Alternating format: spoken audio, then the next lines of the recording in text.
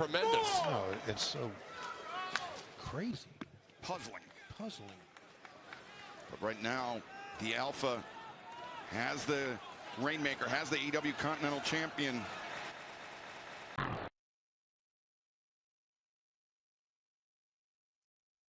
Yo, am I live?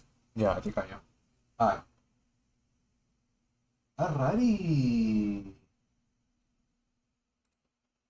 Chat, what is up, man? How are y'all doing tonight? We are back.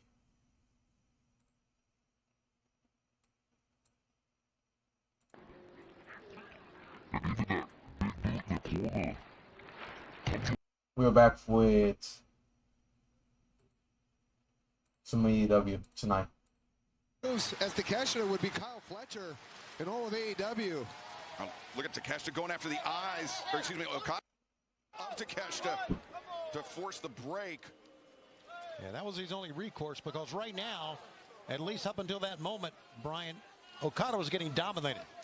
You don't see it that much. I'm so proud of both. Jack, we're back. Durant, welcome to the stream. I appreciate you coming. Up into the job to Takeshita. We're starting off with a bang, bro. Now the boots once again. We got Okada into Takeshita. For a third time. Kick off the show. Holy shit. Instead, Okada. Breaker. And Okada following up those DDTs earlier. He is focused on the family's neck been of great. Takeshita. Thank you for asking. Okada's so good at picking his spots, and like you said, Don, Okada's got tremendous focus. And you can see he's focusing on Takeshita's neck right now. Unfortunately, He's taking still, what Takeshita's given him to it's an been extent. ups and downs recently. He's not I'll be honest with overextending, you. trying to go after the neck. He's taking it as it comes. Which is one of the reasons that I haven't been streaming that much. I don't know if y'all follow me on my Instagram. I'm assuming some of y'all do, but did you see my recent stories? You know what I'm talking about? Freaking middle finger. Good shoes. Mind-boggling. It's always been that way to me. Why he would do But something if y'all like see that. my recent stories on my Instagram, then y'all exactly know what I'm talking about. It has not been easy though. It's definitely not. Right to the point of the chin. Yes, sir. That rocked Okada, but he's coming back, guys. Yeah, absolutely. A very close friend of mine.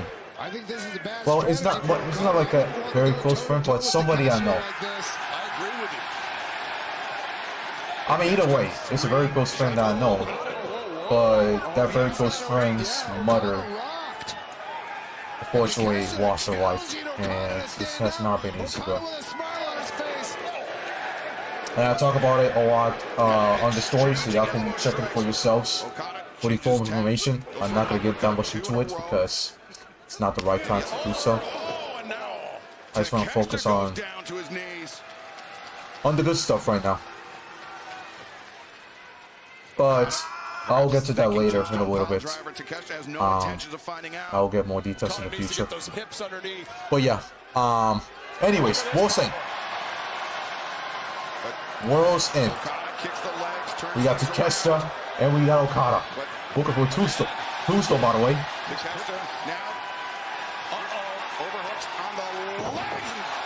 That's the maneuver that Statlander uses. Tremendous.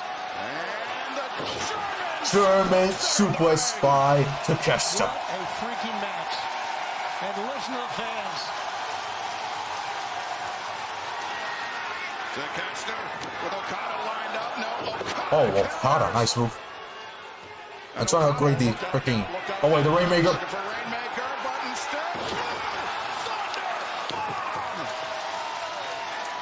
This match was great. I'll read the chat in a bit. Give me a second. I'm trying to fix this real quick. Finest from the Alpha, Konosuke Takeshita. Here it is again. Take a look at this counter. Let's not forget, gentlemen, the winner of this has to come back and wrestle again tonight. Okay, and I'm gonna choose the color. I'm gonna choose dark blue for this one. These guys' bodies have been put through the ringer already. 5 incredibly tough matches in less than a month. Alright, there we go. And then to walk into World's End and potentially have to wrestle 2 more times against world-class there you go, chat. competition. Perfect. Takeshita. Alright. No. Okada intercepts. Becky vs. Matt Scene's confirmed for January 5. I hope Matt Scene retains. Same, bro. Matt Scene will definitely retain, bro. Matt Scene is not losing, bro. For the first time, Okada looks worried. Not just worried, Don, scared. Still hanging on to Okada. Not in there, but Okada maintained control of Takeshita's wrist, but Okada, where is his head at? Has his confidence been completely shaken? Or does he know that he... Becky's not going to win, bro. Becky does not need the Intercontinental Championship, bro. She does not, bro. Wait, Takeshita? Oh. Okada? Rainmaker? No. Goes Takeshita, backslide again. The men separate, and now Takeshita closes the distance. Nobody home. German. Oh, what a German! Up in the air and down to the back of the head. Oftentimes, Okada will hold on to these German suplexes and then finish him off trying to go for the Rainmaker. Yeah, you notice Takeshita got that right hand. No, and this is the funniest part. I think he's trying to protect Like, one of these two men will control. compete again later tonight. Okada? Oh! 2.9 for Takeshita. Drop kick by Okada. Takeshita. Nice, beautiful drop kick by Okada. Incredible. It's just the opening match. Rainmaker. Gets it again. Reverse Hurricanrana. That was a nasty landing for Okada. It really was. Takeshita. Here comes. Toni. Is that it? Oh. 2.9 for Konosuke Takeshita. Oh. Yes, I'll do Raw on Monday. Race in action, so I'll be right for that. Unfortunately, Ray's gonna lose for a third straight time in a week. I mean, third straight time in a row. For a third straight week. It's ridiculous, bro. I'm sick of it, bro. I'm sick of seeing Ray losing, bro. Remember, after this, John Moxley and Kyle Fletcher will battle it out for the other spot in the finals. But right now, Okada frees himself from a potential raging fire by Takeshita. Back elbow, and Okada. What's happening? Okada with the... Oh! What is that? The knee to the back of the head. Okada. What the hell? Ducks underneath the Rainmaker attempt by Takeshita. Oh, whoa. Rainmaker and... Referee, what are you doing, bro? Okada just used a screwdriver. What the fuck? And the referee didn't see it. And Okada. What happened? What happened? Here's your winner. Bro, is the referee retarded, bro?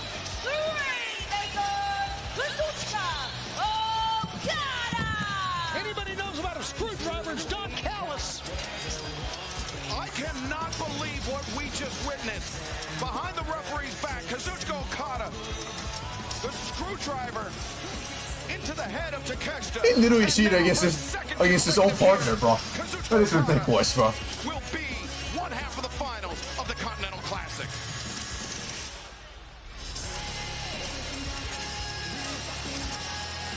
There's the evidence. Disposed of. Bro. Don Callis telling Okada, great job. Don had to see it. We were watching the monitors the whole time. He knows what happened, does Callis. And realization setting in for Konosuke Takeshita. Denied a spot in the finals. Not just denied, stolen by Kazuchika Okada. Terrible Lander was a phenomenal match, Excalibur. We know that Kazuchika Okada will be one half of the Continental Classic Finals, but coming up next, Kyle Fletcher, the winner What of the Gold fuck League, just the happened? runner-up of the Blue League, John Moxley, the winner of this match, will meet Kazuchika Okada in the finals of the Continental Classic later on tonight. But now, Fletcher, Moxley, one-on-one.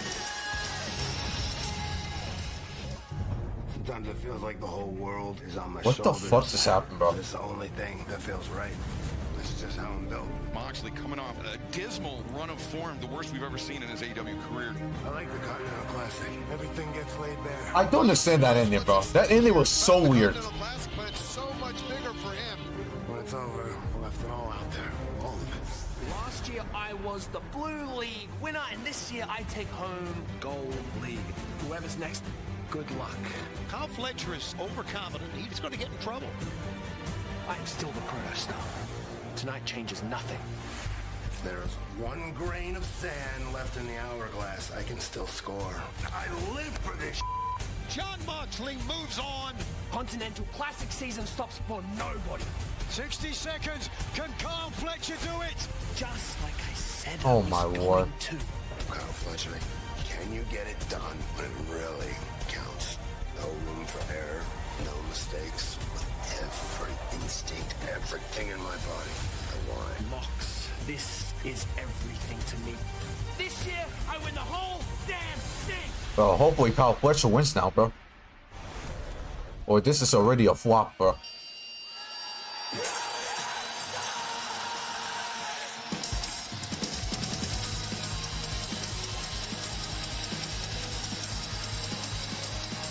This is a semi-final match in the Continental Classic set for one fall. Introducing first, from Sydney, Australia, weighing 249 pounds, the Proto-Star, Kyle What the fuck? Alright, Kyle Fletcher now versus... Who will join Kazuchika Okada in the finals of the 2025 Continental Classic? We're on the verge of finding out, but once more, let's check in with Renee. We got Kyle Fletcher and Jon Moxley. I don't know what the fuck happened, bro. Laser focused on this matchup with Jon Moxley. He couldn't even be concerned. I don't know what the fuck happened, bro. Semi-finals matchup, even though it featured two of his very best friends and John Callis family members. Instead, he has been in deep watching all of Jon Moxley's previous C2 matchup. He said tonight he has to be prepared mentally just as much as physically and willing to push things that much farther than Jon Moxley. Wow, they actually fucked this one up, bro. I don't know about this decision, bro. Takeshita actually fucked things up. I mean, Takeshita not winning actually fucked things up tonight, bro. That shouldn't have been the finals there, by the way. I don't know why the fuck they put in the semifinals.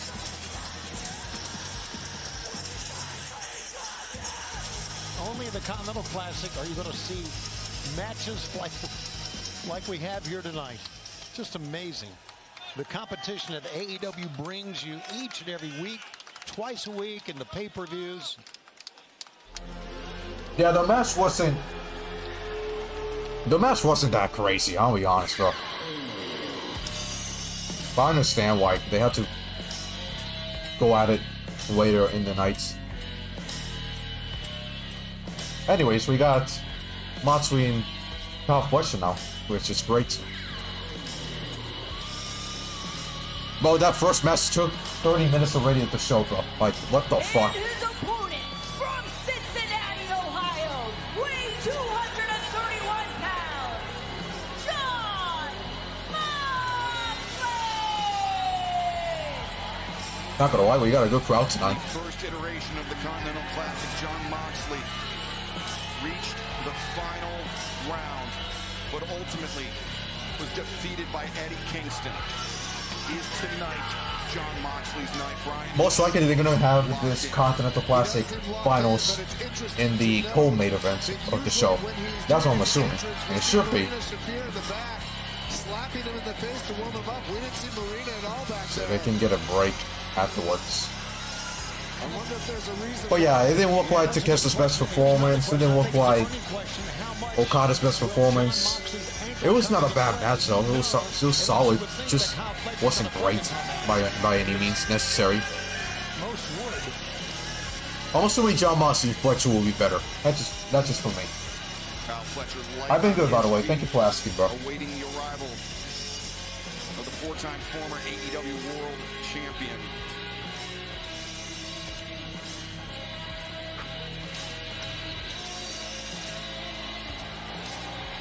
Oh, that's interesting.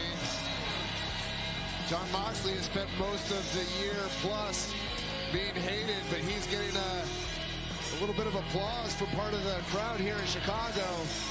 You know, Brian, a couple of weeks ago, we had here on our programs Jon Moxley talking about his efforts in the Continental Classic, and I think a lot of fans identified with that. Not giving up, not backing down. Brian, I wonder if part of it, too, is that because of the Continental Classic rules, there's been no Death Rider interference. We haven't seen some of the usual Death Rider shenanigans.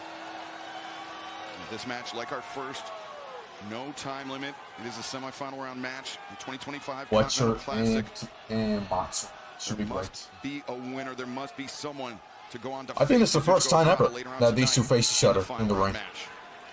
Jon Moxley is If I'm not mistaken. He is going to be very tentative, very cautious about But this should be good. This should be good. against Kyle Fletcher. By the way, guys, sorry for not streaming for the last, what is it, 2 weeks. All shows that have been going on during the last 2 weeks have been pre-taped. So there was no reason for me to stream. I'm saying. Yeah, that's a good point. I just wonder what's going on backstage right now. I wasn't going to stream a pre-tape show, bro. That I already watched. And spoilers are going around. And yes, guys, I do not stream pre-tape shows, bro. I just don't, bro. But finally, we're going live on Monday. It's a live show for Monday Night Raw. So it should be great. It should be great. Better than most people. And despite how your full-time in-ring career ended, Jon Moxley, I think, has got to be, in my opinion, the favorite in this match. I wonder if you share the same. You know, I'm not really sure.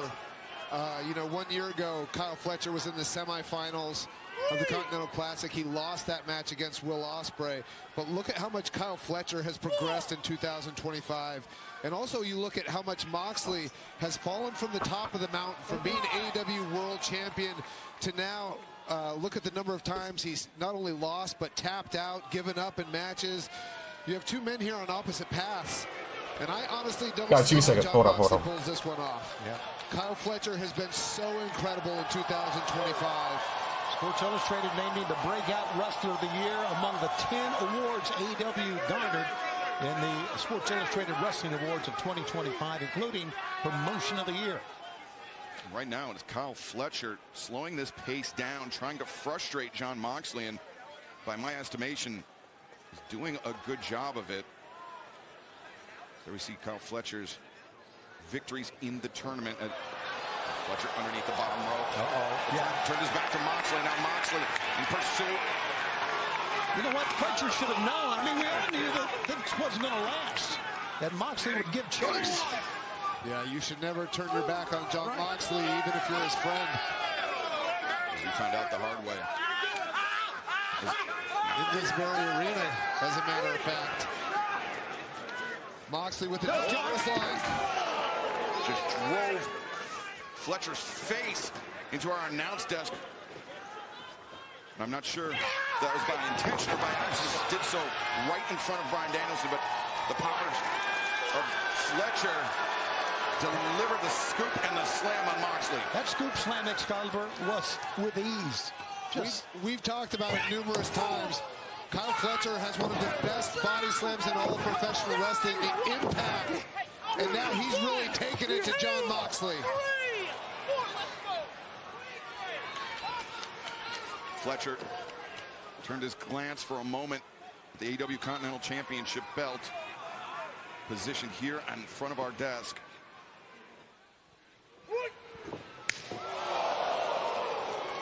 Punishing chop delivered. Brian, you talked about the losses, the tap-outs that Jon Moxley suffered. I think throughout this tournament, though, maybe we've seen Moxley get his confidence back. And I think that's in large part to succeeding on his own merits, not relying on the Death Riders. I would agree with that statement. I think he's gotten back to the Jon Moxley of old. I mean, look at this. Taking punishment, not afraid to take the punishment and dishing it right back out. Hammer thrown to the corner, followed up. On clothesline, Fletcher sent to the floor by Moxley. Moxley's going to go out.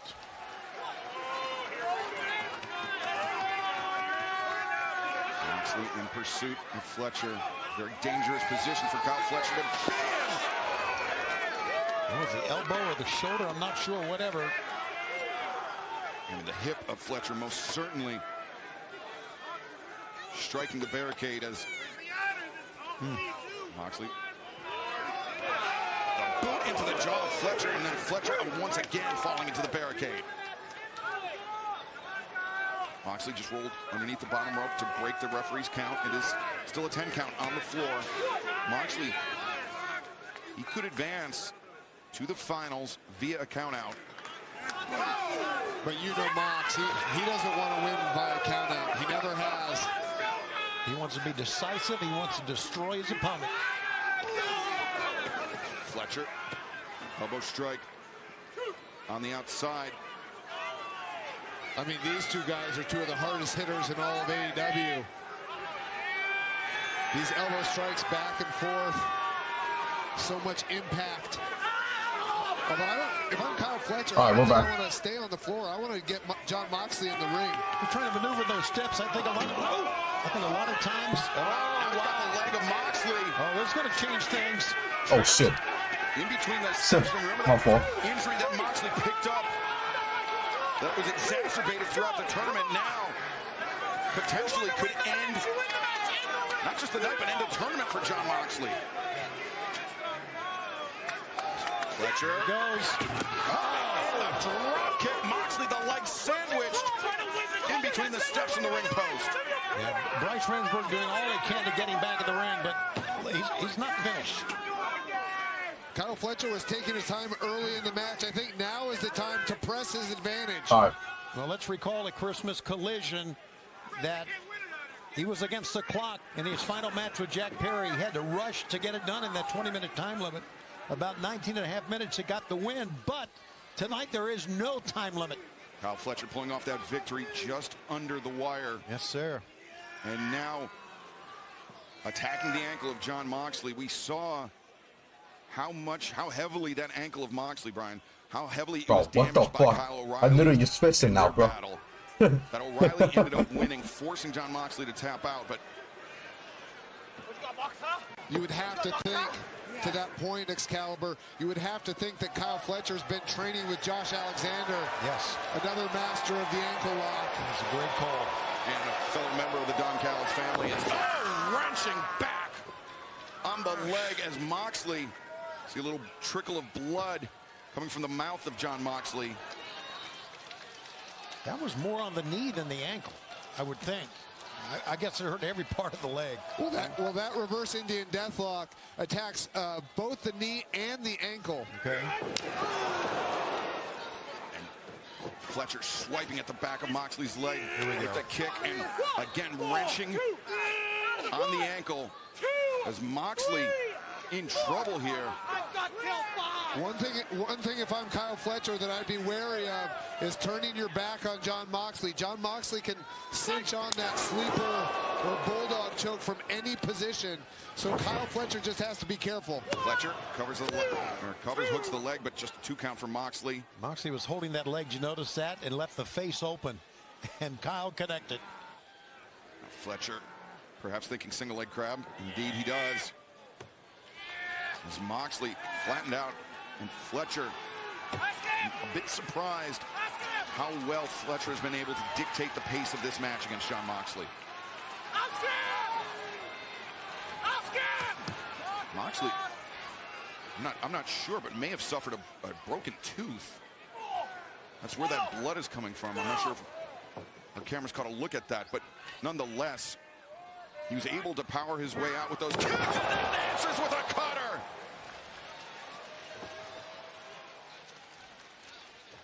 Jon Moxley found that cutter just when he needed it most, and Fletcher That's why the fist is wrong. some distance. Oh god, bro. Between himself and Moxley, but Moxley on one leg, hobbling, and the tope, but his leg got caught up on the ropes, and you saw Jon Moxley immediately clutching that left knee. I think that dive hurt Jon Moxley just as much as it hurt Kyle Fletcher. Yeah, it was a mistake. I don't think there's any question. I think we all agree on that. But Moxley didn't give it to him. He's back to his feet. What a fighter. But I mean, that's That's the kind of wrestler that Jon Moxley was when people fell in love with him. The guy who would push through pain, the guy who would do anything it takes to win. But look at Fletcher! Michinoku driver, center of the ring. 2. Oh.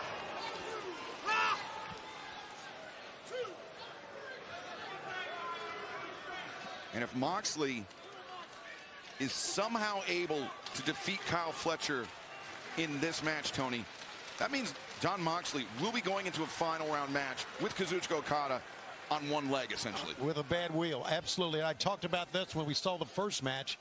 He's got to come back and wrestle again. For Jon Moxley, if he can get through this, it's going to be tough. Even for Kyle Fletcher, he's got to... Listen, I think there's plenty of this match to go. Fletcher lines up. Oh, but Moxley out of the corner. Not able to get the power that he usually gets with that clothesline. I think because of the damage to the ankle. Oh, look at this, Moxley. As soon as that's fixed, bro. Brian, I think you've got the right of it. Moxley is not able to generate enough power with the damage to the leg, and instead, ducks underneath Fletcher, and timing got him. But even in hitting that clothesline, I mean the angle of Jon Moxley's ankle. Look at, if we can see it there. Oh, we can't see it in that replay. But the torque on Jon Moxley's ankle, even just delivering that clothesline. Yeah, I think we saw at the end of it, the fans encouraging Jon to get up. Isn't it amazing where we were at the beginning of 2025, and now we see a smattering of fans? Look at this. Cheer for Jon Moxley. Look at his ankle. Just amazing. Anyway. Moxley trying to will himself on. Listen, the fans behind. The fans appreciate effort, regardless. And you get it from Moxley each and every time. Oh, good God. Oh.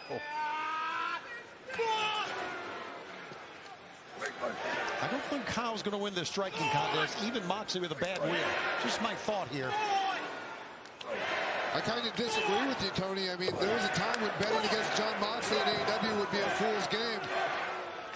But never bet against Jon Moxley, that's for sure. So hard. If you did that time, you were right, Brian. Moxley explodes out. Drop kick out of the corner. Bad leg be damned, Moxley. I think Moxley, the urgency perhaps setting in as he's got Fletcher lined up in the corner and hammering down with those right hands. Right to the temple. Oh, Moxley hit hard on the apron. Look at this. Awkward landing for Moxley as Fletcher shucked him off outside of the ring. And now Fletcher running that kick. Caught, and now Moxley able to turn the momentum against Kyle Fletcher. It's a desperation move that it worked. What is Moxley going to do? I want to see Kyle Fletcher win because of what happened earlier tonight with Okada. Fletcher cheating against Takeshita. Kyle Fletcher is so dangerous on the apron. Fletcher. Oh, brainbuster. Moxley's got to be done. Just rolling in the ring. Wow, what a nasty brainbuster. The lights are on, but nobody is home for Jon Moxley. Now Fletcher can just roll in the ring, I think. What a crazy landing. My goodness. Fletcher, when you collaborate, numerous people with this brainbuster, just gave Jon Moxley the brainbuster on the hardest part of the ring. And Fletcher, look at that. Fletcher just demanded that referee Bryce Remsburg get back in the ring and begin the 10 count. Smart move, get it over with. A count is just as good as a pinfall or submission for Kyle Fletcher.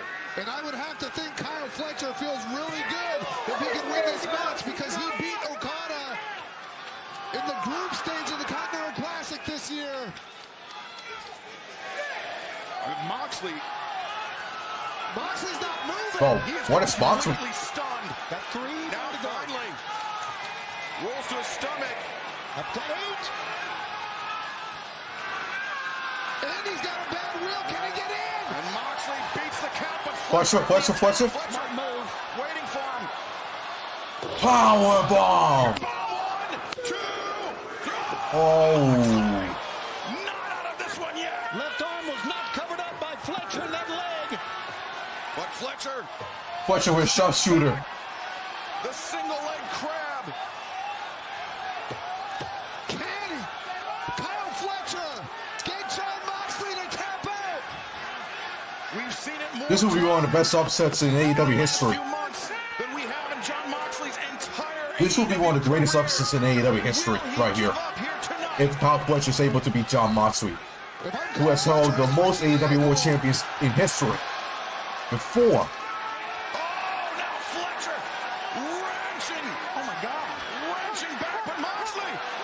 Wait, what the hell? Oh no! And now Moxley, the bulldog, just as you said, Brian.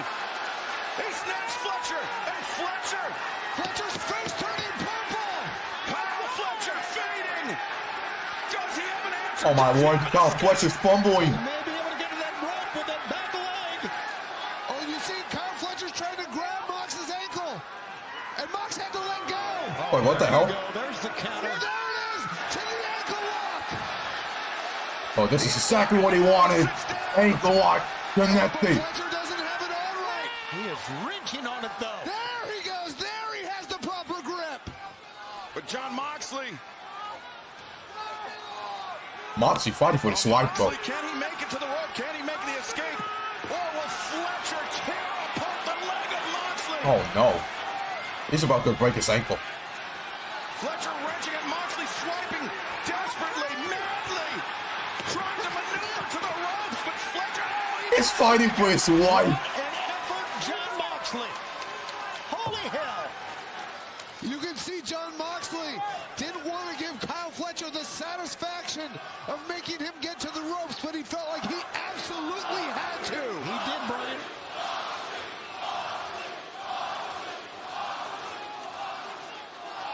that is something I never, something I thought I might never, ever hear again is a crowd chanting in unison for John Moxley. Especially after you think about the beginning of this year. Boy, things kind of changed in one match. Fletcher, perhaps some frustration spilling out of Kyle Fletcher, the repeated stops to the face.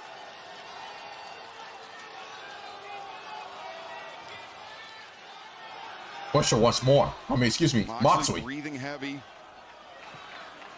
And Fletcher, though, with the advantage, deposits Moxley on the top turnbuckle. And we've seen Kyle Fletcher deliver that brainbuster onto the top turnbuckle from the top rope. But Mox able to get free. Moxley now Wait, he's biting Fletcher now. biting Fletcher. Perhaps the last gasp from John Moxley. He gets to his feet underneath Fletcher and just sends Fletcher awkward landing on the top turnbuckle. This match has gotten way more time than Takeshita and Okada, bro. Oh, you know what's coming up here, don't you? Moxley underneath the chin of Kyle Fletcher, but it's in the ropes. The submission would not count the net. We got 9 matches for tonight, bro. By the way, maybe he was trying to dim the light. there's only a second match, and so it's taking the first hour, bro. What is he gonna do here? Oh! Oh my God! The avalanche cutthroat suplex. Kyle Fletcher came down square on the top of his head. Square on the top of his head. Kyle Fletcher landing on his neck. Checking on Kyle Fletcher. I'm not sure we need. I wonder if we need more than Bryce Remsburg. I didn't even know if it was neck actually. Let's see. Oh, he went on his head. Oh, on the back of his head, bro. Here it is again for another angle. Oh, that's the Holy angle we want. fuck! It's amazing that Fletcher is even trying to. I wonder if Kyle Fletcher suffered a concussion for that, bro. Fletcher up to his own. Now drops down. Moxley. I think Moxley might. Fletcher might be out. The stomp. The stomp. Gentlemen, we are about 19 minutes into this match.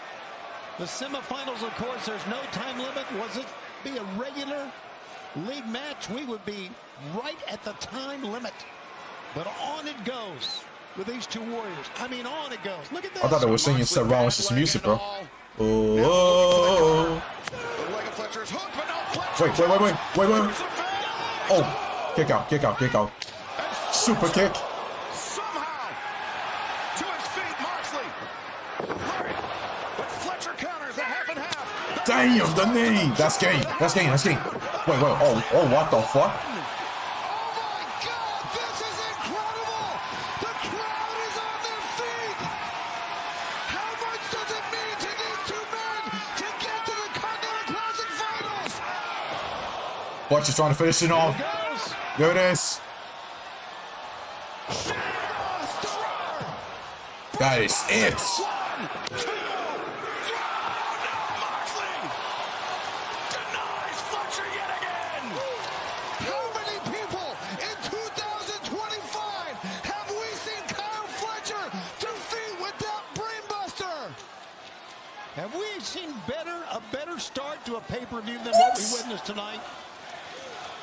These two matches. Moxley just kicked out his finisher, bro. He's the first person Now the question becomes, this year alone to kick out the finisher. Fletcher have the composure? I forgot the name of the finisher, but yes, Or is his confidence he shook actually kicked out. because perhaps his greatest weapon, as you observed, Brian, That is was nuts. not enough to put away Jon Moxley? But Kyle Fletcher has more iterations of the brainbuster that he can use. And we've seen him do it from the top rope. We saw him do it earlier on the apron. We've seen him do it from the apron through a table to the floor, putting out Kenny Omega. Injuring Hangman. Jon Moxley will not give up.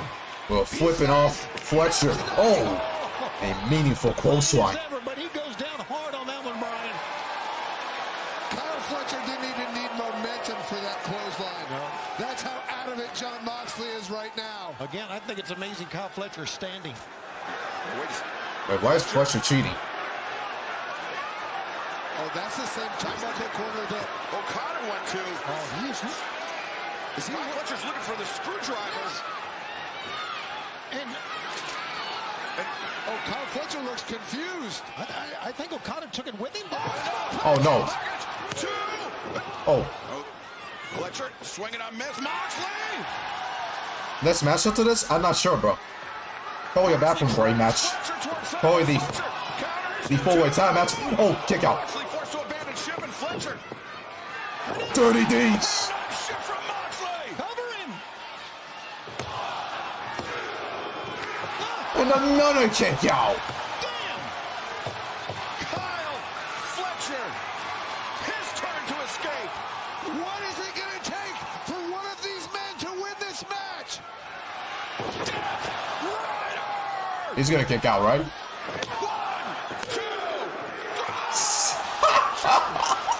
2. This is hilarious, bro. This is hilarious, bro. The sleeper is in. The sweeper. Hooks are in. And now Kyle Fletcher in deep, deep water. Look at his face. Look at the face of Fletcher. He's going to stay with it or not. Fletcher's in trouble. What Kyle Fletcher has to his advantage is his length.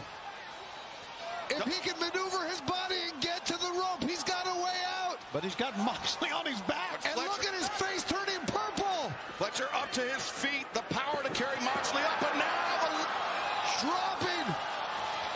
Fletcher. Oh, wow, he's Oh out. my God, look at how tightly that's cinched in. But Fletcher, his hands dropped. He's out. He's out. He's out. He might be out. Fletcher, look at his face. This is a another fuckery here. Jon Moxley advances. Here's your winner, advancing to the finals, Jon Moxley! A gutsy performance by both men. Battling through pain, battling through injury. But it will be Jon Moxley, Kazuchika Okada, the finals of the 2025 Continental Classic later on tonight. Gentlemen, in my career, I've never seen better back-to-back matches than we have witnessed here tonight in the semis to begin this telecast. And Fletcher protesting the decision, but he went out. Bryce Remsburg, he had the right of it. And remember, we saw Kazuchika Okada use that screwdriver But then after he threw it underneath the ring, Kyle Fletcher clearly had planted it earlier in the day. Somehow Okada caught wind of it and used it before Fletcher could. Oh, God. Fletcher, the chop block. Two of the greatest matches. Oh my lord, bro. And now, after all that, the Okada's gonna go back to back, bro. And Moxley still has to come back and face the greatest tournament wrestler ever. Oh, you gotta be kidding me, bro. This is ridiculous. I want to turn off the screen already, bro. As much as I dislike Jon Moxley, I find what Kyle Fletcher just did reprehensible. What the fuck are we doing, bro? Second consecutive year. Yeah, the best Jon Moxley match this year, by far. It was amazing. That was an incredible match. That was better than Okada versus Takeshita. One more to go. But the bad leg of Moxley will carry him into the final round match with the greatest tournament wrestler of all time, Kazuchika Okada. 5 career major tournament victories. Will tonight be number 6 as Moxley over the barricade, but oh, bro, you gotta be kidding me, bro. Toni Khan fucked it up again, bro. You gotta be kidding me. I'm gonna remember these 2 matches the rest of my career. What can Jon Moxley do in the next couple of hours to prepare for Kazuchika Okada? But fans, coming up next, the AEW World Tag Team Championship is on the line in a Chicago bathroom break. Oh my lord, bro. Bathroom break, bro. Bathroom break. FTR, the absolute best tag team of all. Now we gotta get through all this shit. Gang beat FTR. I promise you, it's gonna happen again. I don't want you to ever touch my belt again. FTR, you're the best tag team in the world, but you weren't the best tag team in Manchester, England. 1, 2, 3. On the ropes as he hit the count. Your shoulders were on the mat. I don't care if your foot was on the rope. I say let's get rid of the ropes. Let's get rid of the rules. And the thing about Chicago is sometimes we gotta get down and dirty and violent in the streets to settle the score. Chicago street fight. A Chicago street fight at World's End. Bang, bang, gang. Whatever FTR does to you on Saturday, the greatest tag team alive today, they will not be held liable. It's the Christmas season, and it's better to give than receive. And we will give you an ass kicking. And if you're not down with that, we got 2 words for you. And new. And new, please.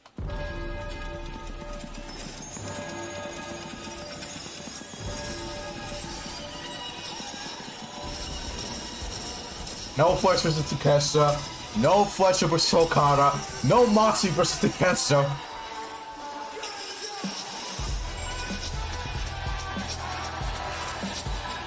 He fumbled hard, bro. Oh my lord, bro.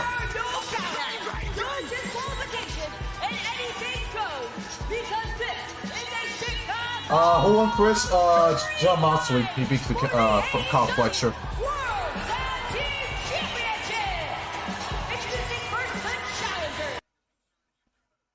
Alright. Yes. Fletcher lost. I don't know why. What the fuck are we doing? Knowing that Okada won, bro. Okada won. So I was thinking, hey, maybe we'll get Fletcher and Okada, right? Didn't even do that, bro.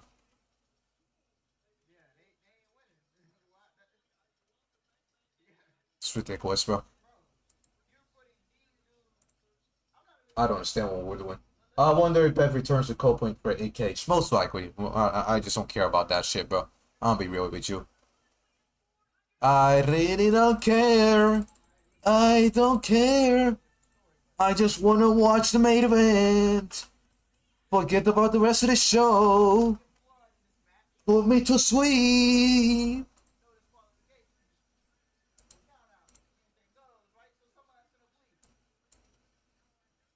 I'd rather see this live event so fucking win Morgan. And yes, Liv Morgan got a win tonight against Lyra Valkyria. By the way, this fucking arena's empty as hell, bro. Jesus Christ, bro. By the way, nice Oblivion, by the way. But this fucking arena is empty as hell, bro. My goodness.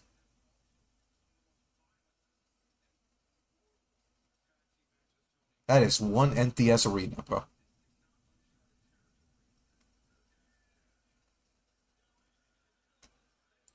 That is nuts.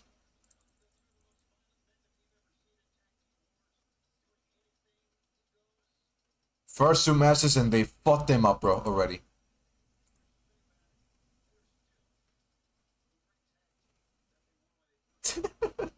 Oh my goodness.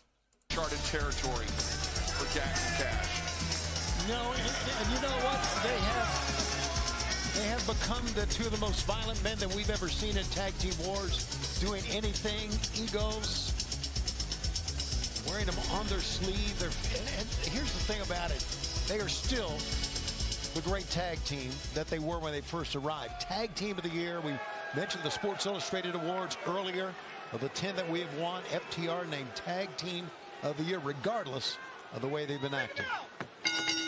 No count out, no disqualification.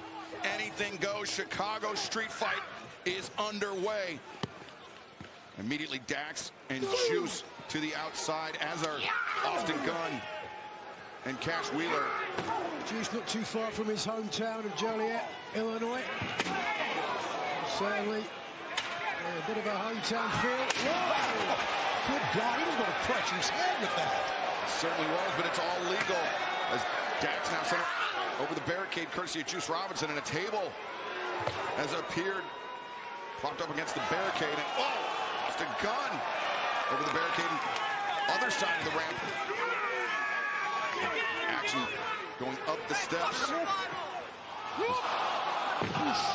Cash Wheeler suplexing Austin on the ramp, and now Dax ripping at the face of Juice Robinson.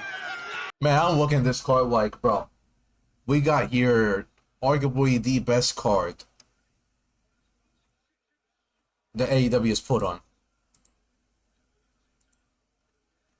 If not, then top 3. Like, look at this card. Sting and Darby versus the Young Bucks in the main event. Hangman versus Samoa Joe versus Swerve. Whereas we're going to do the same thing tonight, but with MJF as part of it. Deonna Purrazzo versus Toni Storm. Eddie Kingston versus Bryan Danielson. Will Ospreay versus Konosuke Takeshita. Orange Cassidy, Roger Strong. Christian Cage and Daniel Garcia. FTR versus John Moxley and Claudio Castagnoli.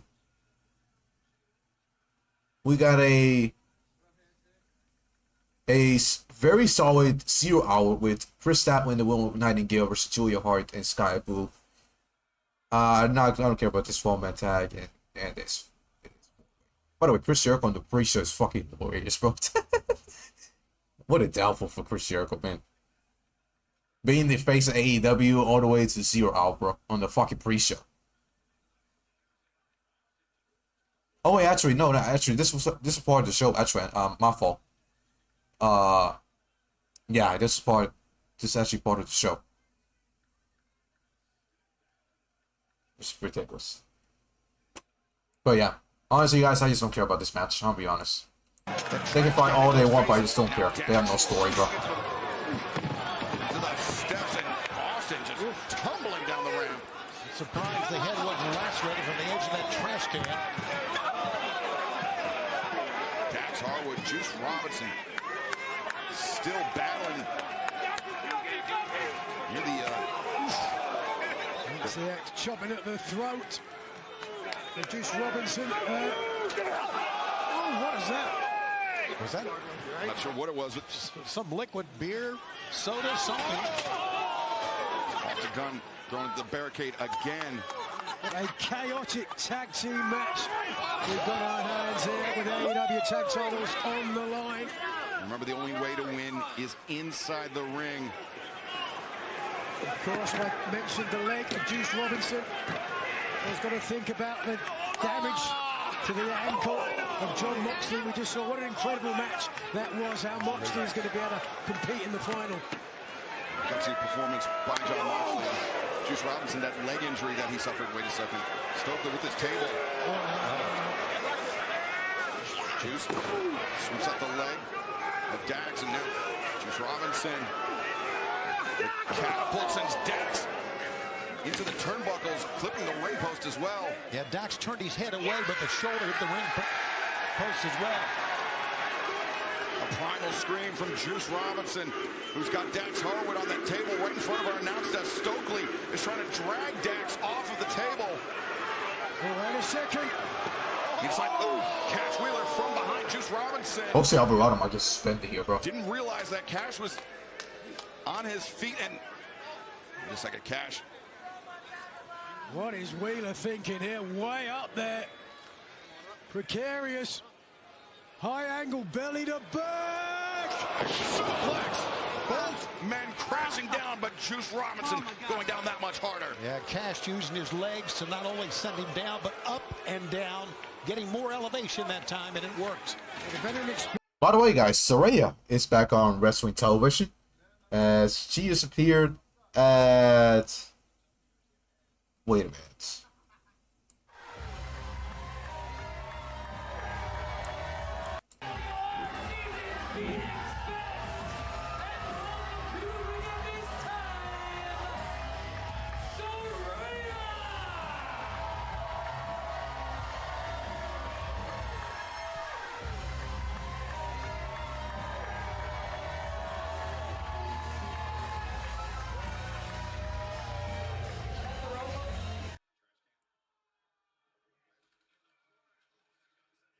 Saraya returning to wrestling, scene with her WWE theme song, bro? What the fuck? Okay. The name sounding eerily familiar. Maybe she actually comes back. Who knows? That move. We'll see. Certainly reminiscent thereof. Trash can. She's probably returning to at the Rumble, actually. The Bang Bang Gang came out here all aplomb, ready to take the street fight to the champion. Dax and Cash seemingly, to your point, Excalibur, have got the better of their opponents, perhaps because of the more experience in these sort of matches. FTR now with Austin Gunn. Look at that stuffed pile driver, but it's Juice Robinson's turn to get to his feet, and he shoved Cash into his own partner as Austin Gunn just threw his body at Cash. What an awful ending. What an effort by Austin Gunn. He's been beaten up. And Juice Robinson, the frog splash. 1, 2. This match didn't even last 10 minutes, bro. That's all I'm gonna say, bro. Frog splash, gentlemen. And Juice committed to it. I guarantee you, the leg of Robinson's not 100%.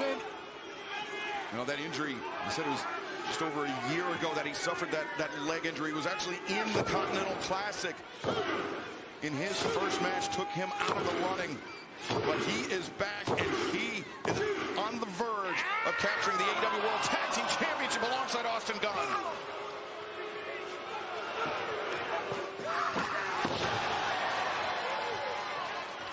Juice fired up now. Got Dax, the axe on the back foot. Spinebuster, the stack, 2. Man, that was a heck of an effort for Dax to get out of that because Juice had his hands on both shoulders. And then him, as you said, stacked up. Cash Wheeler slipping free of the grip of Austin Gunn. No, bro. I'm just gonna hoop, bro. Austin hard to the steel steps. I'm gonna just hoop, bro. Chat. I don't care about this match, bro. Yo, let's just enjoy ourselves real quick. You know what? Okay, bro. Oh, okay, bro. Oh. I'm gonna take out the. Let me take out the fucking. Alright, there we go. There we go. Now y'all can hear me a little bit higher than that. So yeah.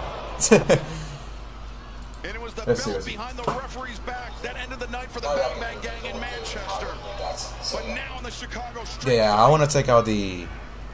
It is anything goes. I want to take out the background. Could be the end of the Bang Bang Gang once again. But I want to use. Watch out, Austin Gunn. Is it this? Cash lining up Austin Gunn. But, Austin blocked it with that lid of that trash can. No, another background. And punctuated the head of Cash Wheeler with the lid. No, not that. What is he going to do with this? I'm thinking he's going to... All right, perfect. Look at that. No, go down. Oh, shit, I can't. Wait. Oh, it's following me. Look at that. It's following me, bro. Look. It's following me, bro. Spanish announce team just got wiped out by Austin Gunn. No. Look, put... Okay. No. Austin Gunn misjudged. And you know what? Wheeler able to take advantage.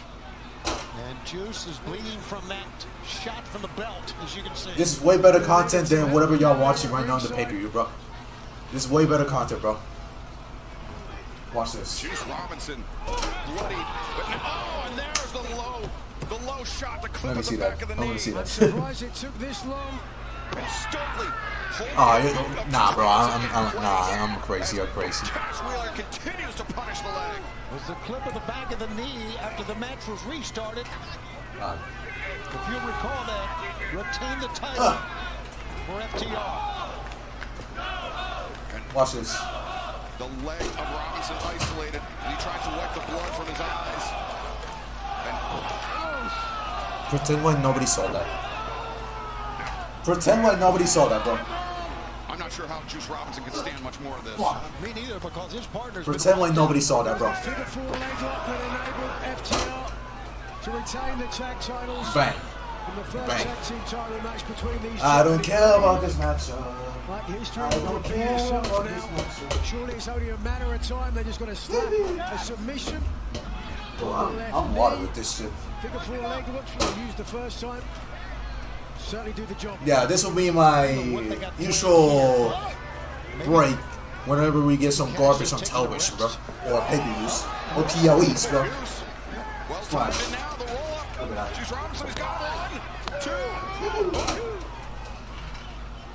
Oh, you know, wait, no, actually, I don't even have to do that. All I can do is just that. What do we go? That's nice. Behind with the chair, and Juice Robinson goes down in a heap. Juice Robinson, mate. Like, it's too easy, bro. It's too easy out here, bro. Yeah, this continues much longer. Just leaping stomp onto the knee. I'm sorry, brother. Landed right on the inside of the knee. And the inverted figure 4 is I'm waiting. in serious trouble as the blood pours from his head. By the way, I want to put the camera down, bro. Screaming for Juice Robinson to tap out, to quit, to give up. Oh wait, I don't want to see. AEW World Tag Team titles on the line. I don't see it happening. I don't know. Juice raised the hand. Thought about tapping for a moment, but he's trying to drag himself to the ropes. They are willing Robinson on to get to that bottom rope.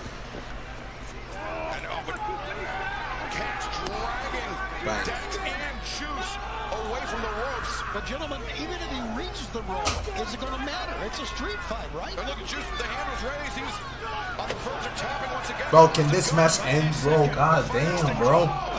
End the match. Cash Wheeler on the move. Oh, goodness. He didn't even connect it right, bro. He didn't even connect it right.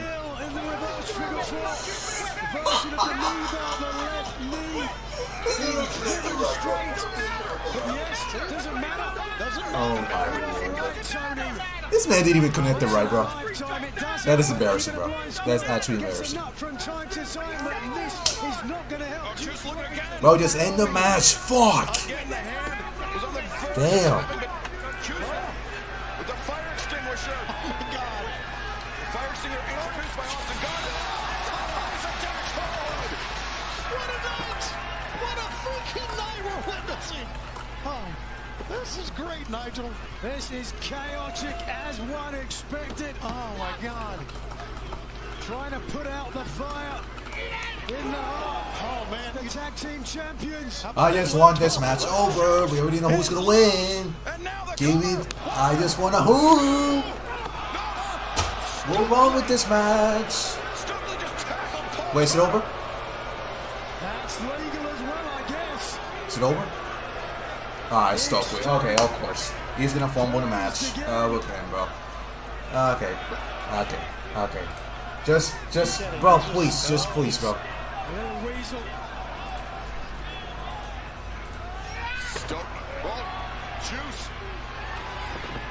Look at it. Look at his ass fucking going away, bro. Of course, he's a coward. That's all he is. But he's just screamed, I'm not in this. Jeez. Boom! Hell, hit him again. Just end the match. Just end the match. Follow up for God. Just end the match. End the match. Sure, people will say, yeah, enjoy professional wrestling, but bro, when there's no story, why would I care? Why would I care about this match, bro? There's no story, bro. There's no story. Why would I care about this garbage, bro? I just don't care. There's no story. No story. No story. I bet Tony Khan can hoop like me, bro. Just saying, bro. I bet Tony Khan can hoop like me, bro. Just saying, bro.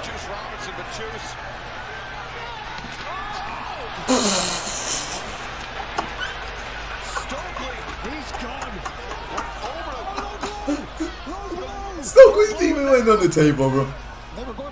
Oh my god, this match is terrible, bro.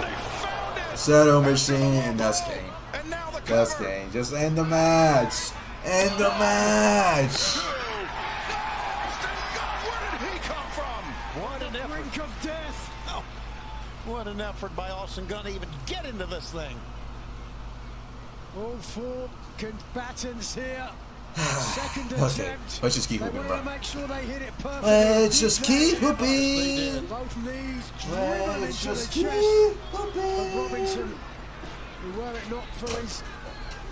Let's just keep hooping. Let's just keep hooping. Would have lost this match. Let's just keep. Oh, let's just keep hooping. Let's just keep hooping. Springs up to his feet. And the famous are avoided. Watch out. Watch out. Just end the match. End the match. On the trash can. The cover made. 2. Austin Gunn. Just end the match. End the match. Gunn drawing. They don't want to end this match, bro. Kicking out. End the fucking match, please. Please. Gotta be it. They're not done yet. No, they're not. I speak for everybody who's watching this shit. End the fucking match, man, please. Nobody cares. Oh, it's over. On the belt. Pin him, please, pin him. And Austin Gunn busted open 2, 3. Thank you, finally. Woo! About time, bro. Thank God. Here are your winners. Thank goodness, bro. I can finally be happy, bro. Fuck yes. They knew it'd be a fight. And was it ever a Chicago street fight? Big Stoke there, colliding with the table and our announce desk. I don't think we're going to see him in AEW until 2026. Somebody scrape him off the floor in front of us. We got more matches to go, but man, I know another win for FTR Caliber, but you got to give the Bang Bang Gang a lot of. Bro, that lasted 20 minutes for no reason. Tremendous effort by Austin Gunn and Juice Robinson, but FTR proving yet again why they are the greatest tag team potentially of their generation, maybe all time. It took 3 pile Holy shit, bro. to take out Austin Gunn. Certainly nothing to be ashamed of, but it is going to take a hell of a team to take the titles from FTR. By the way, this is the AEW Tag Team of the Year, bro. Actually, no, not even that. This is the Wrestling Tag Team of the Year, bro. Please, bro. match record. Hey, look at that. We're not even getting a cold point, bro. Fearless, one of the greatest tag teams of all time. And the reign of FTR continues into the new year, courtesy of their victory tonight in this Chicago street fight over the Bang Bang Gang.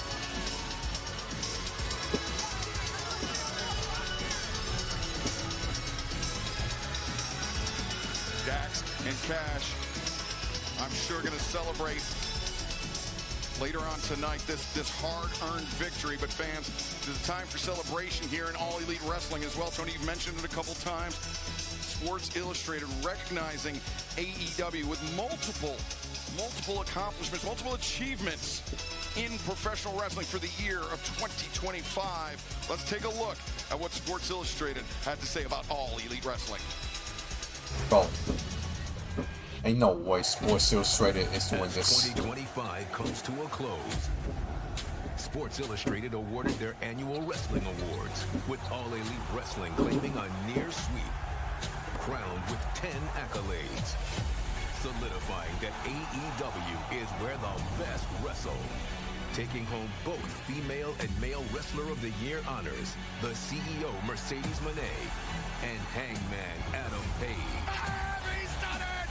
With FTR confirmed top guys in the tag team ranks, the protostar Kyle Fletcher, breakout star of the year. Say my full name. And the aerial assassin, Will Ospreay, named best in the ring.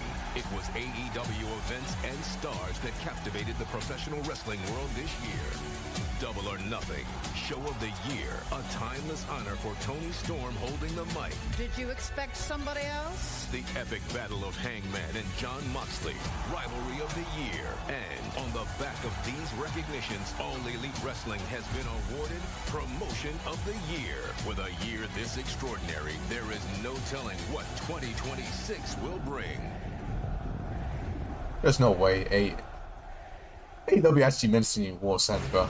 We thank Sports Illustrated for the recognition. It is truly a team effort from the athletes of AEW really mentioned war, bro. Nah.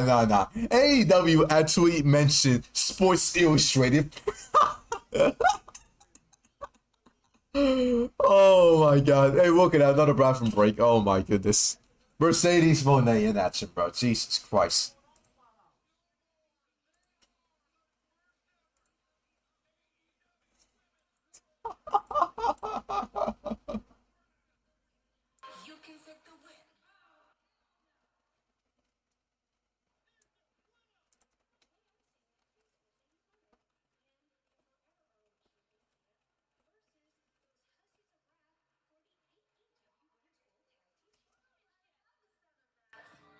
Let me see what Alice has to say. You got Willow and Harley defending the tag team titles against two singles wrestlers. Oh my word.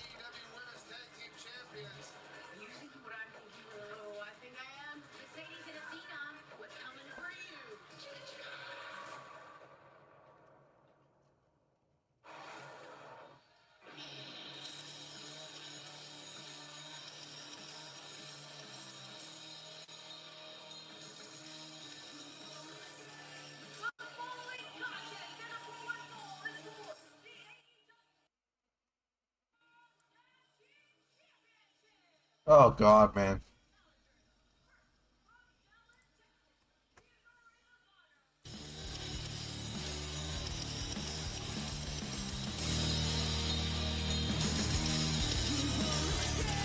The following contest scheduled for one fall is for the AEW Women's Tag Team Championship.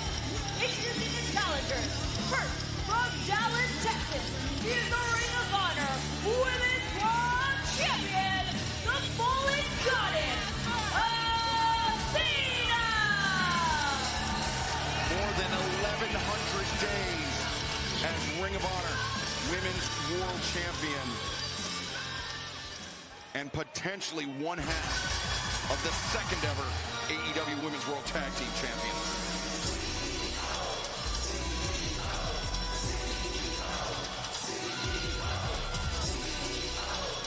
And her tag team partner. Oh wow, he doesn't have any of the men, bro, tonight, bro. is the TBS champion, the CEO,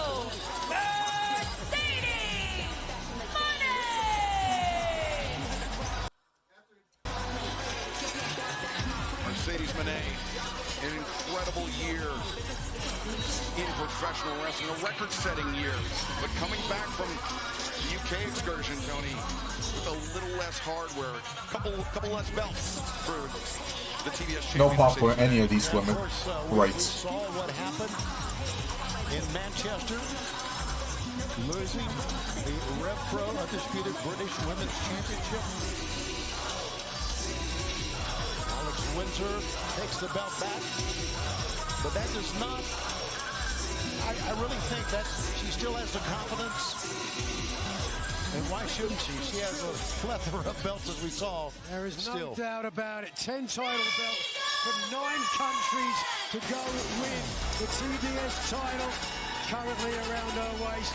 But it's these titles that she wants.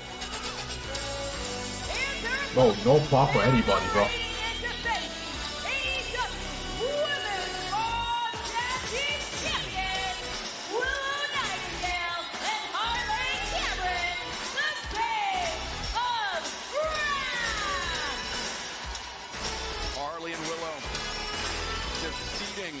The timeless love bomb, timeless Toni Storm and Mina Shirakawa in the tournament finals to win the AEW Women's World Tag Team Championship.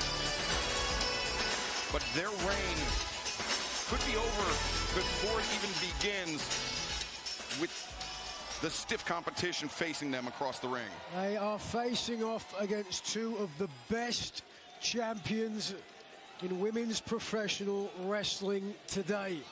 That's singles champions. Tag team wrestling, as we've seen on a number of occasions, a very different thing. I can guarantee y'all that they're just waiting for that finals match between Moxley and Okada, and as well as the Women's World Championship match and the main event, of course. They're just waiting for those 3 matches, bro. Mini Moné. Mini Moné. Now Willow with Mercedes isolated and the catapult, and Harley the knee strike to the midsection. You know, Harley's a great story. When you think about that, how about that Russian leg sweep? The cover made here.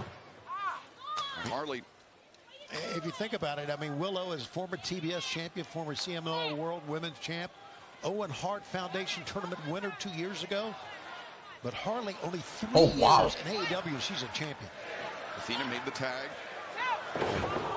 Mercedes driven down, but Athena legal, and whoa, look at that. Harley was waiting for her. Big elbow strike. Great awareness by Harley Cameron. And Alvarado, they hold back, bro. Oh my goodness. Athena and Mercedes on the move. And they didn't miss with that one. It was Athena and Mercedes Moné entering that AEW Women's World Tag Team Championship tournament. They, I think in many people's estimation, Nigel, were the favorites. But it was the Babes of Wrath that picked up the upset victory in the opening round. So did Paul, bro. His reaction, bro. Huge upset for the Babes of Wrath. But who would have thought they would have gone on, the Babes of Wrath, to win the entire tournament and become the inaugural champions? Mercedes powerbomb. Oh, wait, and she was shot out of a cannon. Torpedo. Hey, wait a second. But Harley Cameron crossbody. Wait, Athena rolled through. What power by Athena, but I did go. Willow coming in with the spear. That is teamwork.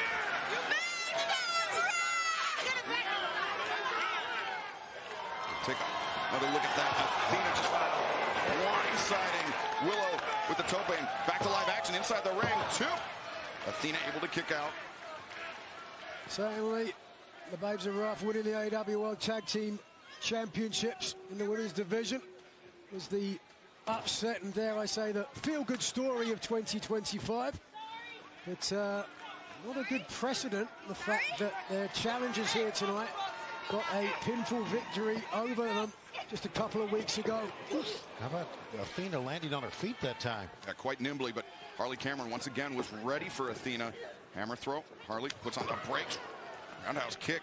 Caught Athena Chipping in, but Mercedes, the hair pull, drags down Harley Cameron. Veteran move. Go back to the corner, drag down the opponent first. Lung blower, backstabber. Great teamwork there. Cover, shoot. That was a pretty good escape by Harley because that was a great pinning combination. Well, we're going to see great cohesion, I think, between Moné and Athena. Athena, we talked about it, we said it already, regularly cited as the most dominating women's champion of the modern era, the forever women's Ring of Honor world champion. I don't know. I don't know if I should regret the stream, bro. I don't know, man. Ring of Honor world champions of the past. Here's a cover. Cover made, and Mercedes. The hook was in deep, but Harley able to kick out. And Nigel, to that point, Athena's record eclipsing any champion in the history of Ring of Honor, of any configuration, tag teams, pure champion, television champion, men or women. Yeah, she has changed the game, undoubtedly. The only few blemishes on her record as champion, not for the title. We'll see if she gets a cover here. The only record blemishes is a cover. Never made it, far leg hooked, and Harley. Bro, this feels like a church, bro. It's very silent here, bro. Harley Cameron. Good war, bro. Some intriguing conflicts, if you will. I think Mercedes Moné can be considered, if you think about when she first came into pro wrestling and started a run, she changed the feels like a church, a movie theater. A lot can be said for that. I don't know. A lot of people have cited Moné as a huge inspiration. Cover. Mercedes now after the knees. Cover and the kick out. Once again, Harley Cameron. Those kickouts are coming later and later, though. I think what we're saying is we're taking a look at two of the finest women ever to wrestle, and let's see if they become world. If Will and Hardy do some crashes the fuck out. Yeah, bro, same, bro, same. Mercedes and Athena do not need to win, bro. But Nigel, you and I both know it from firsthand experience. They already got enough championships, right, bro? Please, bro. Especially Mercedes, bro. Powerful tag team. Yeah, especially now the Mercedes finally losing her titles, bro. Even though they're meaningless titles, bro. The ones that we matter is the TBS title. Harley reaching for the tag, but Athena. Oh! That's the only title that everyone cares about for Mercedes to lose, because she's been champion ever since May of last year. Mercedes legal for her side, but sent down repeatedly by Willow. Literally her first match in AEW, she won the TBS title, bro. That Mercedes defeated to win the TBS championship. Whoa, that caught Mercedes. And Willow, the boot. Mercedes, though, intercepts. Knee strike. I think Willow tried to block it, but it was a blind tag man. The spine buster, but Willow didn't realize the tag had been made. Breaks free of the grip of Athena. And what the hell? But Athena cartwheels out of it. But Willow scoops up Athena. Willow Nightingale doing a hurricanrana, bro. Athena's so athletic. Athena's strong, bro. I'll say that. Athena's very strong, bro. Momentum of the ropes, and now Athena. Look at this. Oh my God. Oh, Athena just crushed Willow Nightingale, and now. Don't worry about the background. They're just throwing fireworks, bro. Willow able to kick out. I don't know why. Literally, there's nothing going on right now. There's no slight competitor. Very rare you see someone with the power to throw her like that. But Athena dug down deep. Oh. Chicago native, the Texas native, Athena, who's inspired just as many people as her tag team partner. He cares little about it. More than 1,100 days as Ring of Honor Women's World Champion, but Athena just got pounced. Just a little bit too much celebrating for Willow, and here comes Harley. Tag made on both sides. Harley Cameron comes in a neck breaker. Swing and a miss by Athena. Harley, sling blade. I'm sure she got all of it, but got enough, and now battering Athena with those right hands. Yeah, Athena was covering up quite well, but Harley still got the blows in. Ready to make the Ring of Honor Women's Champion feel the wrath. Yeah, Harley's got a long way to go, though. Harley making a tentative climb, but Mercedes anchoring on. I misspoke. It's Athena that's legal for the challengers. Harley, though, is legal for the champions.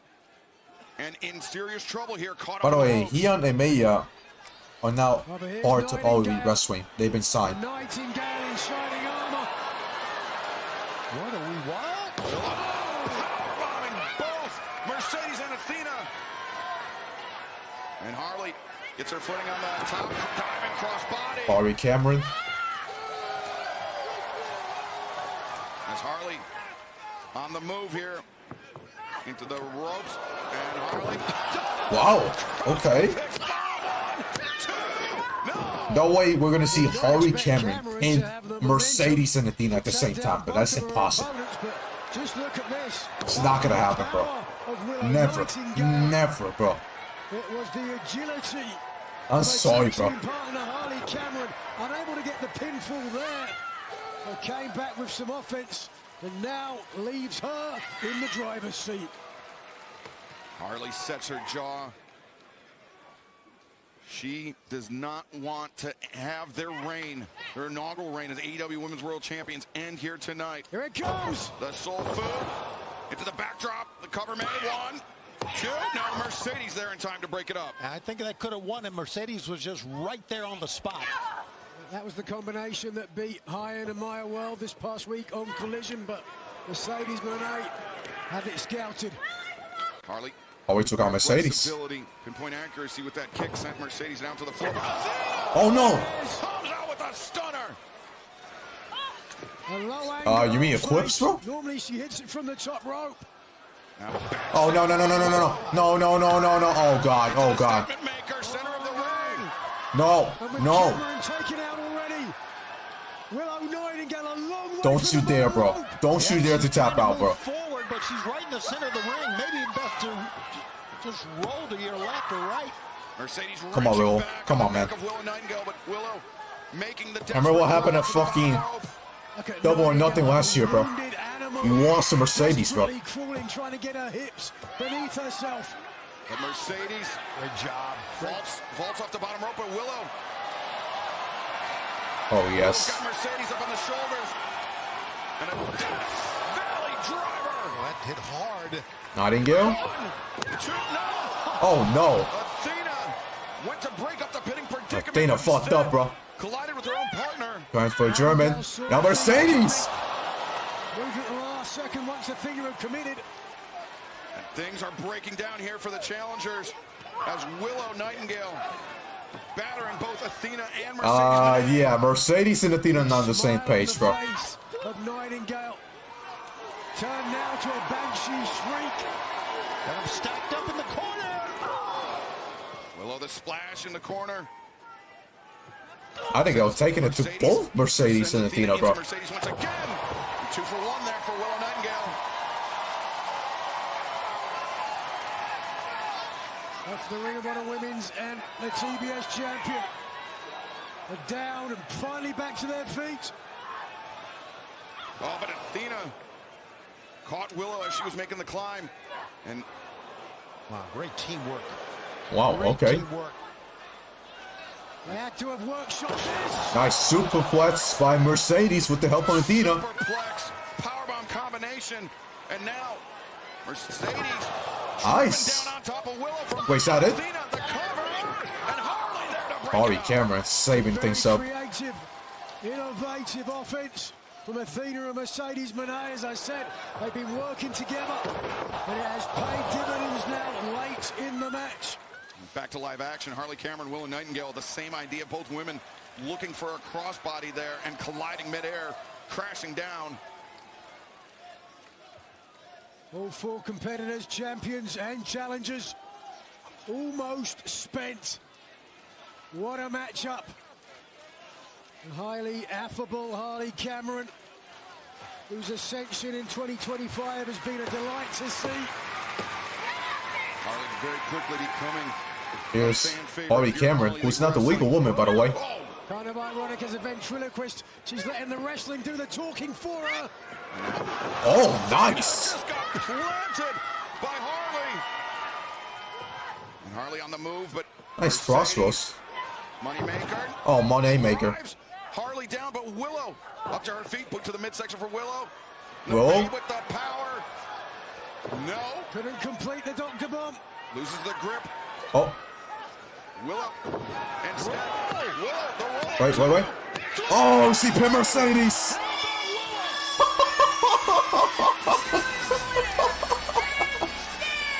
Oh my lord, not again.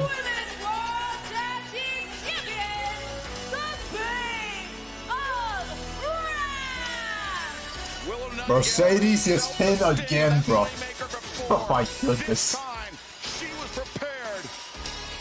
Oh my goodness, bro.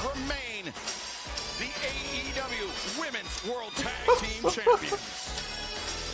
Mercedes gets pinned again, bro. Against the run of play, but ultimately it only takes 3 seconds. Nightingale claimed those seconds, and the AEW Women's Tag Team titles with her. First title defense after winning the tournament, successful. That'll blow away some of the butterflies.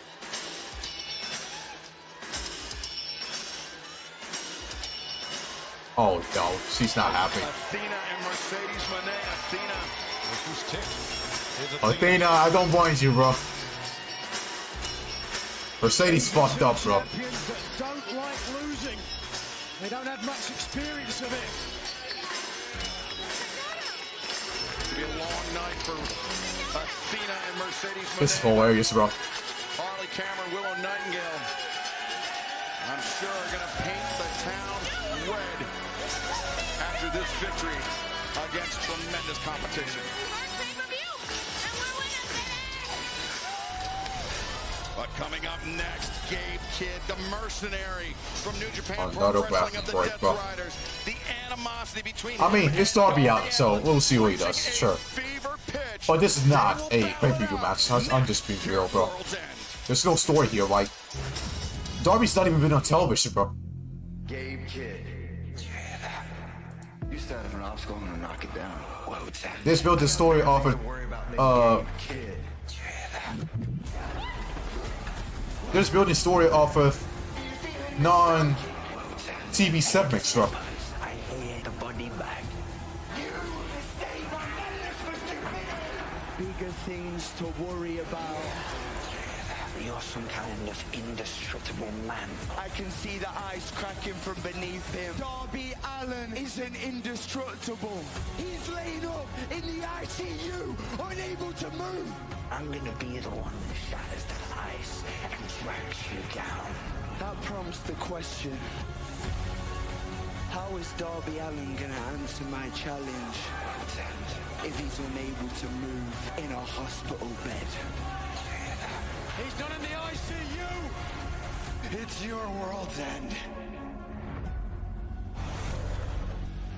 These two men are prepared for war. There we go.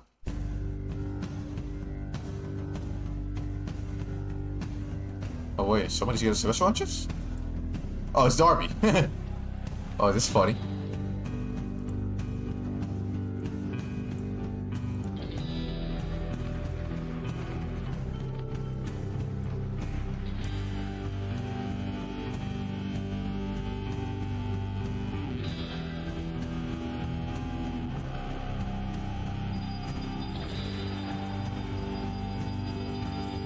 This feels like a music video, by the way. It's kind of funny. But at the same time, it's kind of interesting. Yeah, thank God. Finally, Toni Khan's #1 positive tonight, bro. Finally, bro. His first positive tonight. And that is...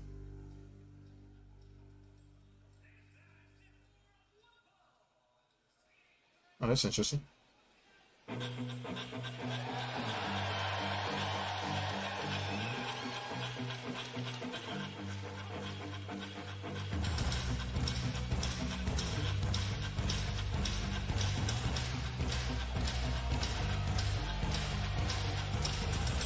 This bout is set for one fall. Speeding to the ring from Seattle.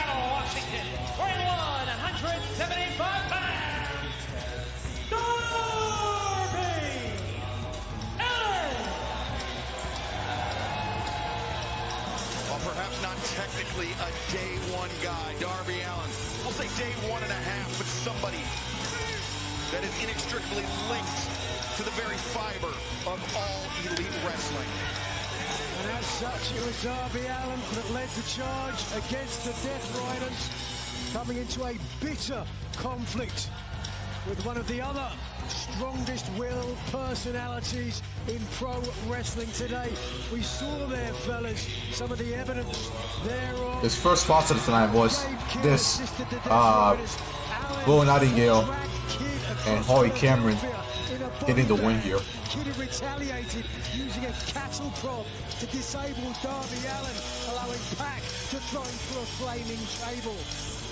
And then in New York City, we just saw Gabe Kidd throwing Allin down a flight of stairs. And you could certainly make an argument that the physical toll from that played into Darby Allin being unable to continue in the Continental Classic. And that was just, yeah, right after Darby was injured and made his way back, down the steps he goes.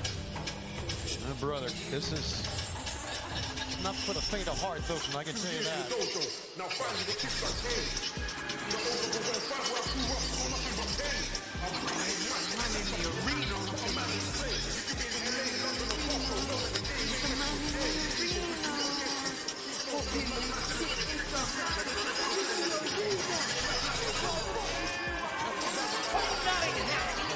Weighing 236 pounds.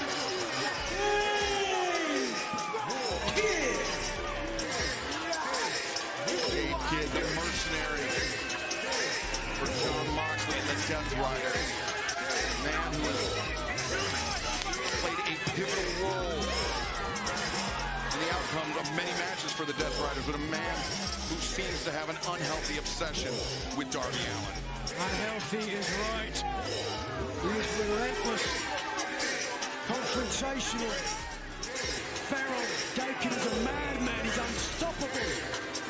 He is going to make it or die trying. Stared at us, stared at the fans at ringside. The voice is in his head. Darby Allin just unleashes a drop kick right out of the gate, but Gabe Kidd, too strong. Not surprising the way this started. Oh, this could be physical, bro. We mentioned Not gonna lie. cleared just days ago after the injury he suffered in the Continental Classic, and then Gabe Kidd threw Darby Allin down those steps. Darby, after he was thrown down the steps last year, it took him out of action for the better part of the early days of 2025. Yeah, this kind of all started. Oh my God! Jesus! All started at Forbidden Door at the O2. We'll recall. This might not have that much story, but okay, it's interesting. What the fuck is it here? I don't know, man. I'm not the right guy to ask, bro. I'm not the right guy to ask. Head back of the neck. Respectfully, I'm not the right guy, bro. Darby Allin is a wrestler that has spent the majority of his career beaten up, dismantled physically, and then coming back. He ascended Mount Everest to plant the AEW flag. He took Eddie Kingston's spot in the Anakin Arena match weeks after getting run down by a New York City bus. This man's almost unstoppable, redoubtable. Oh! But everybody has a limit. Well, do they? Does Darby really have a limit? Me. As long as there's a breath in his body, I dare not. Darby Allin struggling to his feet as this match. Oh, nobody home for Gabe Kidd, charging into the barricade, and Darby made a swift escape. But this match, despite the escalating levels of violence between these two men, this is a traditional professional wrestling match. Hence the count out on the floor from referee Rick Knox. I don't know anything traditional about this or not, but I get what you're saying. You know, remember the movie Unbreakable? I think Darby Allin is that.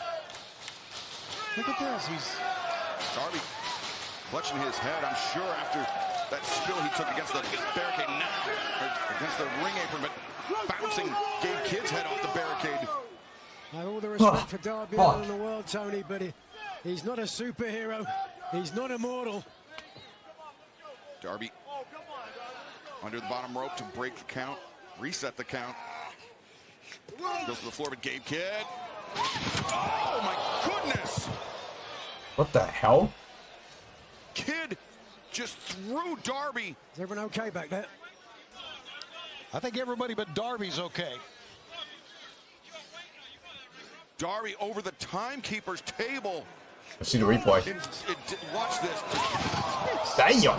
Jesus! Cleared out ahead of time. We're talking somebody else going to the hospital. Kidd.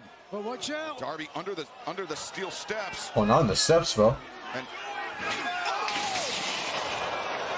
Darby. Wow, this match gonna be physical. Face driven into that steel, courtesy of the catapult by Gabe Kidd. If he comes back from that, I think he is a superhero. I think DC should do a comic book about him. He's amazing. It's Darby and Gabe Kidd loving this right now. Just take a look here. Driving the face. The forehead. All the way through the steel. He got his arms up, but you're right. The forehead's still connected. Rick Knox, once again, the 10 count on the floor for Darby Allin. We have seen him overcome so much in his career, Nigel, but just days after being medically cleared, how can he possibly endure something like this? No question, he's not going to be 100%. I mean, Darby Allin gets paid to do this, by the way. His strength and his curses, oh gosh. He gets paid to do this, bro. This is his job, bro. To think, after his head driven through the steel. Darby lacerated by those steel steps. He's still trying to get to his feet. Steel meets skin. Steel always wins. Oh, and just a battering ram. Gabe Kidd using the top of the head into Darby's temple, and now choking and throttling Darby. You got to say, Gabe is an assault specialist. There's no doubt. Kidd sends Darby sternum first into the corner. Gabe Kidd has spent plenty of time in a mental hospital, taking a taste of Darby Allin's blood. There's plenty of it, Nigel. Look at it, just flowing off his head now. A brutally violent young lion in New Japan. Outcast from his pride. Yeah, that put Eddie Kingston on the sideline for 18 months. Did Gabe Kidd. That blood all over Gabe Kidd, of course, is Darby's. Kidd has proclaimed himself, as you can see here, driving the head. Oh, the head just bouncing off the ring post. And almost colliding with right in your living room. Whoa. Colliding with the cameraman at ringside. Even our camera people aren't safe with Gabe Kidd. Oh, look at these blows, Nigel. My God. He's beating the tar out of Darby Allin. Oh. Good Lord. Powerful elbow strike, and Darby wilting under this brutal assault. Darby's back to his feet. Darby, though, drop kicking the chair into Kidd's face. Not the fearless and some would say reckless Darby Allin. This match is physical. My goodness, bro. His body. You're going to get him to fight. Look at this, pulling himself up, screaming in pain. Looks like a laceration on his side. Not sure if it occurred in this match or probably occurred 2 nights ago when he was thrown down those steps by Kidd. So see the scar on the back. I don't know if you saw it right there from Sting's retirement match that we were all part of and Darby was a part of. And where's that badge? Oh, look at this. Kidd lacerated by the chair, and Darby Allin. Darby gouging at it as Gabe Kidd. Darby's going to go up top. Bloodied and battered, but Darby up to the top. We've seen this out of him in the past. Nice swat kick. Kick from the top to the floor. The Daredevil living up to his name. And the big risk with a missile drop kick. It's not the impact. The first impact. Watch the second impact. That's 15 feet through the air, landing on the mat after the original impact. You are putting your own body at risk. You're sacrificing your own body for the damage you can do to your opponent. Kidd returned to the ring. by Darby Allin to Gabe Kidd, struggling to make it to his feet as Darby struggling to make it into the ring. Kidd began his 2025 with an incredible battle against Kenny Omega in New Japan Pro Wrestling, and now closing it out with this bloody affair against Darby Allin in Chicago. Oh, yeah. Look at that. The Crimson Mask. It's Crimson Body now. Gabe Kidd just bathing in his own blood. The claret did flow. What's this Gabe Kidd? Bro, I don't know, man. You don't need to tell Gabe Kidd. Because I'm not seeing the Kid, bro. The same, bro. Into the flesh of Darby Allin. Or JC Kidd, bro. Strikes I've ever seen. Wait a minute. Maybe this is JC Kidd, bro. But Gabe Kidd can Or really from Samoa, bro. Nah, just kidding, bro. Like right there. Jeez. I'm just kidding, bro. JC Kidd from Samoa, bro. New Japan, strong style. Give it all. Look at I think, Nigel, he's looking for a pile driver off the ropes, but Darby desperately clinging Mercedes Hogan crash out, bro. Nah, bro. And look at the legs around the turn. Mercedes Hogan is not there tonight, bro. She lost, bro. Darby biting Kidd's face, sinking his fingernails into the flesh of Gabe Kidd. Uh-oh. And Darby. Code red avalanche. Here it is. Oh. I think Gabe's right arm prevented Rick Knox's hand from hitting the mat on that kick out. Here it comes. Darby on the ascent. Coffin drop on target.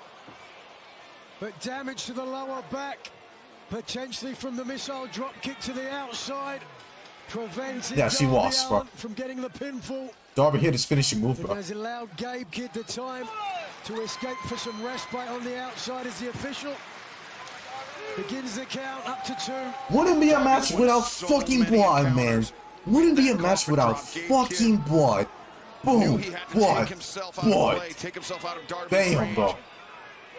Or else that could have been it, but now Darby has no range. Oh no, he's going to try it again. You can see Darby measuring it. He was looking up and looking down. This is our second match that has blood, by the way. We saw in the tag match and now in this match. It's like every match we have fucking blood, bro. He doesn't have no range. He has limitless range. The coffin drop from the top to the floor, crushing Gabe Kidd. Too much blood in this shit, bro. Oh, there was so little give on the outside. 4 to 5 inches of mat, but beneath it, it is concrete. I can tell you, I remember once, I got body slammed from the floor on the mat. We got blood in the match that has no story, bro. 30 seconds. I can only imagine how this man is back to his feet. I don't know, Tony, I might have to agree. He is a superhero. I think he is. I think he's the man of titanium. Puddles of But I swear, if we see another bathroom break after this, bro, I'm just gonna put Kwasi, bro, at this point, bro. Or Roblox, whatever, bro. The leg is hooked. 2 and no. Gabe Kidd kicks What out the hell? Darby. Has him hooked. Scorpion death drop. Scorpion death drop. An homage to his friend, his mentor, Sting. And now Darby. Maybe looking for another one. Yes. Darby, the legs are hooked. He steps through. He steps over. The Scorpion deathlock is cinched in. Gabe Kidd Sharpshooter. in trouble. Darby Allin sitting down deep, even though it's applying pressure to the lower back of Gabe Kidd. And Darby Allin is giving a lot of energy to have to keep this hold on. Kidd pushing up, trying to make the crawl to the ropes with Darby. Oh, wait a second, Darby just felt, he slumped forward. He's exhausted. We're not that far removed from where he was thrown down the stairs in New York, unable to keep the hold on. Right. What the hell just happened? Forward, he relinquished the hold, but now, Gabe Kidd just battered Darby. And a whiplash of Allen's head. And a battering ram headbutt to the Darby jaw. just, what the hell? Jesus. What a lariat, my God. And Kidd's not done. He hoists Darby. A jumping pile driver. Wow, that's This it. has got to be it. 1, 2, no! Darby's alive! He's alive! Not surprised when you're Darby Allin, bro. Oh, these strikes by Gabe Kidd are unbelievable. Gabe Kidd is a Darby, 2, 3! Darby! Allin! Darby won by the roll-up. What the fuck? Just when it looked bleak, bleakest for Darby Allin, he digs deep and pulls out a blood-soaked victory. The legend of Darby Allin lives on. Darby wins in a roll-up against Gabe Kidd, bro. What? So much has survived it. Come on, man. What the fuck? Gabe Kidd can't believe he got caught like that.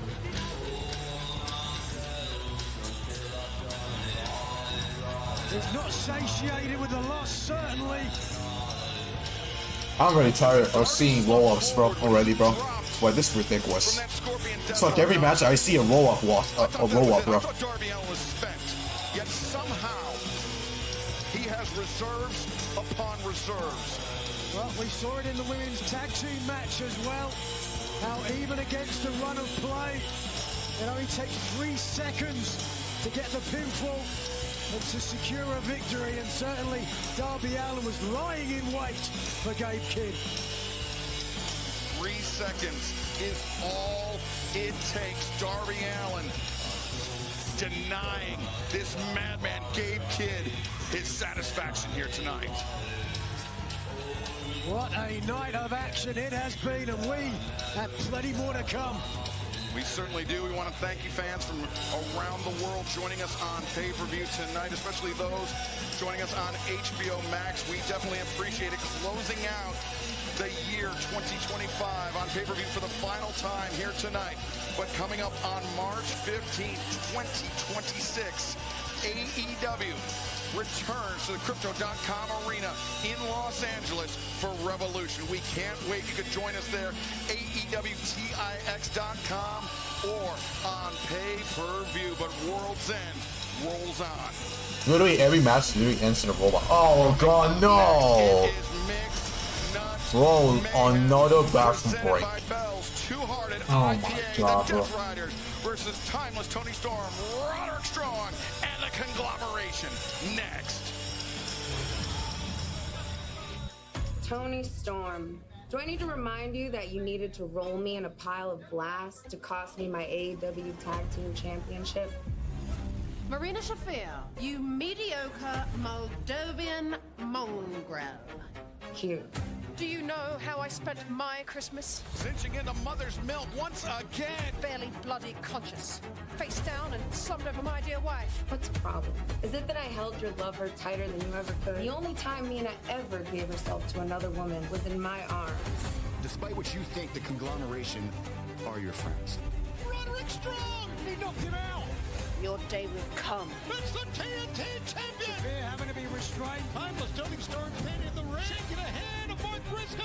That's not my problem. The Death Riders take on the team of Toni Storm. I'm getting tired of these roll-up wins, bro. I don't know, man. I'm getting tired. But I am yours, Suka. I'm really getting tired of these roll-ups. Ladies and gentlemen, no tags are needed in the following contest. Presented by Bell's Two-Hearted IPA, Mixed Nuts Mayhem!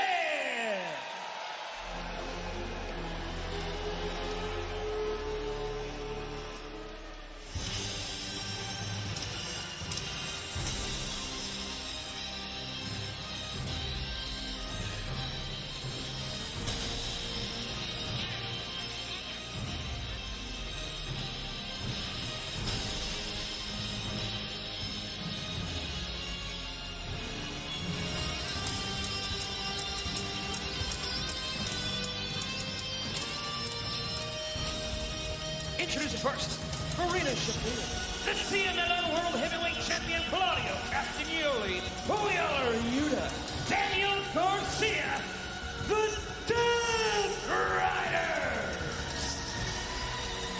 Before we turn our attention to this match, I want to give special credit to our ring crew who had an unbelievable amount of blood, gore, carnage to deal with to get us ready for this next contest. And this is a mixed nuts mayhem match. Carnage, I think, implied, Nigel. Certainly looks like it. Not for anyone with a peanut allergy, but all joking aside, 8 of the most contrasting personalities, perhaps, in AEW today. The Death Riders have continued to try to regain their foothold as the top team in AEW, and as such, Marina Shafir has taken a more prominent role, which has led to a conflict with the former AEW Women's Champion, Toni Storm, who came to the aid of Mark Briscoe and Roderick Strong last week on Collision against the Death Riders. She's always had a prominent role in a way, Nigel. She's been an influence in many of their matches and ringside, inserting herself in at the right moment. And she certainly made an impact at Blood and Guts this year. Yep. Securing the victory for her team. Choking out Nina Shirakawa with a mother's milk smother choke. And it was when Mina Shirakawa was trapped in that mother's milk, Toni Storm, rather than see Mina suffer more punishment, surrendered for her side. Conglomeration, bro.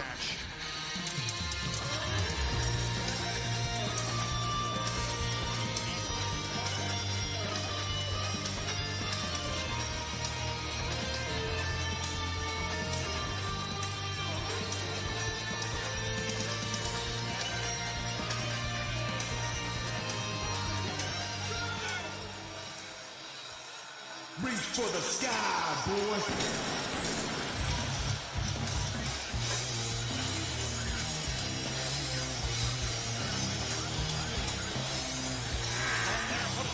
The TNT champion, Briscoe. Wrestling Orange Cassidy and Roderick Strong.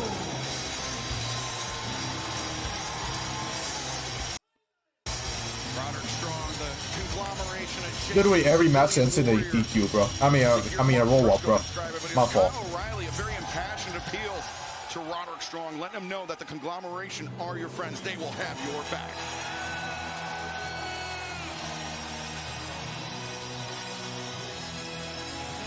From Stage 7 at Warner Brothers Studios, Timeless Toni Storm. There's never been anyone in pro wrestling like Timeless Toni Storm, and I'm so glad he was around to see it. And how about the win by Roderick Strong on the last day of the Continental Classic? Certainly, Castagnoli has to be furious and looking for revenge. He was pipped at the post. Roderick Strong playing the ultimate spoiler, taking the last 3 points that Castagnoli needed to advance in the Continental Classic. Looking fresh, boys. Taking it easy, bro. Certainly has, and Claudio Castagnoli for the second straight year eliminated from the Continental Classic on the final night. But now we are off to the races.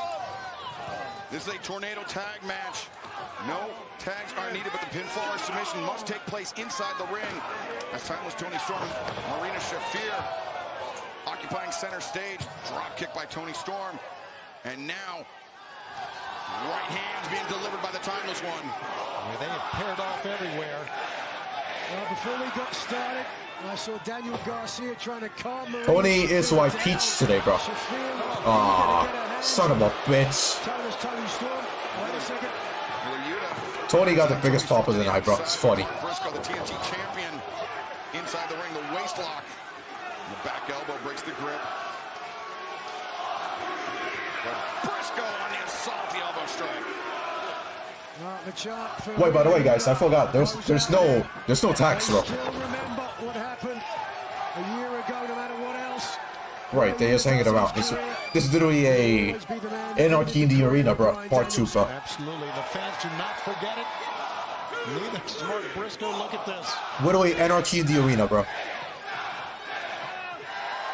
Briscoe ran down rights, but Yuta carries him out of the corner. Swinging a miss by Yuta, and Briscoe just wiped out Daniel Garcia. Oh, uppercut. There's a little receipt for you. Stoic look on the linchpin of the Death Riders, Castagnoli. The emissary of violence for the Death Riders, Claudio Castagnoli, who's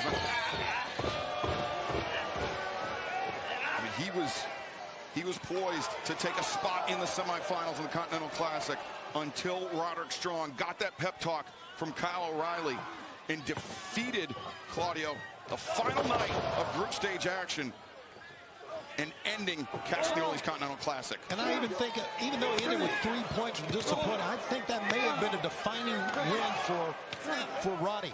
It shows that you just never give up, ever. Chops, repeated chops to the chest, send Castagnoli to the outside. Now Garcia sends Roderick to the outside. Now Orange Cassidy, Daniel Garcia in the ring.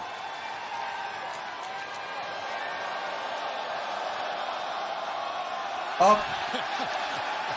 Okay, bro. This is funny. Simpler time for Garcia. Cassidy on the move. DDT, but instead the guillotine is in tight from Garcia. That's a hold that Kyle O'Reilly has used to great effect. Right, so speaking of which, rear naked choke.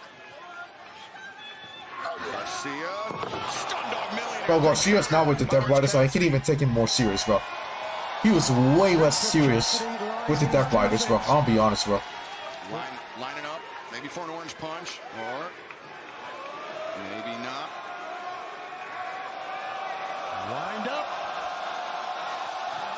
Yay! All he needed was one. Watch out. Watch, here comes Marino. He's going to need more than one now. Oh, this is mixed nuts at its best. Oh. Okay. Hands in the pockets on both sides. Marino's trying to mix his nuts right now. Yeah, good call. Now inside leg kicks and a sweep. Shafir, there's her kick. Cassidy up to his feet. Shafir on the move. Spilling to the outside. And down goes Daniel Garcia. And we all Cassidy, bro. Again to his feet. And he is fired up, and watch out. Wheeler Yuta. God damn it, Yuta again, bro. This motherfucker, bro. Danielson in this same arena the night that Danielson's career ended. But the Wheeler Yuta's literally playing Tony Khan on his role, bro. Tony Khan's literally playing as Wheeler Yuta, bro. That's why Tony Khan got into Yuta's body. Trying so hard to ruin the fun, bro. It's ridiculous, bro. Willing to go with whoever he believes will help advantage his career the most. Where's Tony, by the way? He's leaving Cassidy alone, bro. Now he's getting sacrificed.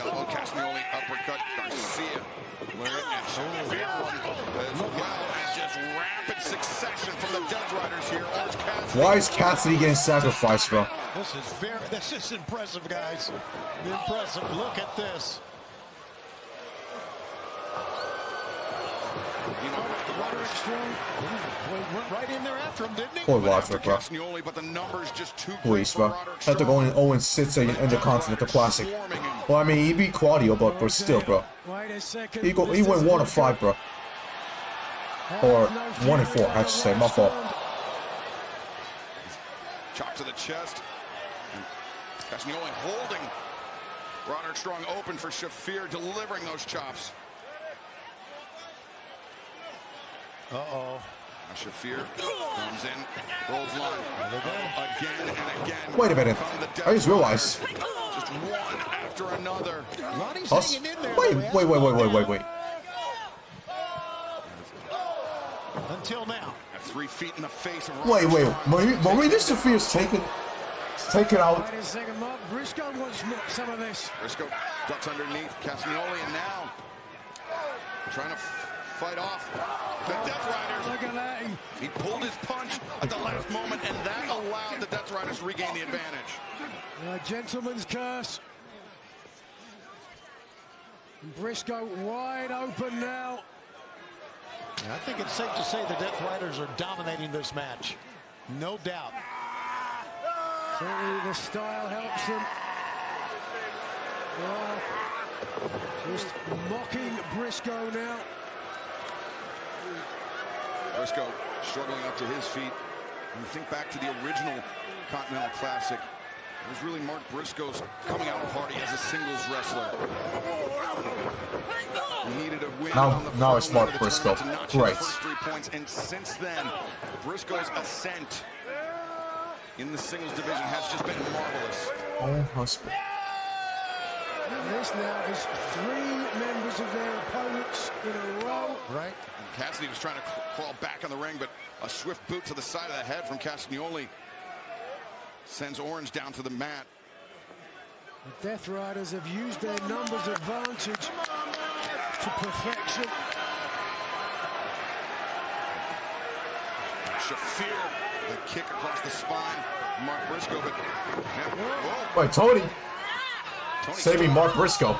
Maneuvered Mark Briscoe out of the way, but then Marina Shafir was ready with the Screw it. Let's have a love story between Mark Briscoe and Toni Storm, bro. German suplex. Shafir battling her way out. Yeah, she's a fighter. I mean, look at this. Double wrist lock couldn't complete, so instead. Toni Storm sends Shafir out to the apron, and now the hip attack sends Shafir sprawling to the outside. Toni Storm, and she spent a considerable amount of time. Castagnoli, a handful of hair, but Castagnoli, no compunction to put his hand on the woman. Mark Briscoe using those jabs. Lighting up, Claudio Castagnoli now. Double hammer throw. And double short. Toni Storm. Toni Storm shocked at what she's capable of. What's up? Oh, this is great. No. Was lining up Toni Storm for a pile driver, but instead Orange Cassidy intervenes. Back elbow. It's teamwork here by Toni Storm and Orange Cassidy. Wheeler Yuta, a swing and a miss, double hip toss for Wheeler Yuta. Oh, this is great.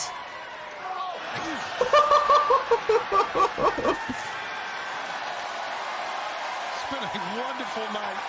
My God, we've seen Kiss. More to go.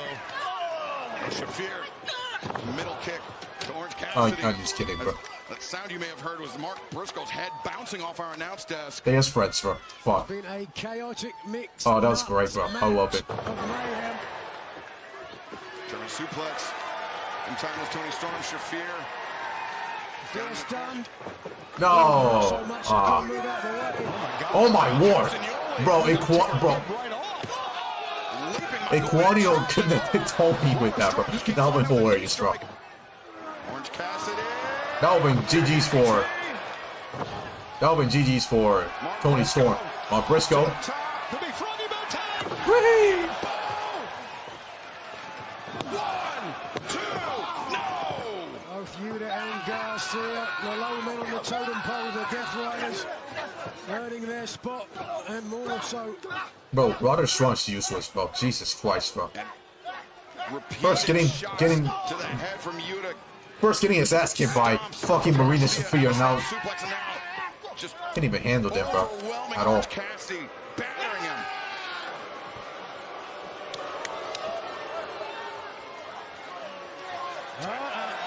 What happens here? Toni Storm back into the fray. And she is not backing down. Meeting of minds for Garcia and Yuta. German suplex. Oh, that's fantastic. For Yuta as well. Wait, Marina. Shafir sends Toni Storm into the corner. Shafir, hammer throw. Oh, boxing the ears. Small Wait. The big package, but Claudio Castagnoli just Oh, scoops up no. Toni Storm. How dare you? Wait. DDT to Claudio. No. Oh no. Oh no. No, you did. No, you did. Oh my god. Oh my god. Oh, there we go. Husband and wife. Oh no. Oh! Strong and Shafir. Orange punch. Connects Garcia on roller skates. Toni Storm. Wait, no, you don't. Oh, you son of a bitch.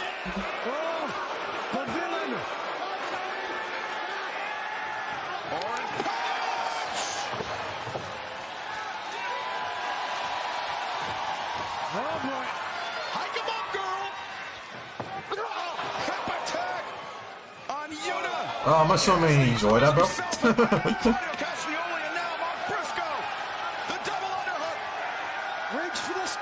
Oh, God.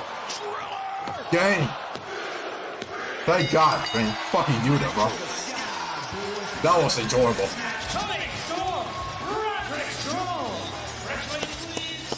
That was so fun, bro. I ain't gonna lie, bro. I'm gonna fun.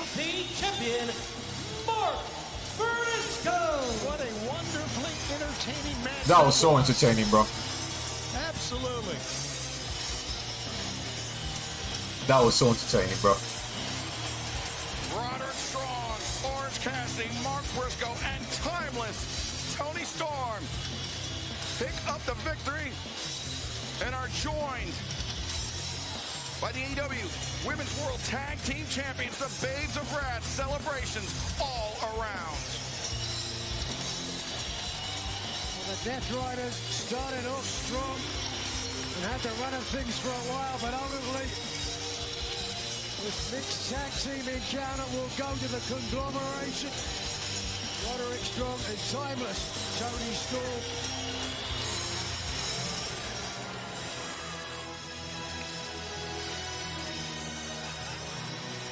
They will be dancing late into the night.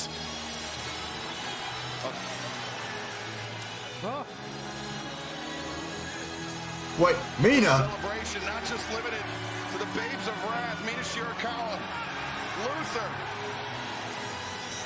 Have to celebrate with the timeless one.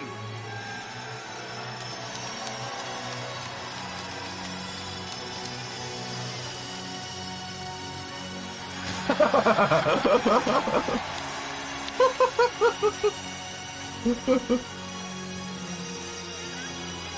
we witnessing the birth of a throuple? I don't know about that, but we're witnessing quite a night. Fuck you, Orange Cassidy, bro. Having the time of his life. Well-deserved celebration. Yes, sir. Oh, that was great. Absolutely. Mixed Nuts Mayhem living up to its name.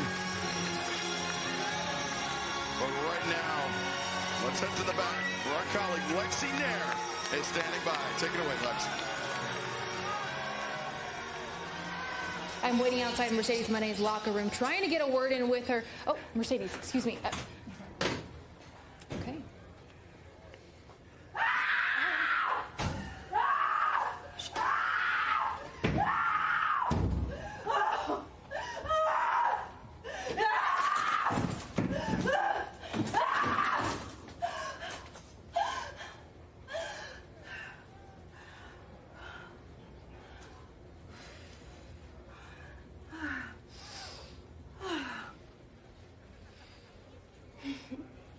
Lexi, I'm ready for this interview.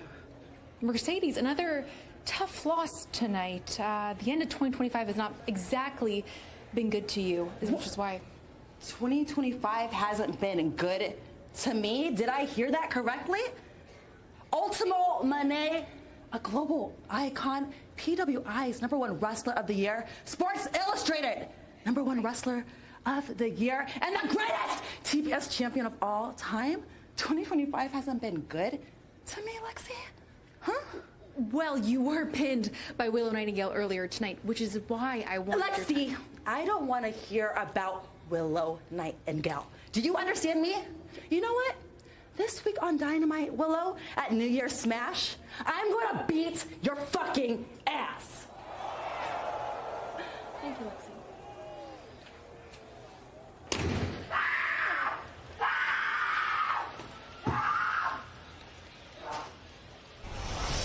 Things seem to be unraveling for the TBS champion, but now we turn our attention to the AEW Women's World Championship. Jamie Hayter wants to become a two-time champion, but in order to do so, she will have to go through the Cosmic Killer, Kris Statlander. Is Mercedes okay, bro? Is Mercedes okay, bro? Jesus. Anyways, we're gonna get Kris Statlander and Jamie Hayter.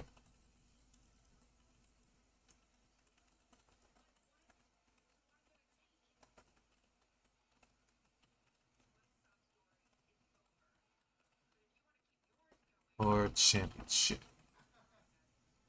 Not gonna lie, that's probably been the most entertaining part of the show, in my opinion. I enjoy that more than anything that's happened on the show. That was so fucking entertaining, bro. Maybe the only thing that I enjoy more than that is probably Fletcher and Moxley. That's it. That's been that match was probably the second best thing that's happened on this show. Better than Okada and Takeshita, better than the tag match, better than Darby versus Kid, and better than anything else that happened outside of Moxley and Fletcher. Fletcher and Moxley has been the best thing so far, in my opinion. Such a fantastic match, but this four-way tornado match was fucking great. I love it. It was so entertaining.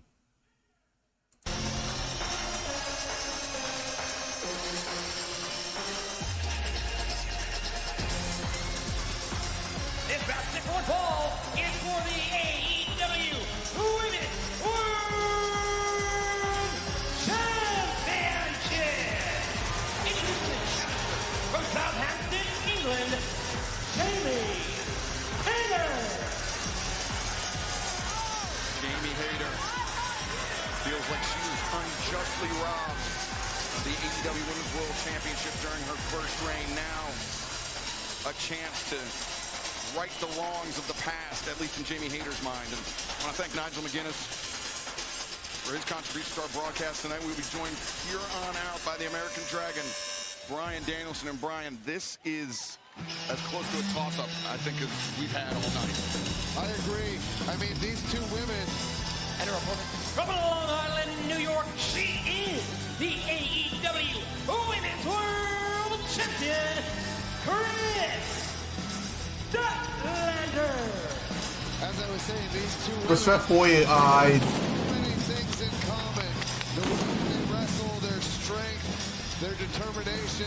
Respectfully, I'm not a fan of Kris Statlander and Steve Song, bro. Their own ones were so much better, bro. Think about what Kris Statlander's gone through in her career. Not many people even remember this. She had 2 knee injuries that took her out for This one feels like a YouTube-generated theme song, bro. The most surprising thing about that is not just how well Statlander recovered from those knee injuries, but how prolific she has been inside an AEW ring. More than 150 matches despite 2 lengthy layoffs due to injury. That is an I'll say this, sir. You're just fucking right. For any athlete, let alone an athlete that suffered 2 horrendous injuries like Statlander did. Absolutely. They were horrendous, too. They weren't anything mild. She was out. As a matter of fact, she missed, what, I don't know how many days with those knee injuries. 600 days is what she missed with those knee injuries. 600. It's about 2 years of wrestling. And despite those knee injuries, she still comes off the top rope doing the 450 splash. She's retained her high-octane offense.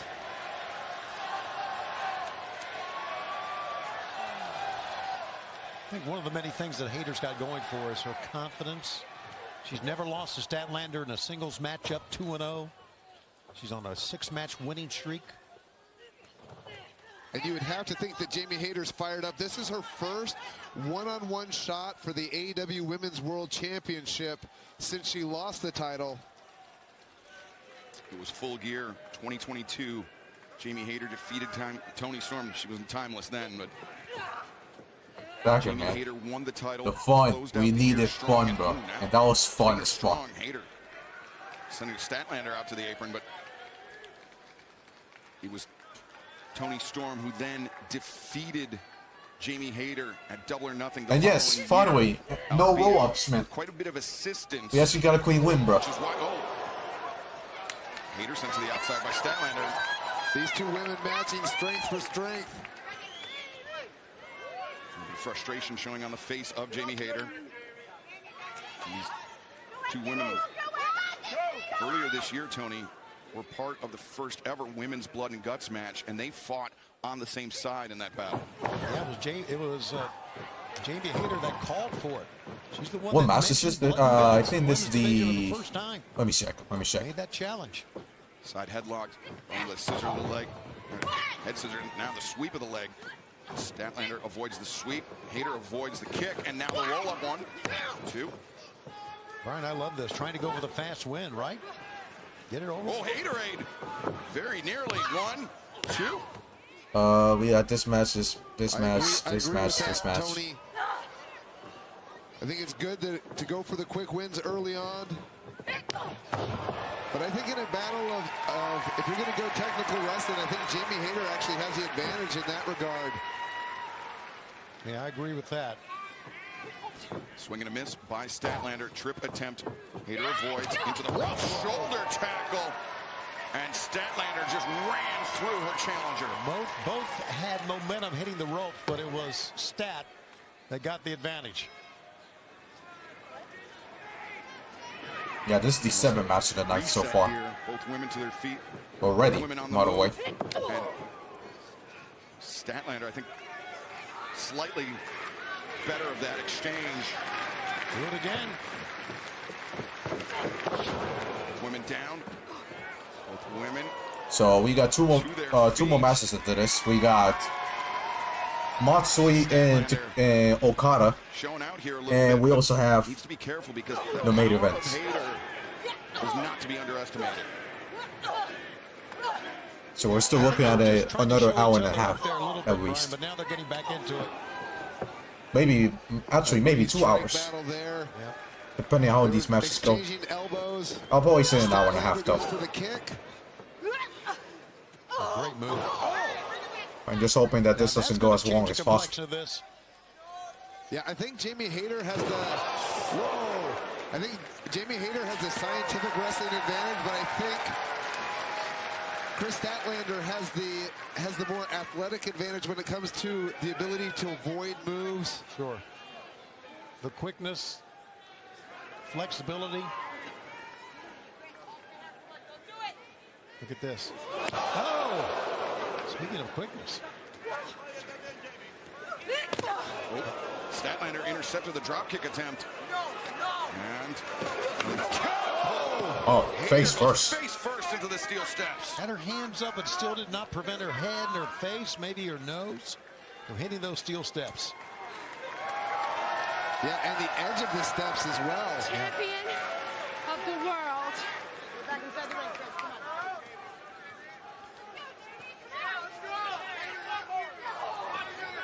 Now Statlander turns Hayter to the ring. Leg is hooked. 2. Just a 2 count. And now Statlander grinding down Jamie Hayter, and fans beginning today. And for that one has been shipping already since All Out, by the way. Crazy to think about it. Nationwide through January 31st. That's 2 bacon Statlander cheese fries and a soft first defeated Toni Storm at Wrestle Dream, and then Mercedes at All Out, and now tonight, once again defending against Jamie Hayter. The confidence that we're seeing from Statlander here. Which is a pretty good stretch for Statlander, yeah. Toni, Mercedes, and now Jamie Hayter. And you're right, Brian. She is showing it off here. Statlander I like it. out of the corner with a splash. That's how it should be, bro. Defending against the top talent on the roster. More the lower part of the body that time than across the chest. She hasn't had a bad ring either. Her ring hasn't been bad, bro. And you can hear the fans are kind of split here at the Now Arena. We're sold out here in Chicago. And I think you're right, Tony. 50-50 support for both champion and challenger alike.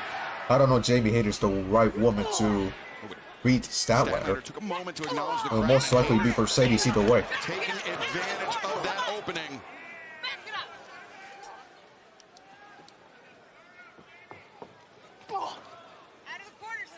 Stat, though, turns the tables back on her opponent.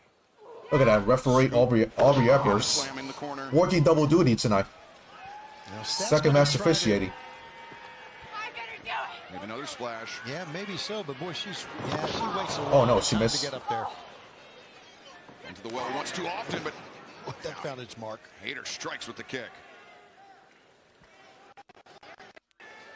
Jamie Hayter building up momentum and sends Statlander over the top rope. And now the champion crashes to the floor. Uh-oh. Stat. It was Hayter that it. Oh.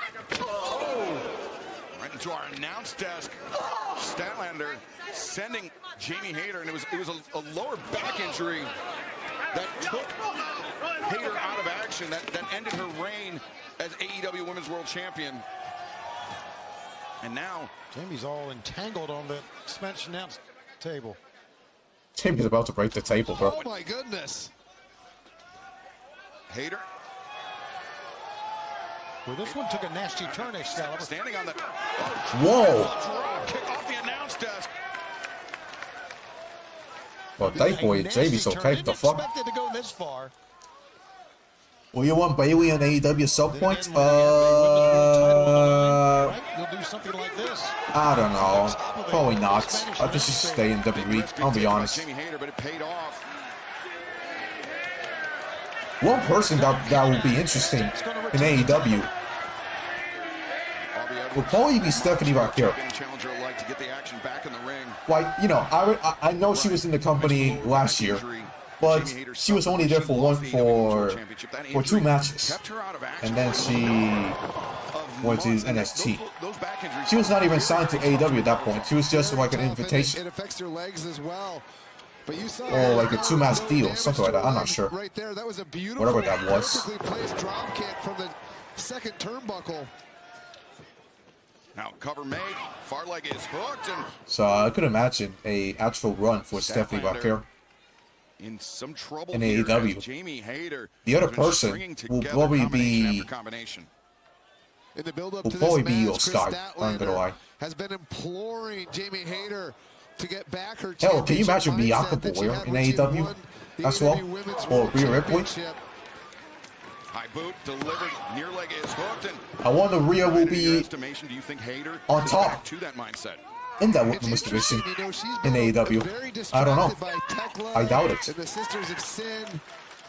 Depending on what character she The gets. way that she's wrestling here, she's wrestling a great match, and you have to think Kris It's kind of crazy to think about it. arguably the biggest stars in all of AEW. Natalia cost Becky wins against Matt Steen January 5th.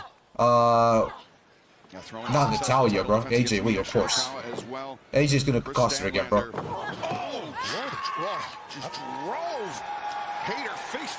It's gonna happen again. AJ Lee's gonna cost her, bro. Oh, Natalia cost Becky wins, bro. She has no problems with Becky wins.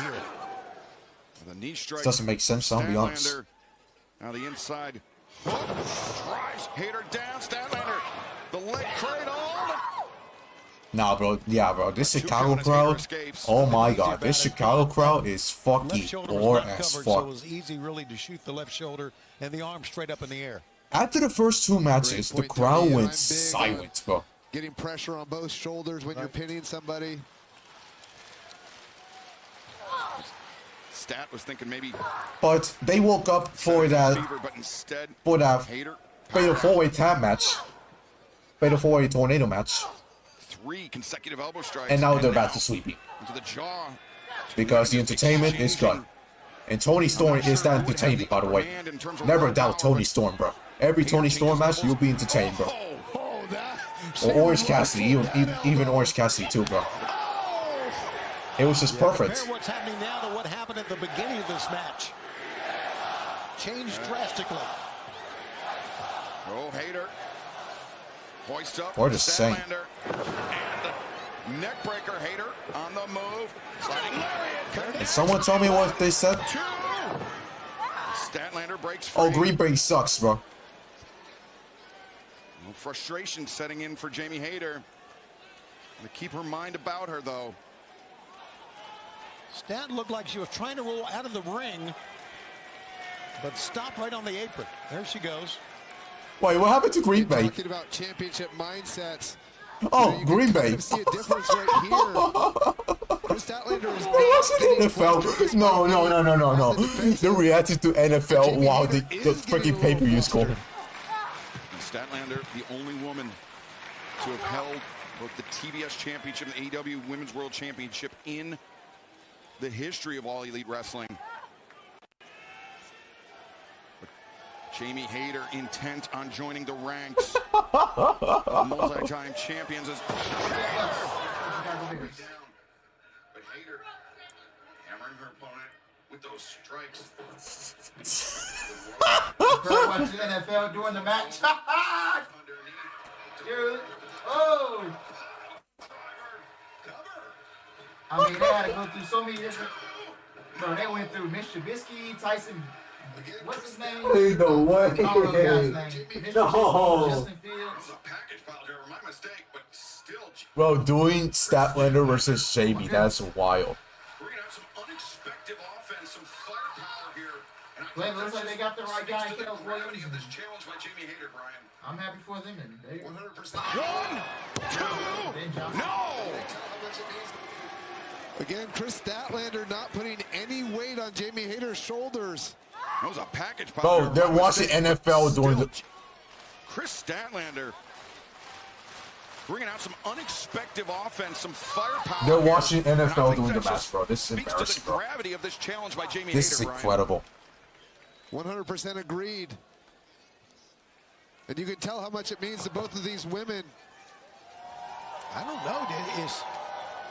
I know she got out of the penny predicament, but as Hayter out, it was like dragging a lifeless body towards the corner that time by Statlander. Nope. Hayter back to her feet, interrupts the ascent of the AEW Women's World Champion. Hayter, though, you can see she's still not steady on her feet after all the sustained damage she's taken. And also, as you mentioned, Excalibur, she grabbed her lower back after doing that superplex that exploded her off the second. And I wonder if that's bothering her as well. Statlander slipped between the legs of Hayter, was looking perhaps for a power bomb, but Hayter able to escape. But Statlander. Bro, this is when you realize that overhand shot. This show is fucking 4 hours long, bro. It's insane. Statlander and Hayter in the ropes. Both women jockeying.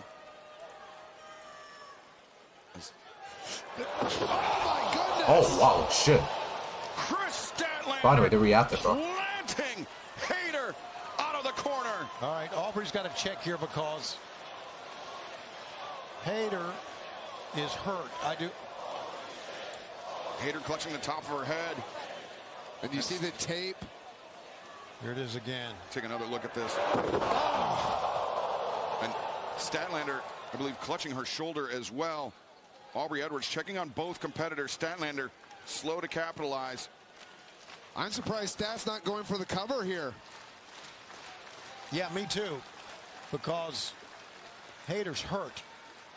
And now the arm captured. Statlander. Also on court. Hayter upper elbow. No! Statlander.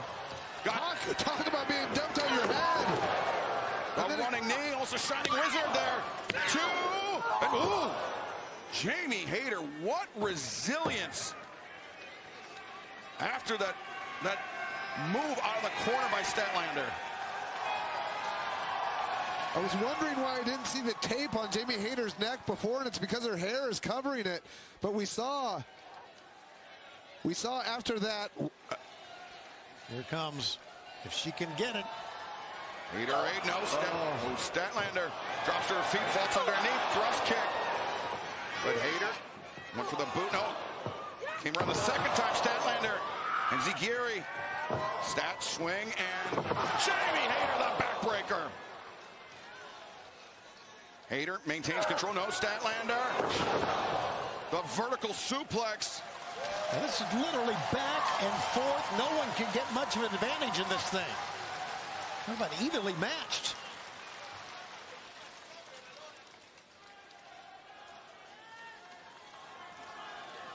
And again, almost a reset to this match.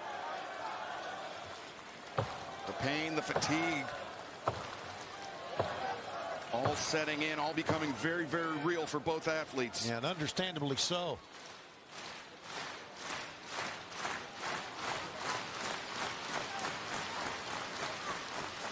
Now, from their knees, a flurry of elbow strikes being exchanged in the center of the ring.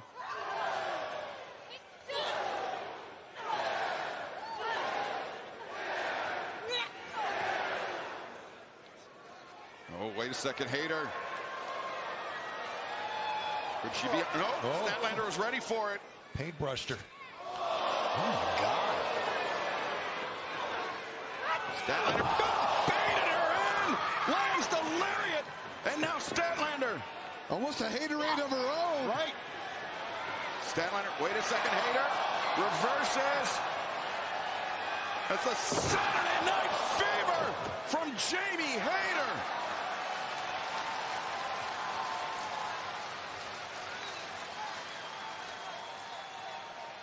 Tony, you had the right of it. A back and forth battle.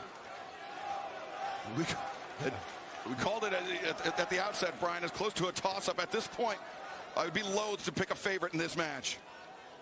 I agree with you, Excalibur. This has been tit for tat the entire match. Nobody getting a sustained advantage for more than, it seems like, a minute or two. Right, a couple blows, someone takes it. Bro, you know what this shows? Back and forth. This show's rough when they're reacting to the NFL, bro. Doing the show, bro. Attempting to pull themselves up to their feet. That was what the shit is about. They were saying Green Bay sucks because they were about to lose again on her way up tonight in the NFL, bro. To the Ravens, bro. Who the Ravens already missed out on going to the fucking playoffs, bro. Now Hayter, wait, Statlander escapes. Statlander drives Hayter down. Oh, that's it. 2, 3. Wow. Here is your winner and still AEW Women's World Champion, Kris Statlander. These two athletes, these two wrestlers were launching bombs back and forth. Not gonna lie, the match was kind of boring. I'm not gonna lie.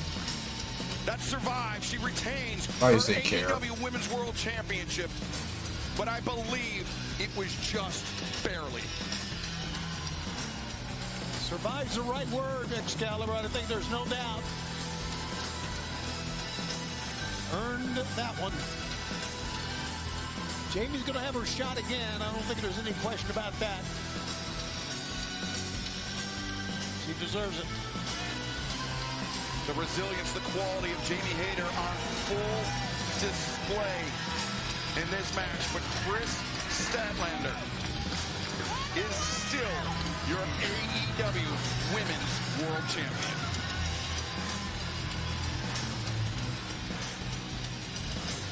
What's next for Kris Statlander? What's next for Jamie Hayter? How does she bounce back from this one? We will find out in the coming days and weeks. And fans, we are excited to bring you New Year's Smash Dynamite coming up this Wednesday, live from Omaha, Nebraska. We will have 2 hours on TBS and HBO Max, and it is official.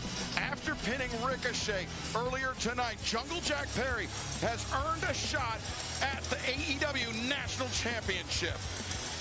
Plus, the challenge was made from Mercedes Moné. Willow Nightingale has stepped up. Tony Khan has made it official. The TBS Championship. New champion. Here we go. This Wednesday night. Will is wondering when finally, bro. Massive championship matches. You still have a chance to join us this New Year's Eve. Will is winning the title, bro. I'm telling you right now. Will is finally winning the title, bro.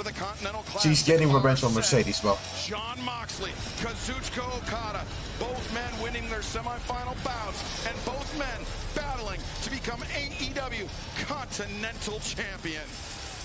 Okada earlier tonight kicking off our World's End broadcast, defeating the Alpha Konosuke Takeshita. Let's take a look at how he got here. It was the screwdriver planted, which, Tony, I assume it was by Kyle Fletcher. Okada somehow catching wind of it and using it to his advantage. Yeah, you're right to assume, because Kyle Fletcher was looking for it later. Okada, the screwdriver, defeats Takeshita and punches his ticket to the finals of the Continental Classic for the second consecutive year. I'm sure more than a bit of turmoil within the Don Callis family after that one. Here we are. Yep. It all comes down to this. Forget about all the hype, all the pretense, all the showbiz. It's Jon Moxley and Kazuchika Okada in the finals of the Continental Classic tonight. Never seen it before, Moxley and Okada. And with all the talk about the unified champion, when the same man who was Continental Champion at the start of this tournament wins it and walks out with the Continental Championship, he will still be the unified champion. And that is what is going to happen. First time ever, one man wins back-to-back Continental Classics. And it's this man, the Rainmaker. I said earlier tonight, you know, that I was going to try to collaborate with my coworkers. And John, I tried to talk to you a few weeks ago and collaborating. You threw it in my face.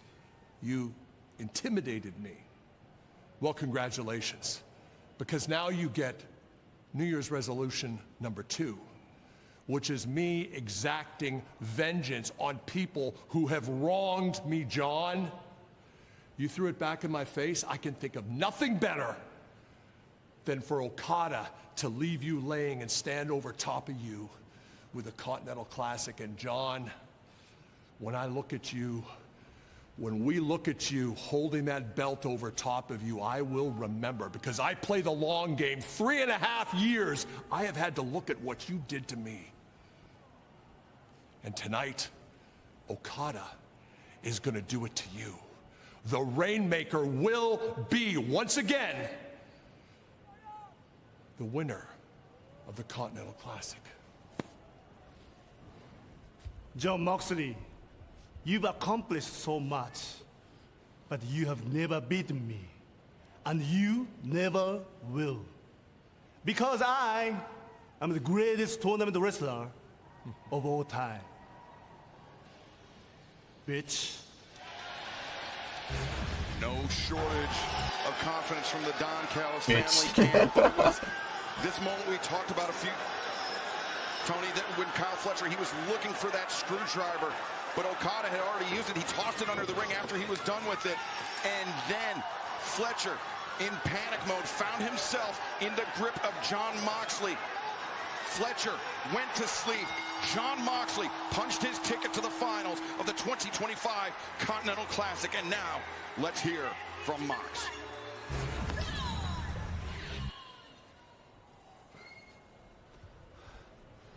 For years, I've been hearing about the Rainmaker, Okada. I've been hearing about how he's the best, he's the greatest, top of the food chain. A guy like me never beat a guy like that. That's what they say. Front runners, right?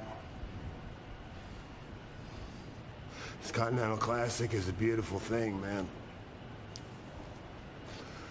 Win, lose, or draw, it's about passion. For the first time you ever lace up a pair of boots when you're a kid, this is what you dream about.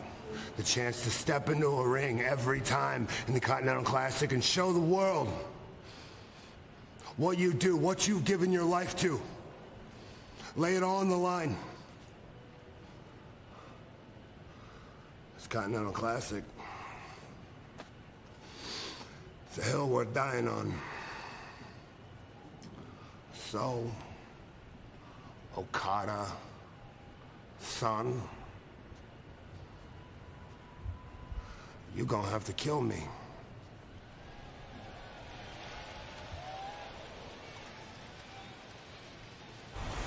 Ladies and gentlemen, it is now time for the finals of the 2025 Continental Classic. And to make it official, let's head to the ring and the Dapper Yapper, Justin Roberts.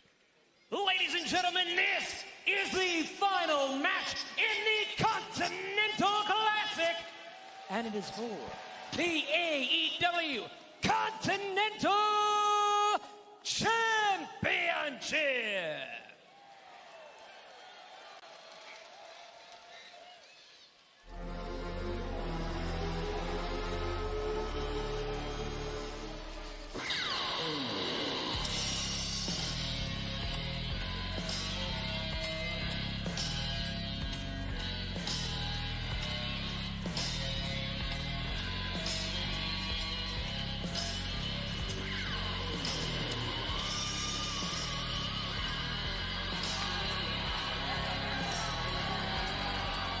I wonder if he's tired, bro.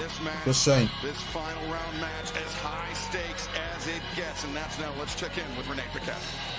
By now, we all know the lore of Kazuchika Okada being the greatest tournament wrestler of all time, one of the best to do it. But tonight, in a first-time ever matchup between two giants of this sport, Jon Moxley simply stated, through cracked, bloody teeth, he's just not as obsessed as I am. You know, sometimes you can feel it in the arena, but the anticipation for the fans here, Bryan Danielson, you could feel it when we announced this match was next. It's palpable, Tony. You can feel it in the audience, the energy in this arena. See Moxley when he comes over the barricade, stepping down very gingerly on that injured leg. Let's not forget, they wrestled earlier tonight. You can see Moxley, I think he's grimacing in pain from my vantage point. I'm not sure. Maybe it's just the way Moxley approaches things, but I would say out of the two men, between Okada and Mox, I think Mox took much more damage in his match against Kyle Fletcher than Okada did in his match against Takeshita. Had Okada not taken that shortcut, it could very well have dragged on for quite a bit more time, but Okada defeating Takeshita in the semifinal to punch his ticket to this match.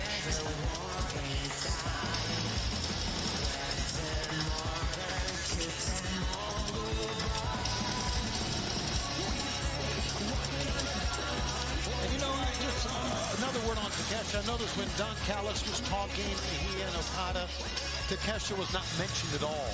And that's probably a good thing. Forget it, forget the past, worry about Moxley. But it kind of surprised me in a way. A lot of questions, I'm sure, being asked inside the Don Callis family. But Kazuchika Okada, after his Continental Classic victory last year, tied the record of Masahiro Chono, the Japanese legend, winning 5 major tournaments in his career. And an opportunity for Okada to cement himself beyond a shadow of a doubt as the greatest tournament wrestler of all time. With a victory here tonight, 6 tournaments, 2 Continental Classics, 4 G1 climaxes. But let's not put the cart before the horse. I just saw AJ Styles. He has to get through Jon Moxley first. One more time, let's send it to the ring and Justin Roberts. Introducing first, from Cincinnati, Ohio, weighing 231 pounds, Jon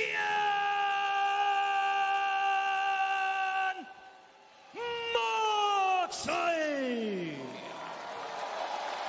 Bro, they just saw AJ Styles And his opponent, from deny a signing from an AEW championship that somebody brought to the arena tonight, ringside. Unified champion, the Rainmaker, Kazuchika Okada.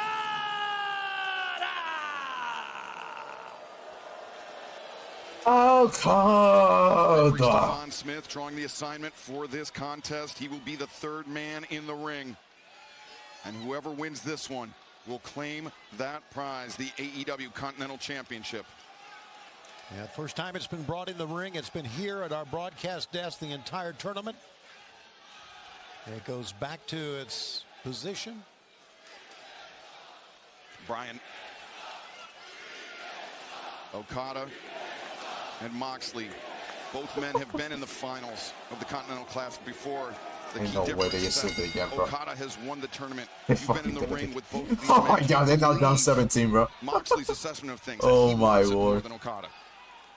I'm not entirely sure about that. One thing I do know is that the reason why Okada is the greatest tournament wrestler of all time is because he paces himself. No way, Jon bro. Moxley does not know how to pace himself. Yeah. He gives all of himself every single match. This Sonic And remake sucks sometimes, again, bro. most of the time, that works.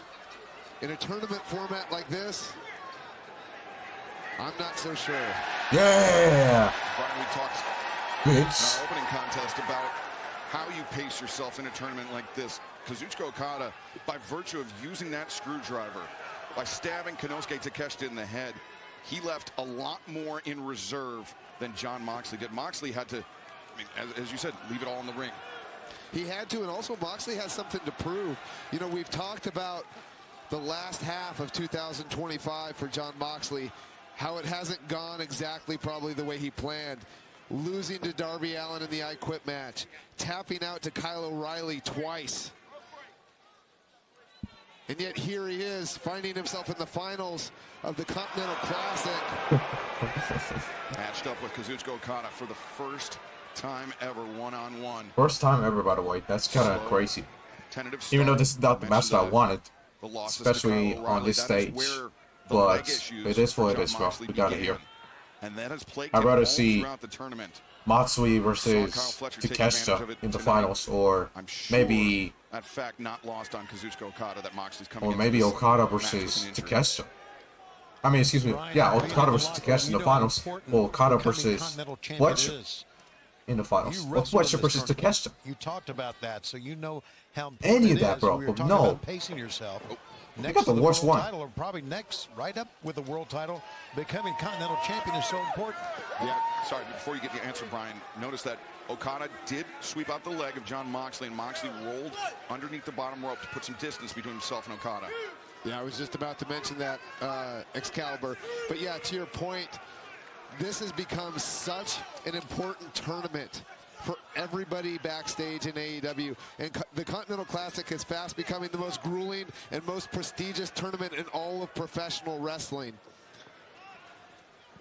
And I think Mox is he entered this tournament with a lot of questions.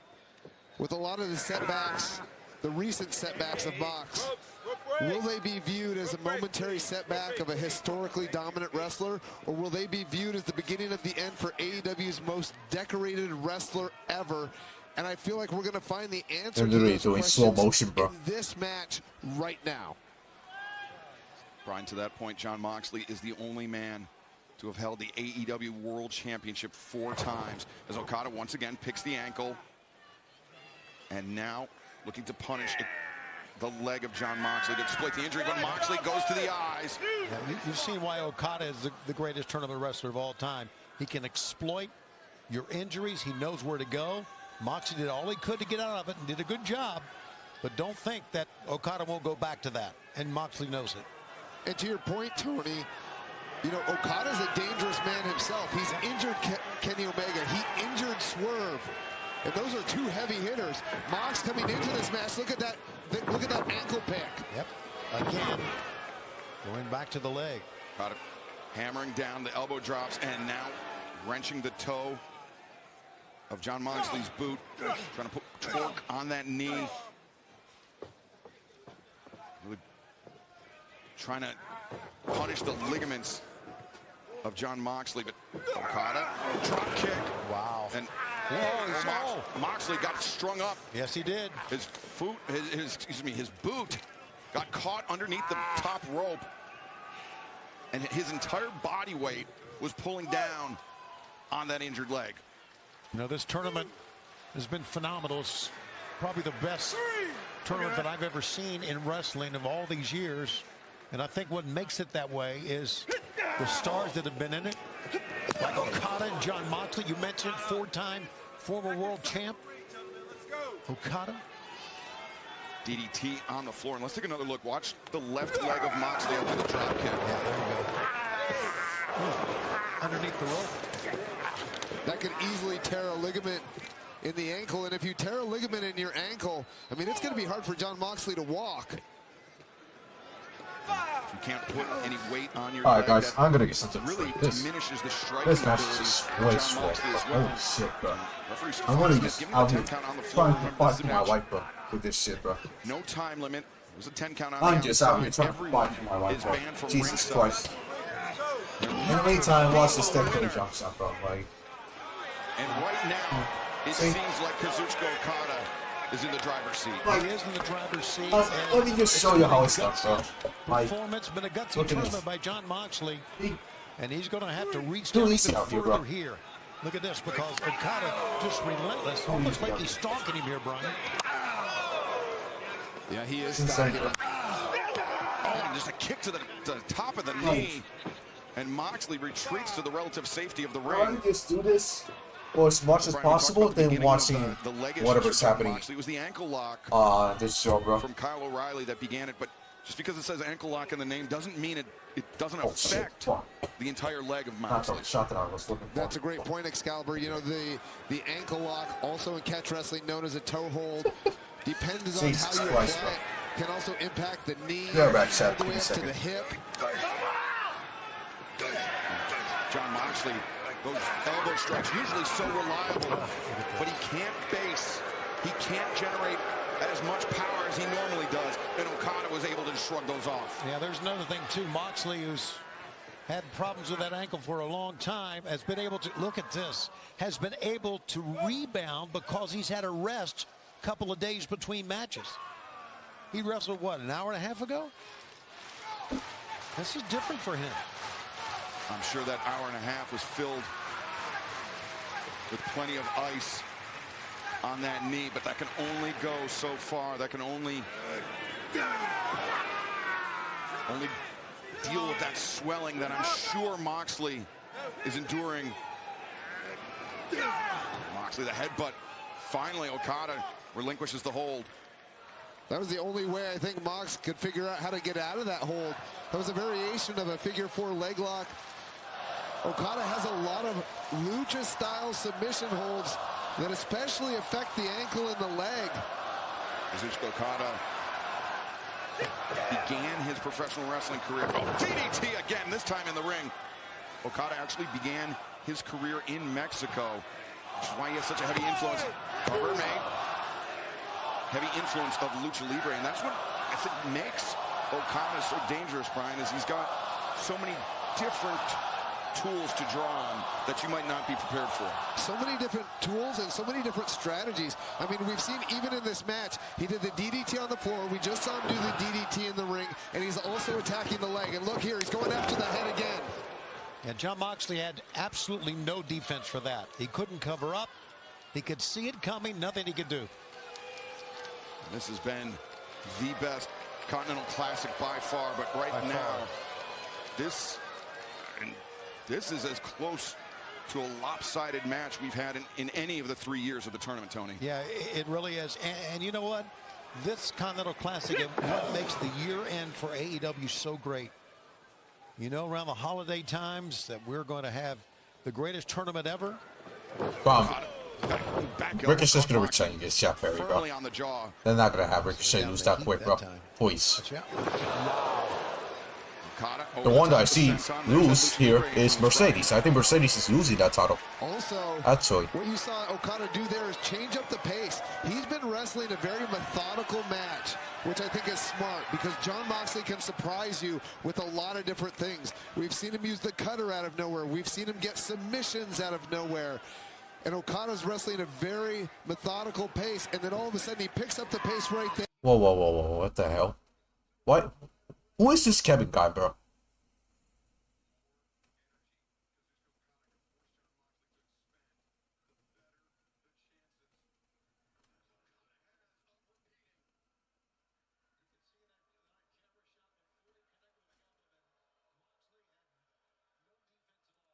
Wait. Hold on.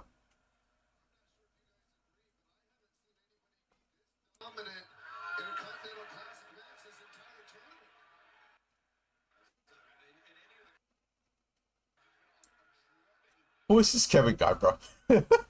he said, look at this old man watching fake wrestling. One more thing, salute to all my freaks and people, including you, old man. Brother, you look like 37. Meanwhile, did y'all notice his profile picture? He's a Miami Heat fan. And what record is Miami? Shit. 17-15, that's not terrible. But they should be higher than that, just saying.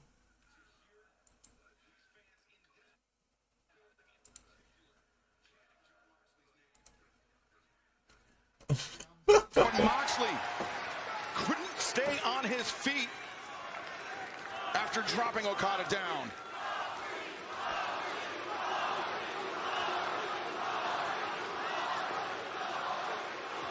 Again, just very surreal to hear these fans in this building in particular chanting Jon Moxley's name. I think, bro, I don't know. I think Alex got hurt by what this guy said. When he said that he was 37, bro, damn, bro. But it's just race bait, bro. Come on, bro. Don't take this guy serious, bro. Please. Don't take it serious, bro. And thus the left ankle by He's trying to Moxley race is bait, not bro. a part of this figure four. So left leg over the right foot. I question the strategy here of Jon Moxley. And that's not something that I would normally do, because if Okada can reverse this, this will really damage Jon Moxley's ankle. Yeah, that's a great point. And that's what he's trying to do, Brian. That's what he's trying to do. Well, trying to reverse it or trying to maneuver to the ropes to force the break. I think the latter. Yep. Either way, Okada using those long arms to make it to the ropes. Jon Moxley relinquishes the hold. Not eagerly, but he had to. That's all Moxley can do to stagger to his feet. But that does not stop him from fighting. Moxley trying to psych himself up. Oh, wait, Okada. There he goes again. Dragon screw. Alright, bro. They just work on the knee, bro. This entire match. What is this crap, And bro? Okada wrestled so many matches. Look at that, another dragon screw, a grounded dragon screw. Okada wrestled so many matches against He actually deleted his comments. of the dragon screw. He probably banned it. I don't know. And then now turning Moxley over That's funny. with the Texas Cloverleaf. This is a great strategy from Okada. Deleting his comments. I think it's Mots took out him. Look at Moxley's left arm. Do all that trolling shit, you find out.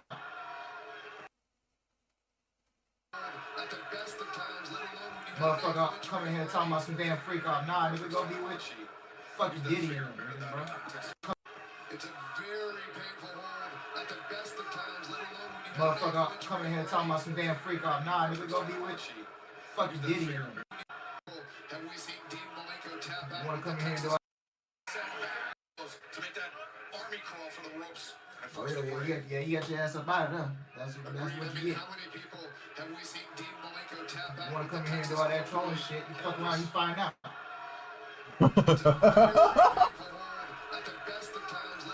Motherfucker coming here talking about some damn freak off. Nah, nigga, go be with you. Fucking Diddy in them.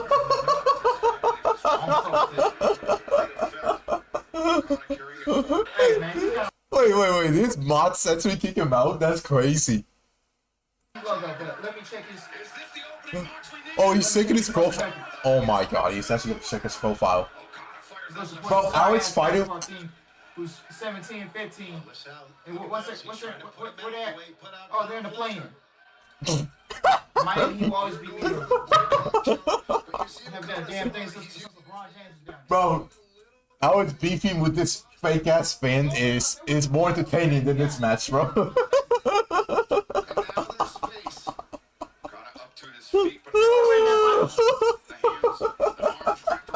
they had no business winning that Eastern Conference Finals too. The Jason, the team that never got hurt. Never rolled his ankle. The Rainmaker. Oh, low blow. The referee didn't see it. And maybe for the second time tonight, Okada has stolen a victory.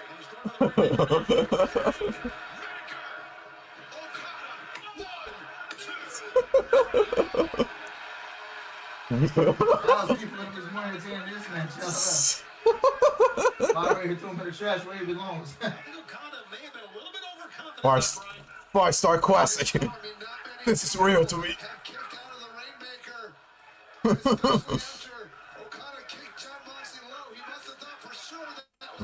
I was supposed to say that WrestleMania. Five-star class, this is real. This is five-star classic. Come here and talk all that mess. I was supposed to do that WrestleMania.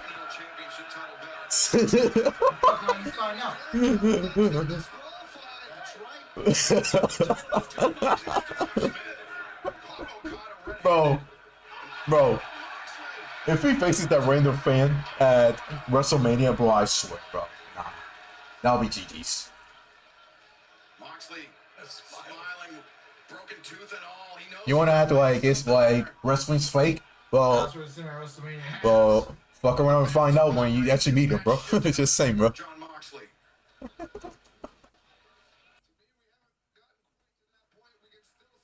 Don't worry, man. Like, it's just you're gonna see these random trolls once in a while, bro. Like, don't worry, man. It's fine. Oh, he knows he got away with something there. You're always gonna see these random trolls every day, bro. It's insane. Look at the amount of followers and race baiters there are on Twitter, bro. To me, you're gonna see them every day, bro. To that point, we can still see the it's not gonna stop, bro. On Jon Moxley's leg, he's struggling to get to his feet. Yeah, Alex versus the fan at WrestleMania Night One, bro. Main event, bro. Book it, bro. Tony Khan's not gonna book that, bro. He's not going to. Following closely behind. I can even imagine this guy versus Darby Allin, bro. You know Darby Allin wants to go crazy every match, bro. My God. Speaking of his match with Gabe Kid, bro, I don't know, man. I thought that match was underwhelming, bro. Gabe Kid and Darby Allin was just not that great, I'll be honest. Gabe Kid, I don't know, man. He's just not as good as he was, bro. I don't know. He fell off, bro. Moxley did. But remember, we've seen in these exchanges before, Okada will change levels. He will draw Moxley into an upper body striking match, and then the kick to the knee. Bro, this match has been as slow as a turtle, bro. My God. Definitely not afraid to use what the fuck happened, bro? To draw somebody into this type of battle. See how Moxley bouncing up and down on his feet? That's amazing. He can shut out the pain and stand on his feet. I mean, what we're talking about is what Moxley was talking about backstage. To him, this is a hill we're dying on, and Okada's going to have to kill him. That's how much the Continental Classic means to Jon Moxley. Look at that drop kick. But Jon Moxley stands right back up. Moxley charges in. Okada, backslide. Moxley rolls through. Okada, Rainmaker. Oh, Rainmaker, here it is. One was not enough to put Moxley down. Okada wants to make a certainty of it, but Moxley, Dirty Deeds. But Moxley slow to capitalize. Makes the crawl. Cover. 2. Okada able to kick out, but Moxley back on the attack with the submission. I need this match over, bro. I ain't gonna lie, bro. I'm actually getting tired of this shit, bro. Hand of Okada. Moxley just changed over to the right arm. Okada trying to pull down on literally, bro. It doesn't make sense. The match doesn't make sense, bro. Seriously. And you see Moxley this guy's right, bro. Grips, like, just get the main event going, bro. Like, please, bro. Oh, wow. What an God damn, bro. Rainmaker, no. Moxley underneath. Moxley, Rainmaker! Did Jon Moxley actually did a Rainmaker? What the fuck? Okada flush underneath the chin. Moxley, the boot paradigm shift. End it. I'm trying to get to the main event. End it, please. Thank you, please. Nah, Okada trying to have my Moxley. Ain't no way, bro. Why you still final boss? Dwayne. Dwayne. Okada. Face driven into the mat. Moxley digging deep. The adrenaline undoubtedly surging through his body. Death Rider! Yes! Holy hell! What? The winner of the 2025 Continental Classic and new AEW Continental Champion. What the hell? For the first time in 647 days, someone other than Kazuchika Okada can call themselves the AEW Continental Champion. And that man is John Moxley. What?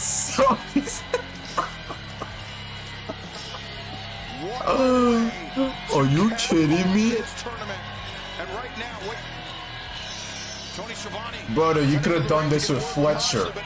You could have done this with Takeshita. But no, you did it with Mox. Bruh. Daniel Garcia, Wheeler Yuta, Marina Shafir out to celebrate. Oh my lord, bro. What the fuck? Okada lost to Moxley? Ain't no way. Bruh. No, that is wild. Overcome the odds to win the 2025 Continental Classic and the AEW Continental Championship.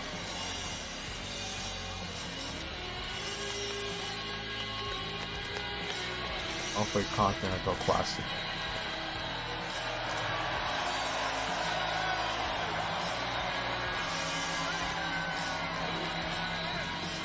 What an absolute failure of a Continental Classic, bro. Maybe he wanted it more, or maybe he... What an absolute failure of a Continental Classic, bro. I think that's definitely the case of him needing it more. After all the setbacks from this year. All right. John Moxley, you did it, brother. And you hear the fans. What a tournament. What an effort. What an absolute failure of a Continental Classic, bro. What an absolute failure, bro. You're an international champ. Now you're the Continental Champion. This has fucking to be Schiavone maybe now, the bro. greatest Jesus of all time. Christ. To hell with all that, Tony. To hell with all that. This thing here, this doesn't belong to me. What an absolute This thing failure. here, the Continental Championship, it belongs to everybody in this Continental Classic that busted their ass, that came out to the ring every single night and gave it everything they had. This belongs to the rest of those guys. This belongs to the fans who support professional wrestling, who paid their hard-earned goddamn money to come out here. And we owe it to them to give everything we have every time we step foot in a ring, no matter where it is. Claudius. I owe it to those Is Claudio turning heel? I owe it to my teammates. It's what we do. We are the hardest working professional wrestlers in the world. You got 4 Roosters on you, bro, though. Especially Yuta, bro. The biggest one of them all. In the ring with me right now. I mean, everybody that has the balls to get into the Continental Classic tournament and give it everything they got. Everybody in AEW who shows up every single fucking day and gives everything they have. I will continue, we will continue to give every single bit of effort we have in our bones every single day, because there is no other organization in professional wrestling like All Elite Wrestling, and we want to be the elite of the elite in All Elite Wrestling. So we give 100 goddamn % every goddamn time because that is what my teammates, that is what the fans, and that is what this job deserves. He almost lost his voice. A decidedly different tone from Jon Moxley than just over a year ago. Perhaps this Continental Classic, this tournament, was what Jon Moxley needed, Brian. Yeah, maybe Excalibur. It's hard. Okay, Garcia, you think he's a champion, bro? Personally, to take what Jon Moxley just said at face value, to be honest. But that's kind of what he's been saying all along. The reason why he did the things that he did is because he wanted to change AEW. And maybe in competing in the Continental Classic this year, he saw what he wanted to see. Jon Moxley survived. Oh my lord, bro. The grueling Continental Classic tournament. His voice is gone. He defeats oh my lord. Kazuchika Okada. And he is now the third man to hold the AEW Continental Championship.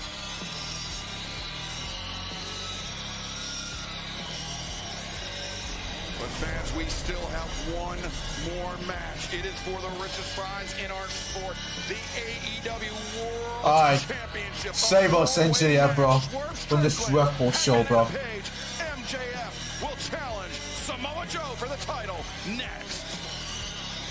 Please, MJF, bro. Please, bro. Please. Son of a bitch! For the second time, Samoa Joe claims the richest prize in our sport. What stands before you is a man with a mind that rivals Sun Tzu, a strategist of unparalleled splendor. I came back to AEW for the AEW World Championship. At World's End, this will be a three-way match, and I cannot guarantee you who will leave as champion, but it will not be you.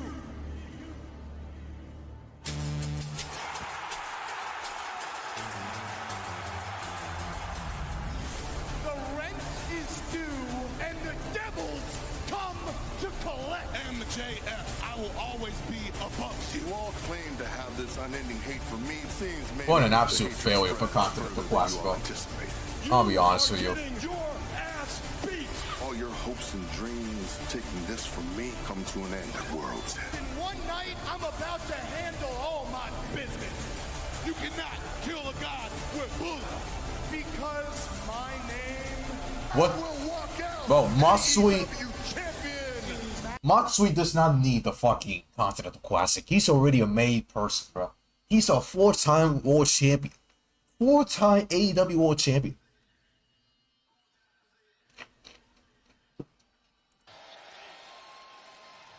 What does this do for him, bro? I don't get it, bro.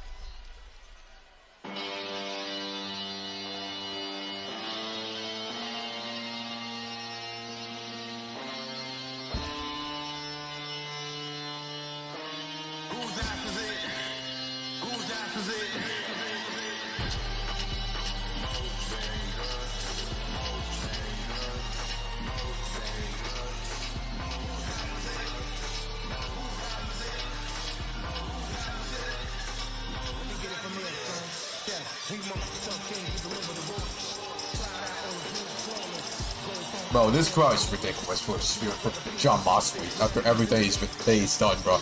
Isn't Jon Moxley supposed to be a heel?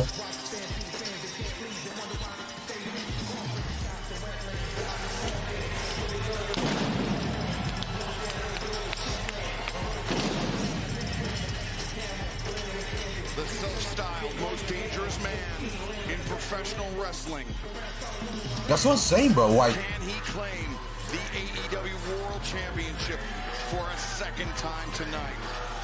that's what I'm saying, bro. Like, what is this promo? Like, isn't Jon Moxley supposed to act as a heel, right? With the Death Riders?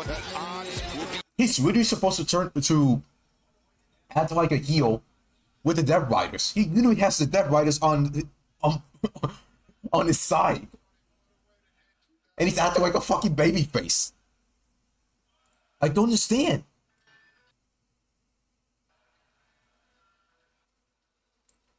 I don't understand, bro. As a commentator and a fan, but tonight has been absolutely And special. you have John Moxley beat Okada before Takeshita did, bro. Takeshita should have been the one to beat Okada first, bro, not John Moxley. And to your point, Tony, what a way to It's end ridiculous, bro. 2025. Absolutely. I would have Okada beat Moxley, bro.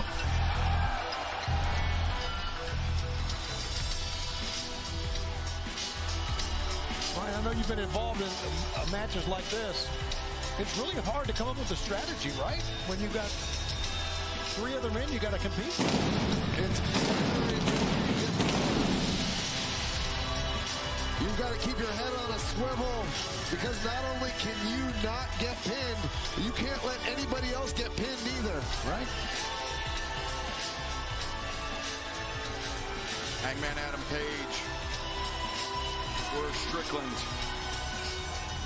They've been in a 3-way match with Samoa Joe before, when he was AEW World Champion for the first time. They thought they would be doing it again tonight at World's End. But the man that won the Casino Gauntlet match at All In Texas had a very different plan in mind. Boy, look at the shape that Swerve Strickland is in. Coming back from that injury. Man.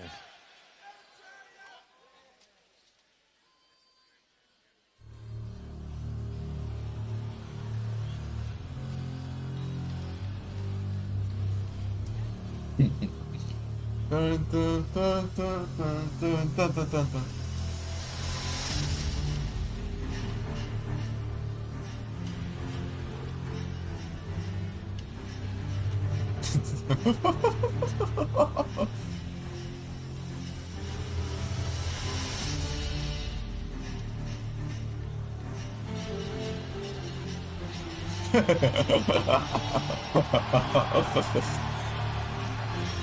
Oh, he's so winning tonight, bro.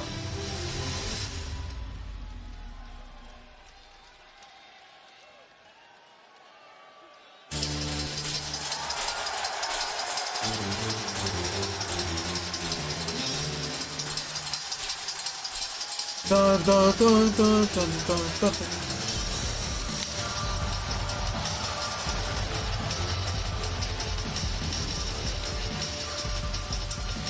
Dun, dun, dun, dun, dun. A man who has never shied away from embracing his darker side, his most base instinct. The young duck, the MJF.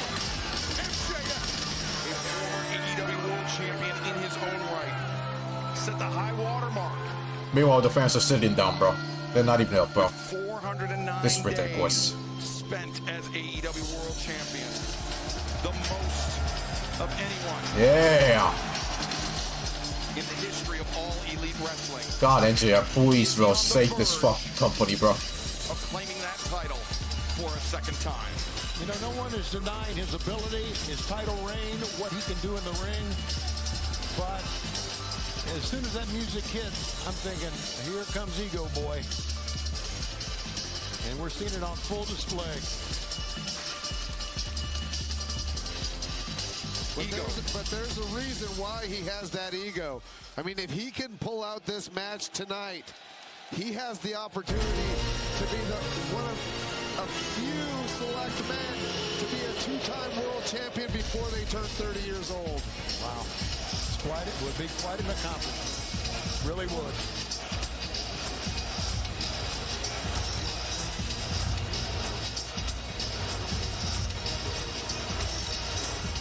And there he is. Samoa Joe.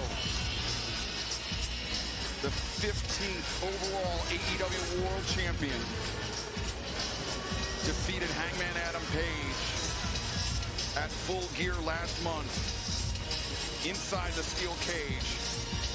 But there is a very, very large asterisk next to that. Yes. And it happens to be shaped like Hook.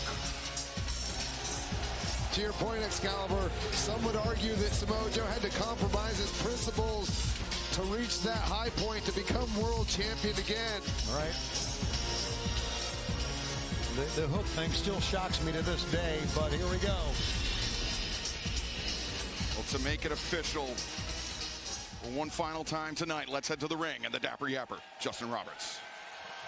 Chicago, Illinois! Your main event tonight is a four-way match for the All Elite Wrestling World Championship.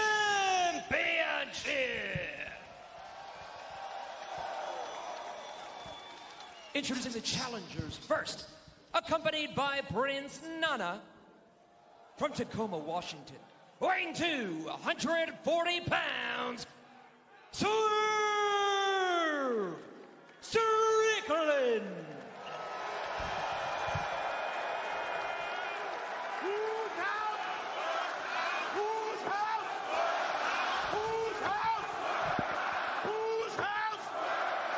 Introducing next, from Aaron's Creek, Virginia, weighing 229 pounds, Hangman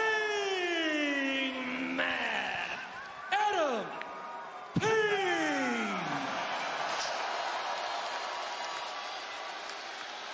Yeah, sorry, bro. You're not winning, bro. Cowboy shit. Cowboy shit. From Plainview, Long Island, New York. Yes. Come on, MJF. 126 pounds, Maxwell Jacob Friedman, MJF. Come on, MJF, bro. Please, bro. And from Huntington Beach, California, weighing 310 pounds, he is an AEW World Trios Champion. He is the reigning and defending All Elite Wrestling World Champion.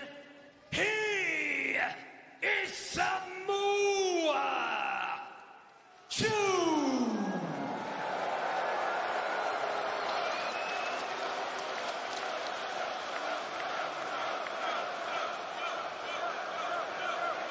Referee Bryce Remsburg drawing the assignment for tonight's main event. And as you observed, Brian, a four-way match is a very tricky situation. The champion does not have to be pinned or submitted to lose the title. It is first fall to a finish. Absolutely, the champion's advantage disappears when he can lose the title without even being defeated. This is going to be Samoa Joe's toughest test. Well, remember, it was 2 years ago at this event that he became world champion for the first time, and I know MJF remembers that. It was MJF that was caught in the Coquina clutch by Samoa Joe, ending that 409-day reign. And the litany of history between these four men is so intertwined. You mentioned Joe defeating MJF. Then it was Swerve that dethroned Joe.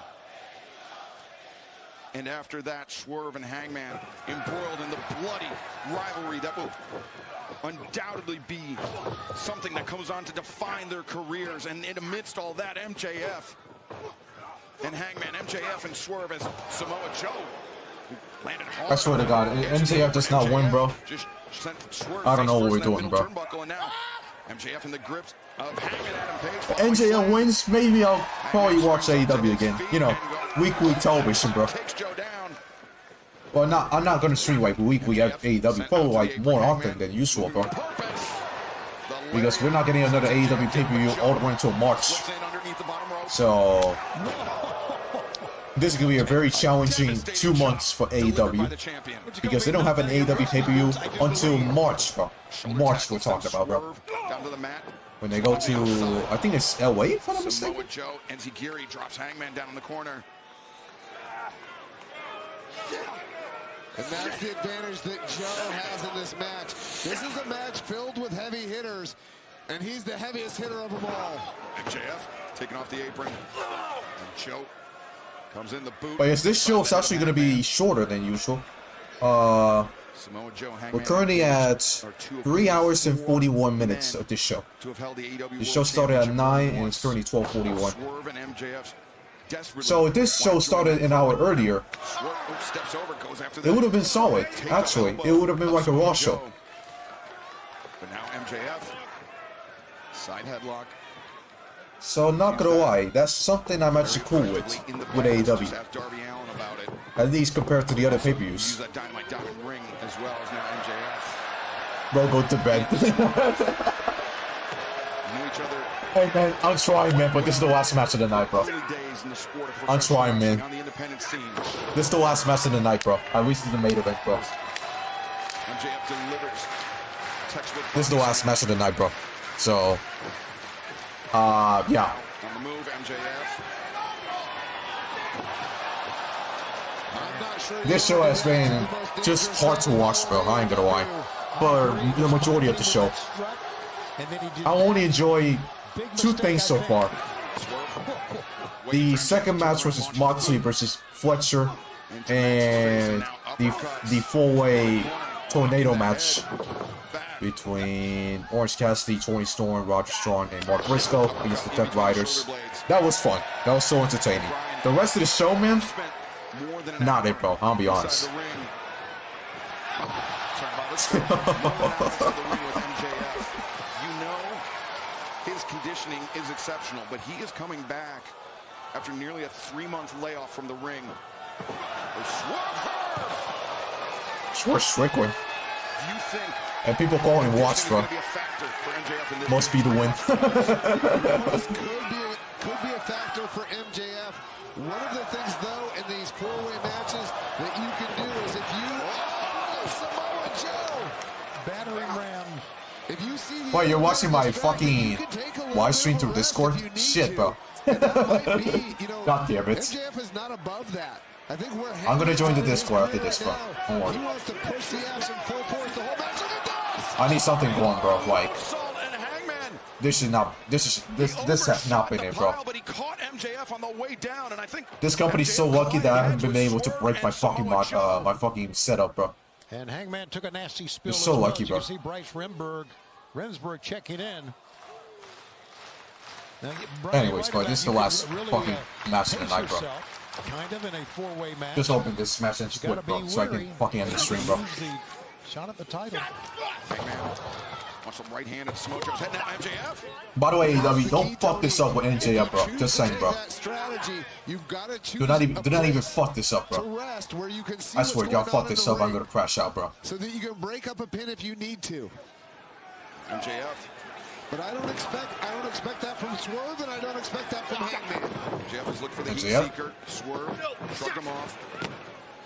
MJF out to the floor. Here comes Joe. Whoa. To the outside.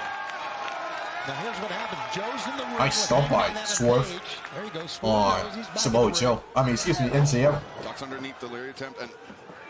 Hey, man. Oh, the lariat.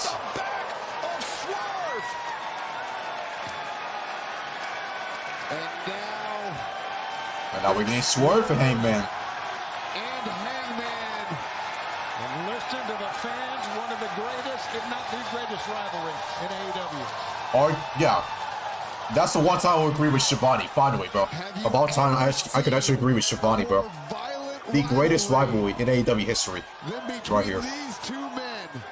The greatest rivalry in AEW history. Swerve and Hangman, bro. Here we go.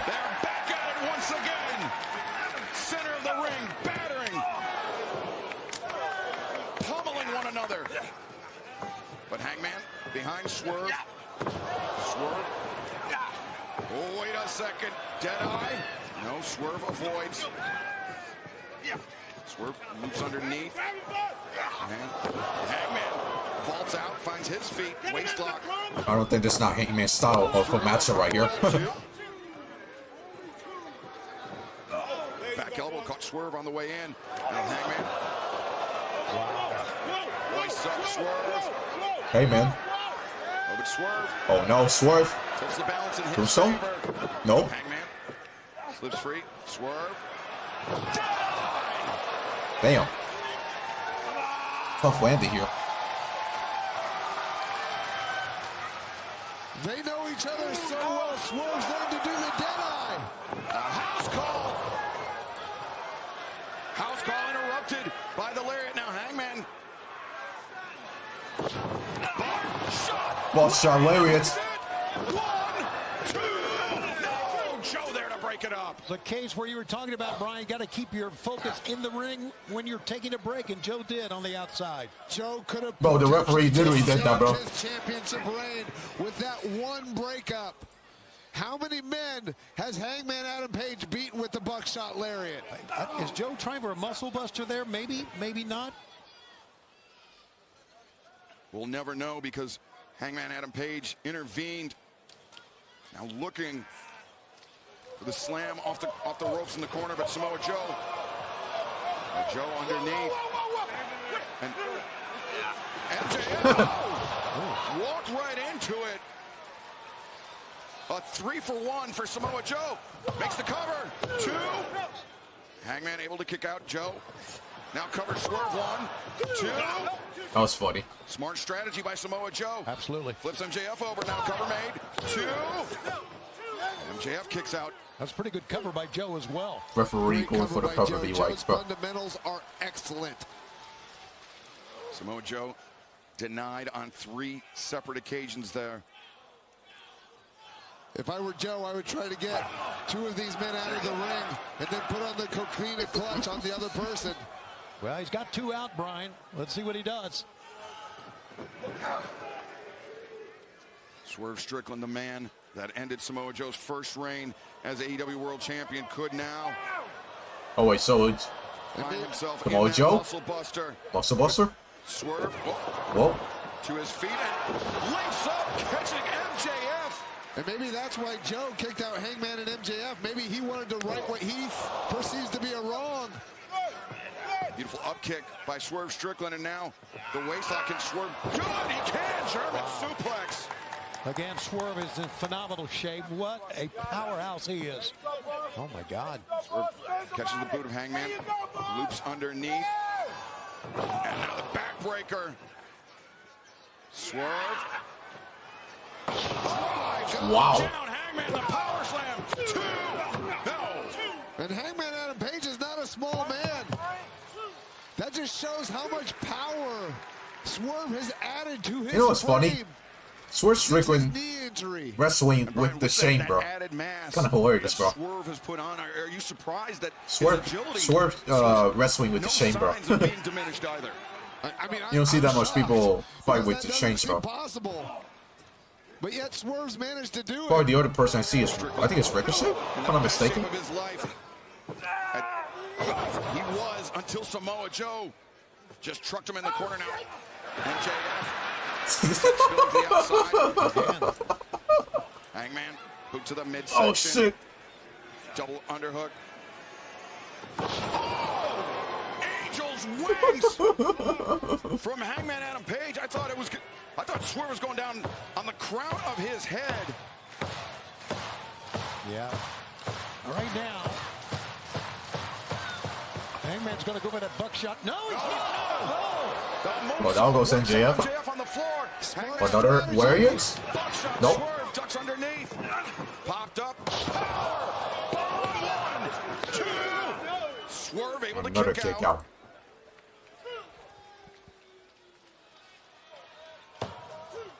That was a great strategy by Hangman Adam Page, taking out MJF on the floor and then attempting the buckshot lariat. Almost got. I'm telling you, man, NT is hilarious, bro. MJF put down on the floor thanks to Hangman having eyes in the back of his head, or so it would seem. MJF has not had a lot of success in this match. And I attribute that to the 3 other men. They've been regularly in the ring, regularly competing against the top competition. Maybe that's good for MJF, though, because they're expending energy, and he's been on the outside. Shannon, Green Bay sucks again, bro. Like every time MJF tries We get it. Green Bay sucks, bro. They lost, bro. He gets taken out. They got their asses kicked, bro. Into the face of Samoa Joe, sending him back down into the corner. Back elbow underneath the jaw of Hangman Adam Page and MJF. The stomp. The elbow. Did you see how Hangman's arm buckled? Yes. Yeah. The bend. Kick into Swerve, and now MJF. Water wheel drop. Rolls Swerve through. And wrenching him into Samoa Joe. Big offensive flurry is first. But Heyman. Shot avoided by MJF. MJF back in the game, by the way. Hangman to the outside. MJF. Nope. Now the heat seeker was avoided. But nice move. MJF launching Hangman in the cover. He pulled Hangman to the ring into a cutter. That was fantastic, bro. Great move by MJF, bro. He's got. Oh, wait a second. Kakina clutch. Oh, Kakina clutch. Oh, wait a minute. Swerve now, the Kakina clutch. Who's going to tap out first? Yeah, Bryce Remsburg got his work cut out for him. Momentarily. Great strategy by MJF, bro. MJF right there. I don't think he fully had the salt of the earth on Hangman Adam Page. And Samoa Joe had that Kakina clutch fully locked in. Yeah, did a great job, Brian. You are right on top of that one. That was a great move by MJF to break up that. Peace, scumbag. Preserving his hopes of becoming AEW World Champion for a second time now. Thinking maybe salt of the earth on Samoa Joe. Yeah, that taped up arm. Joe goes through and no. MJF into the Kakina clutch. Oh, please, no. Please, no. MJF is fading. A flashback. Oh, Maxwell. Oh, Max. 2 years ago.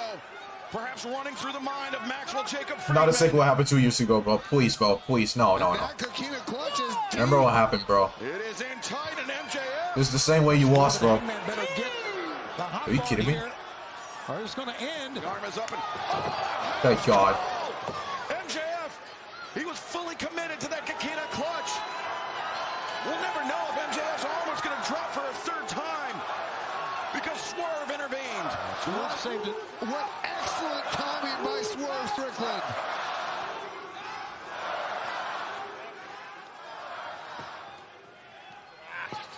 Swerve from this position likes big pressure, but instead MJF rolls through. MJF. And Swerve catches the boot and up. Hey, yeah. A premature celebration, perhaps. MJF on the move, but Hangman and steaming in, a boot to the jaw of MJF. Now an elbow strikes. Both men sending MJF down. Joe. Whoa! What anticipation by both Swerve and Hangman. This is fantastic. Oh! And Chicago. This is already better than the main event that we had back here. Full Gear, bro. Well, they should. This is already better than Full Gear, bro. You know, the Full Gear main events, bro. What an effort these athletes have put forth. That main event of Full Gear was fucking garbage. Tonight, it's not even that close, bro. This match is way better than the one that we had at Full Gear. But what do you expect when you have MJF at it and a slow Swerve, bro? I'm shocked by that. Swerve and Swerve and MJF added to this match makes the match so much better, bro. Heyman versus Samoa Joe was not going to be it, bro. Just saying, bro. Not even on their first match or the second match. Just destroyed by MJF. Oh. So close as one yet. Made me think of Adam Cole, the Panama Sunrise. Better than you, baby. At one-time partners. I missed that, bro. MJF and Adam Cole. One of the best things they did. Oh, shit. No. MJF escapes. Thank God. Give MJF credit, man. He walked into that one, but he is still alive. Hangman turned his attention from the ring for a moment. I'm not sure what caught his eye, but it allowed Samoa Joe to leap in, but Swerve left with the DDT. And that's the agility you talked about earlier, Tony. Oh, look at this. We've got somebody. Oh, yeah. It's the Ops. Oh, it's Hobbs. Oh, Jesus.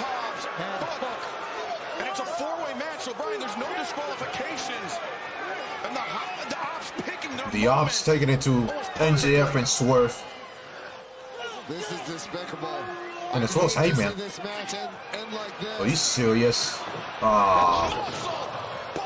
It's gotta be it. Samoa Joe covers. 2. And no. Hangman Adam Page gets out. Samoa Joe's a little overconfident. And now look at Hogan on the apron. That's 3, you know that 3. 1, 2, 3. Come on, wake up. Wake up, Bryce. You know that. Samoa Joe used the Ops inside the steel cage. Used the betrayal of Hangman by hook. That's how he came. So Shibata's taking it to MJF. It was a certainty once again. But Get him now. not out of this fight yet. Get him out of it. Oh no, Prince Nana. Prince Nana. Prince Nana. Prince Nana. Oh no.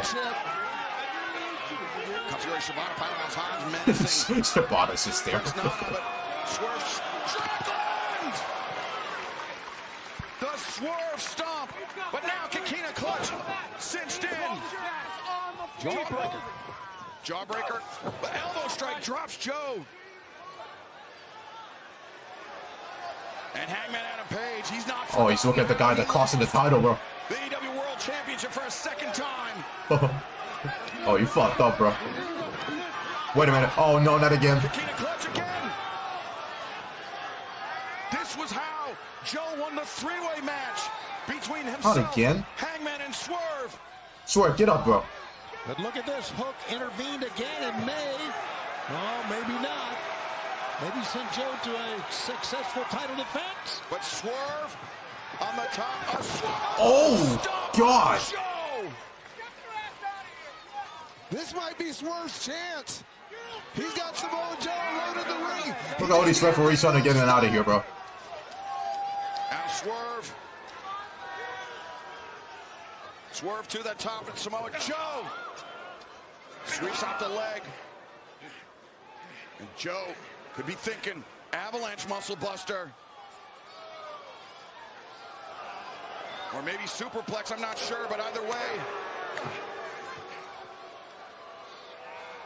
Swerve. This is an intriguing Joe precariously perched part of this match, bro.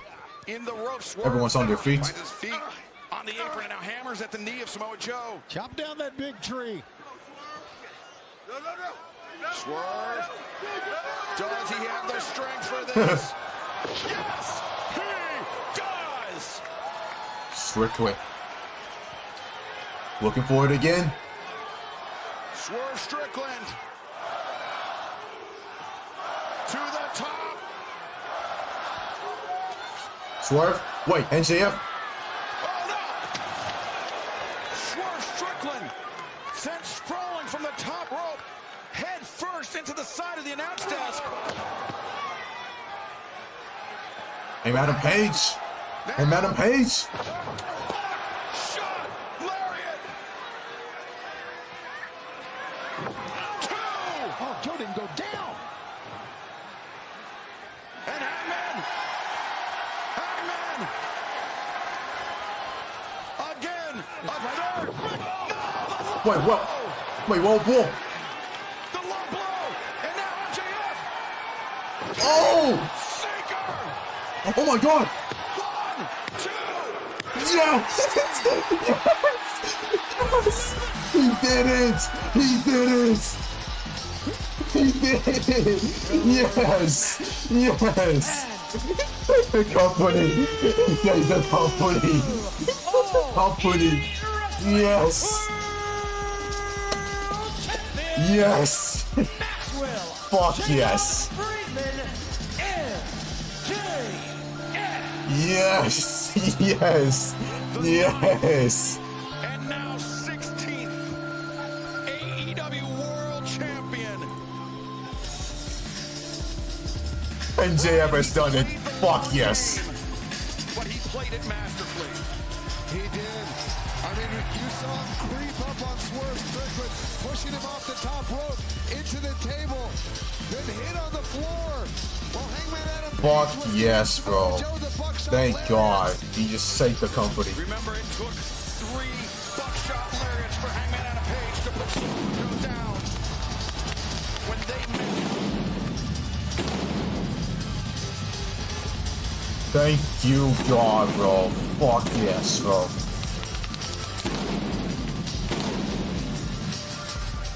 Yes. When they met for the AEW World Championship. All you want! Cry about it all you want! Months I'm a ago. generational talent! I'm a two-time world champion! And I'm better than you! And you fucking know it! Revenge is a bitch.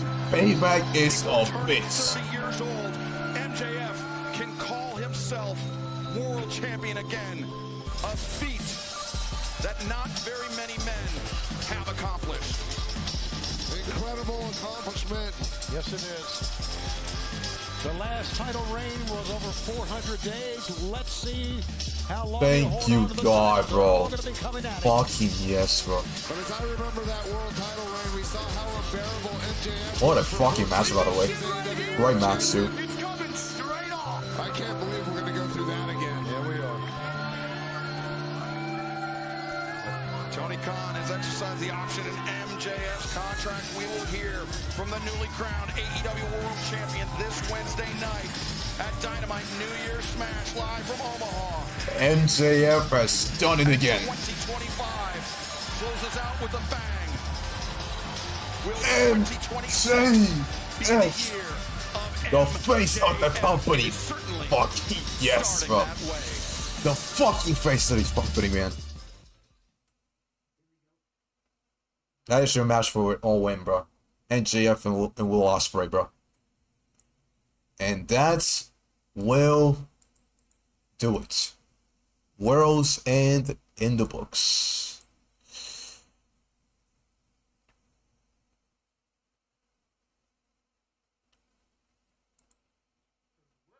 Wow. Alright. World's End. It's over. This show, not gonna lie, Jeff, this show,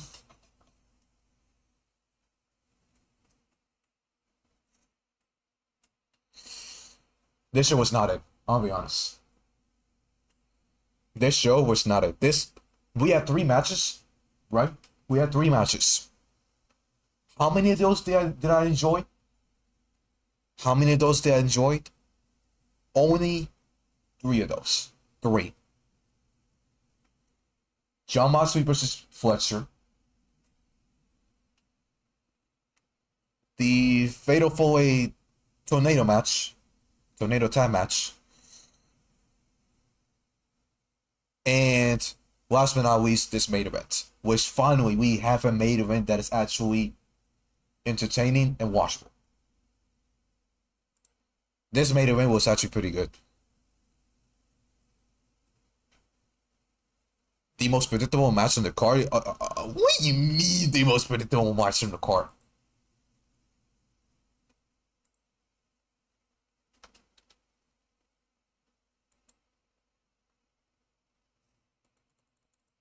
Nah, bro. The most predictable match on the card was Statlander versus Jamie Hayter, bro. Nobody thought that Jamie Hayter was going to win the fucking Women's Championship. Come on. Jamie Hayter versus Statlander, that was the most predictable match. And as well as Bang Bang Gang versus FTR. FTR was not going to lose a fucking Bang Bang Gang, bro.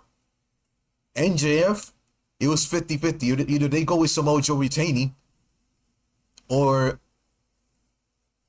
MJF winning.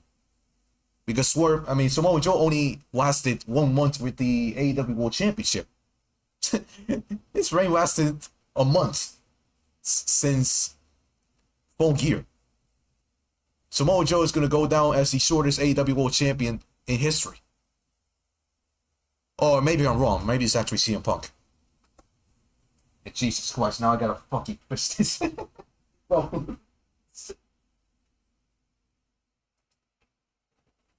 Nobody thought that Bang Bang Gang was going to win the tag titles. Nobody thought that Jamie Hayter was going to win those tag titles. The Women's World Championship, excuse me.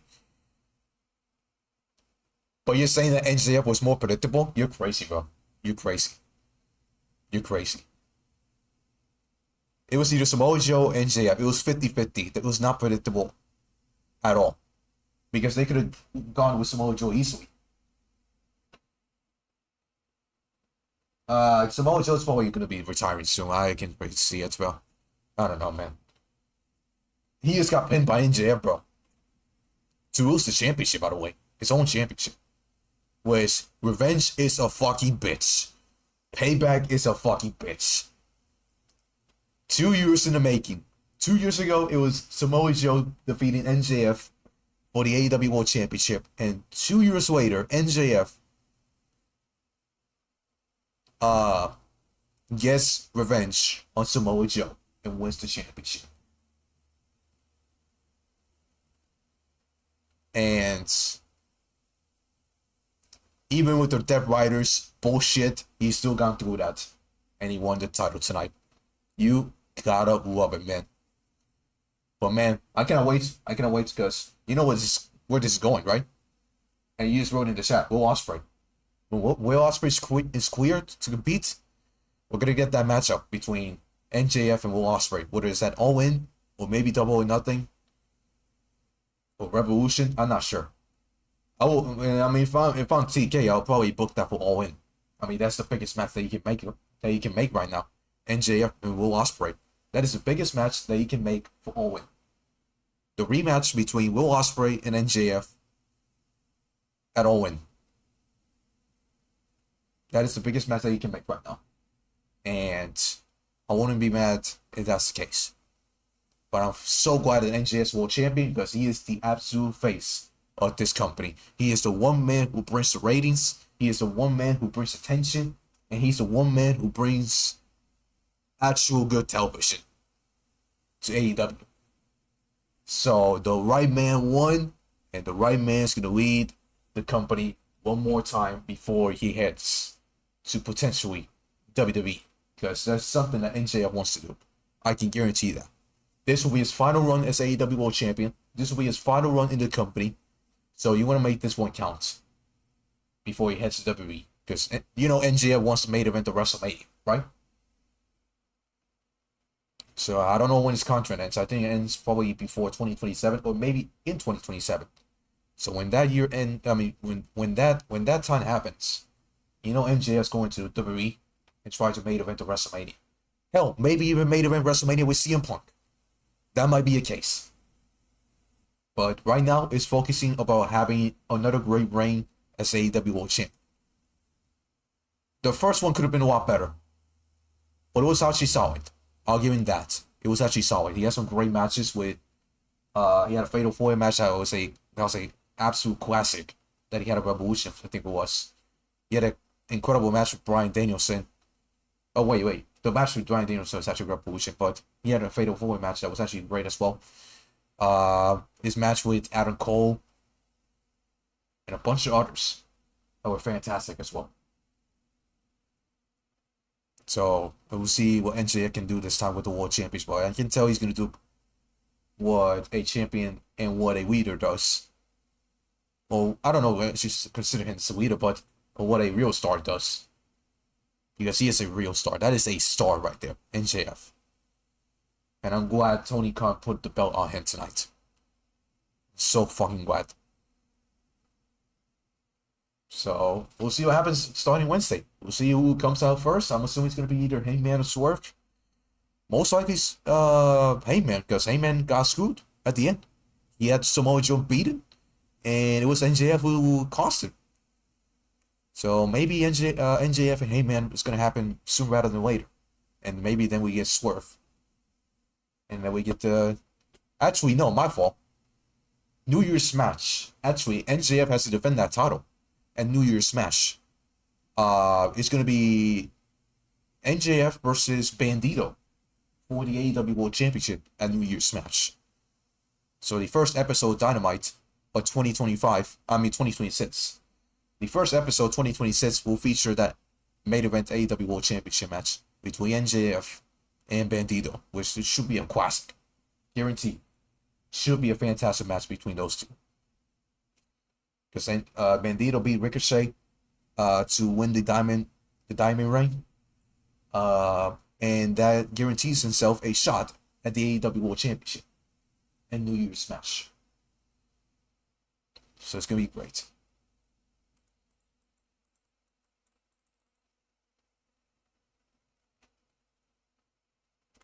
And man, I'm so happy for MJF.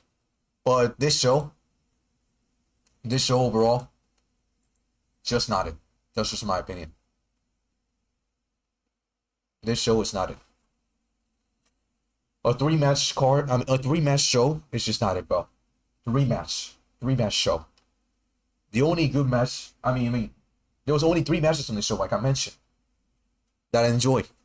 And it was the main event, Jon Moxley and Kyle Fletcher, which in my opinion is the match of the night for me. The match was unbelievable, bro. It was fucking awesome. The Fatal 4-Way Tornado Tag match. It was Orange Cassidy, Mark Briscoe, Roger Strong, Toni Storm against the Death Riders. That match was also fucking awesome. It was entertaining and everything. It had everything that you wanted for a match. It had everything. It was fucking great. And the main event was also great as well. So, outside of those that I mentioned, everything else almost put me to sleep, honestly. It was so bad that I actually ended up playing basketball right here with the fucking mini hoop, bro. With the fucking mini hoop, bro. It was so bad that I actually started hooping out there with the mini hoop, bro. It's ridiculous. But it is what it is. We got the things that matter. But one thing that we didn't got, though, which got me upset, is either Takeshita or Kyle Fletcher winning the tournament. We didn't got none of that. We instead got Jon Moxley, who has done everything in AEW. Didn't even need to win this tournament. Didn't even need to get to the semifinals. And he just won the Continental Classic. I'd much rather have Kazuchika Okada become a back-to-back Continental Classic winner and save the win for Takeshita for Revolution. I would have done that. What was the point of Jon Moxley beating Okada? What is the point? There's no point of having Jon Moxley beat Okada. It would have been such a bigger moment for a young rising star in Konosuke Takeshita for Revolution to beat Okada in LA. I think it's in LA. I'm not sure. Let me see what Revolution is.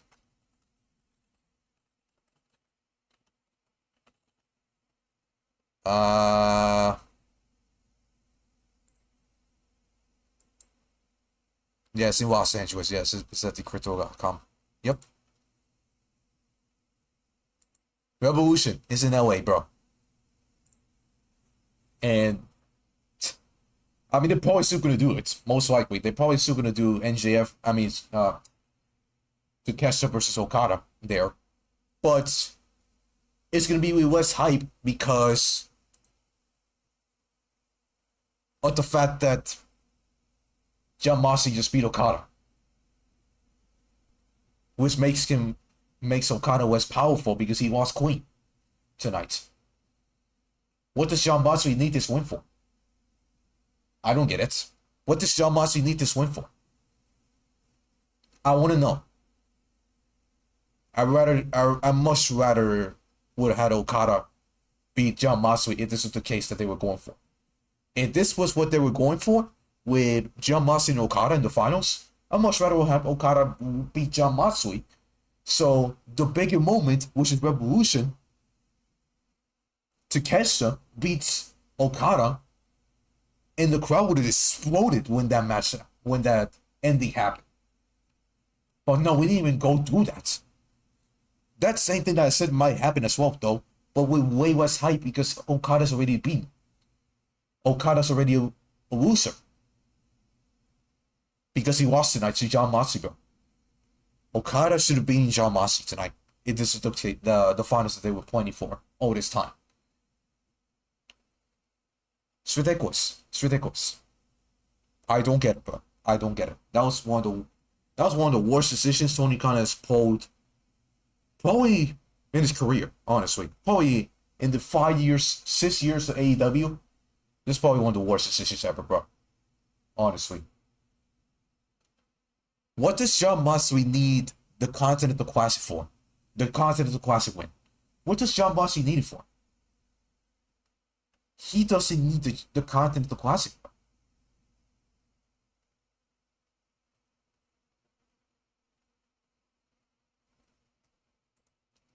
Now, sure, I mean, on the other hand, I mean, it's gonna lead to Claudio Castagnoli be even more jealous of the fact that Jon Moxley won the Continental Classic. Sure, I'll give you that.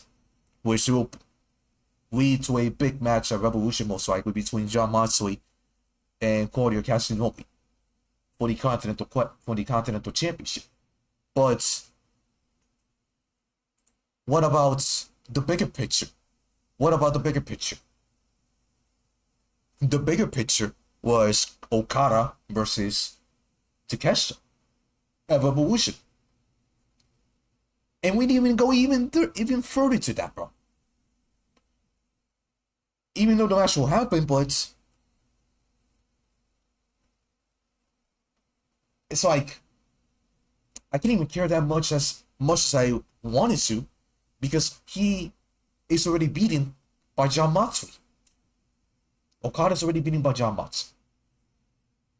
I don't get it, bro. I think this is not a good move. That's just my opinion.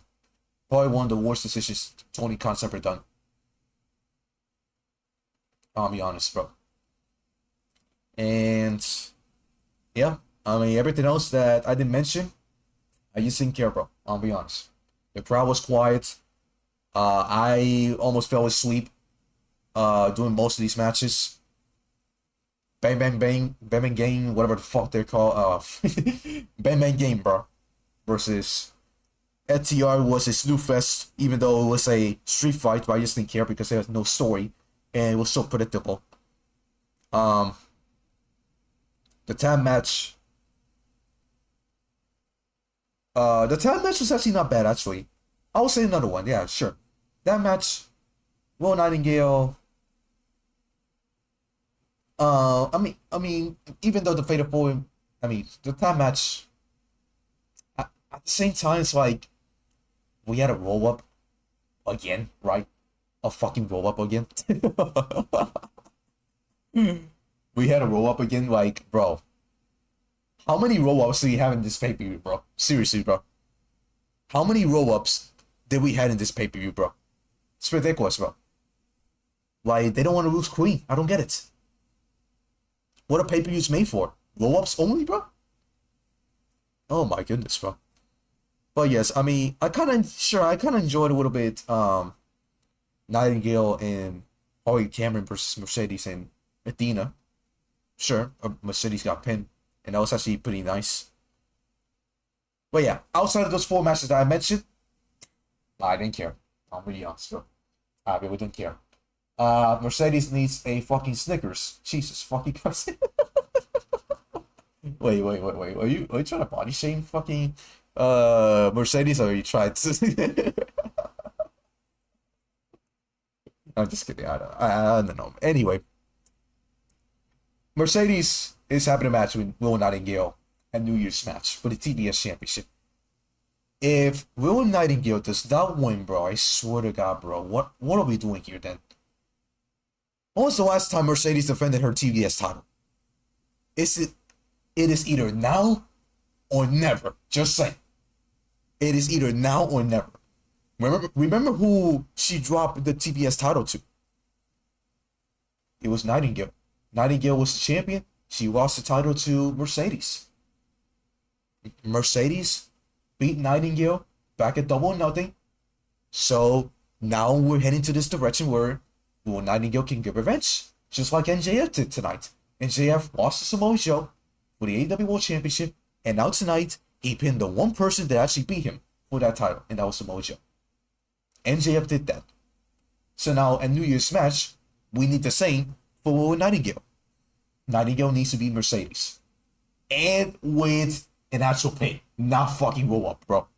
I do not want to see a fucking roll up, bro. I want to see a Queen pinfall. 1, 2, 3, boom. Ding, ding, ding. That's the winner. Will Nightingale. Or if Athena gets involved, I don't know what the fuck's gonna happen. But, bro. 1, 2, 3. Ding, ding, ding. Nightingale wins. No fucking roll up bullshit. Please. Okay? That'll be great. Please. I'm tired of the roll-ups, bro. We have so many roll-ups in the Continental Classic, bro.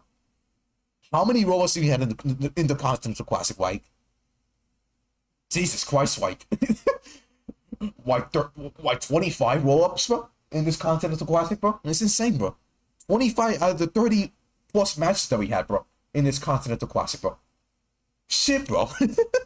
It's insane, bro. But I swear, we have 5-6 matches of the Continental Classic every fucking show that we had. And 90% of those are by roll-ups, bro. So please, let's make it right and have Mercedes lose Queen. Or maybe Athena cost her, but then Will gets her. Let's make that happen. Either that, or Mercedes loses Queen. One of the two. No fucking roll-up bullshit. None of that. So that builds more frustration into Mercedes. And we can get into that Mercedes situation. So, yes. Will Nightingale, hopefully she wins the AEW Women's World Champion. AEW TBS Championship, excuse me. So yeah. Those 4 things is what I only care about. The rest of the show, I just do not care. I'm sorry. So, that means 4 out of 9, right? Which is still not going to be enough. So, it's still a thumbs down show. It's not a... this is not a good show. This is not a...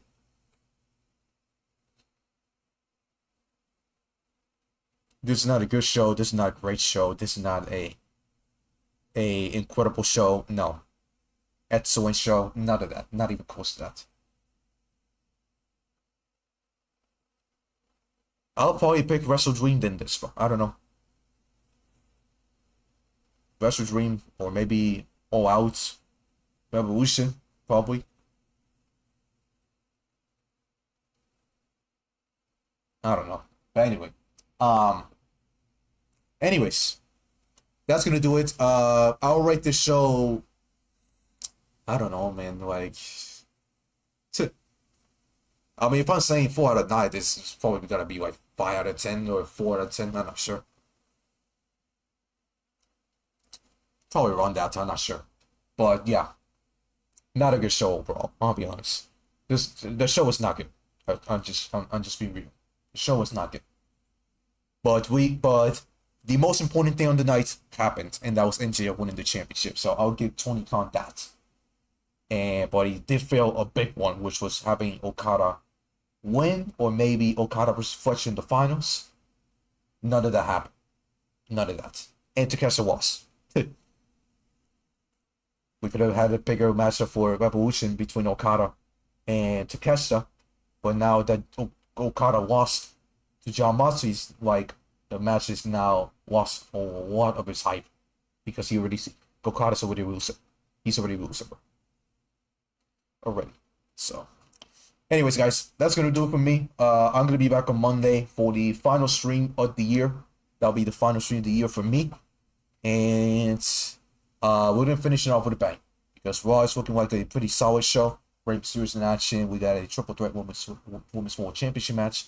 We got a tag team championship match, which should be good. CM Punk's gonna be there, and yeah, we got a lot more. Unfortunately, the Vision is gonna kick out the show again. And Ray's going to get pinned for a 3rd straight week, unfortunately. And CM Punk's going to get beat down again. And, bro, if Stephanie loses before the year's over, that'll be... I don't know what we're going to do at this point. Anyway. So, yeah. With that being said, hope you guys enjoyed tonight's stream. I got a surprise for y'all that I'll reveal in a shorts video, so make sure you stay tuned for that. Because, I'll be honest, quick spoiler. On Monday nights, this might be the last stream that I pull with this camera. I'm going to try a new experiment. But with a massive upgrade that I got for y'all.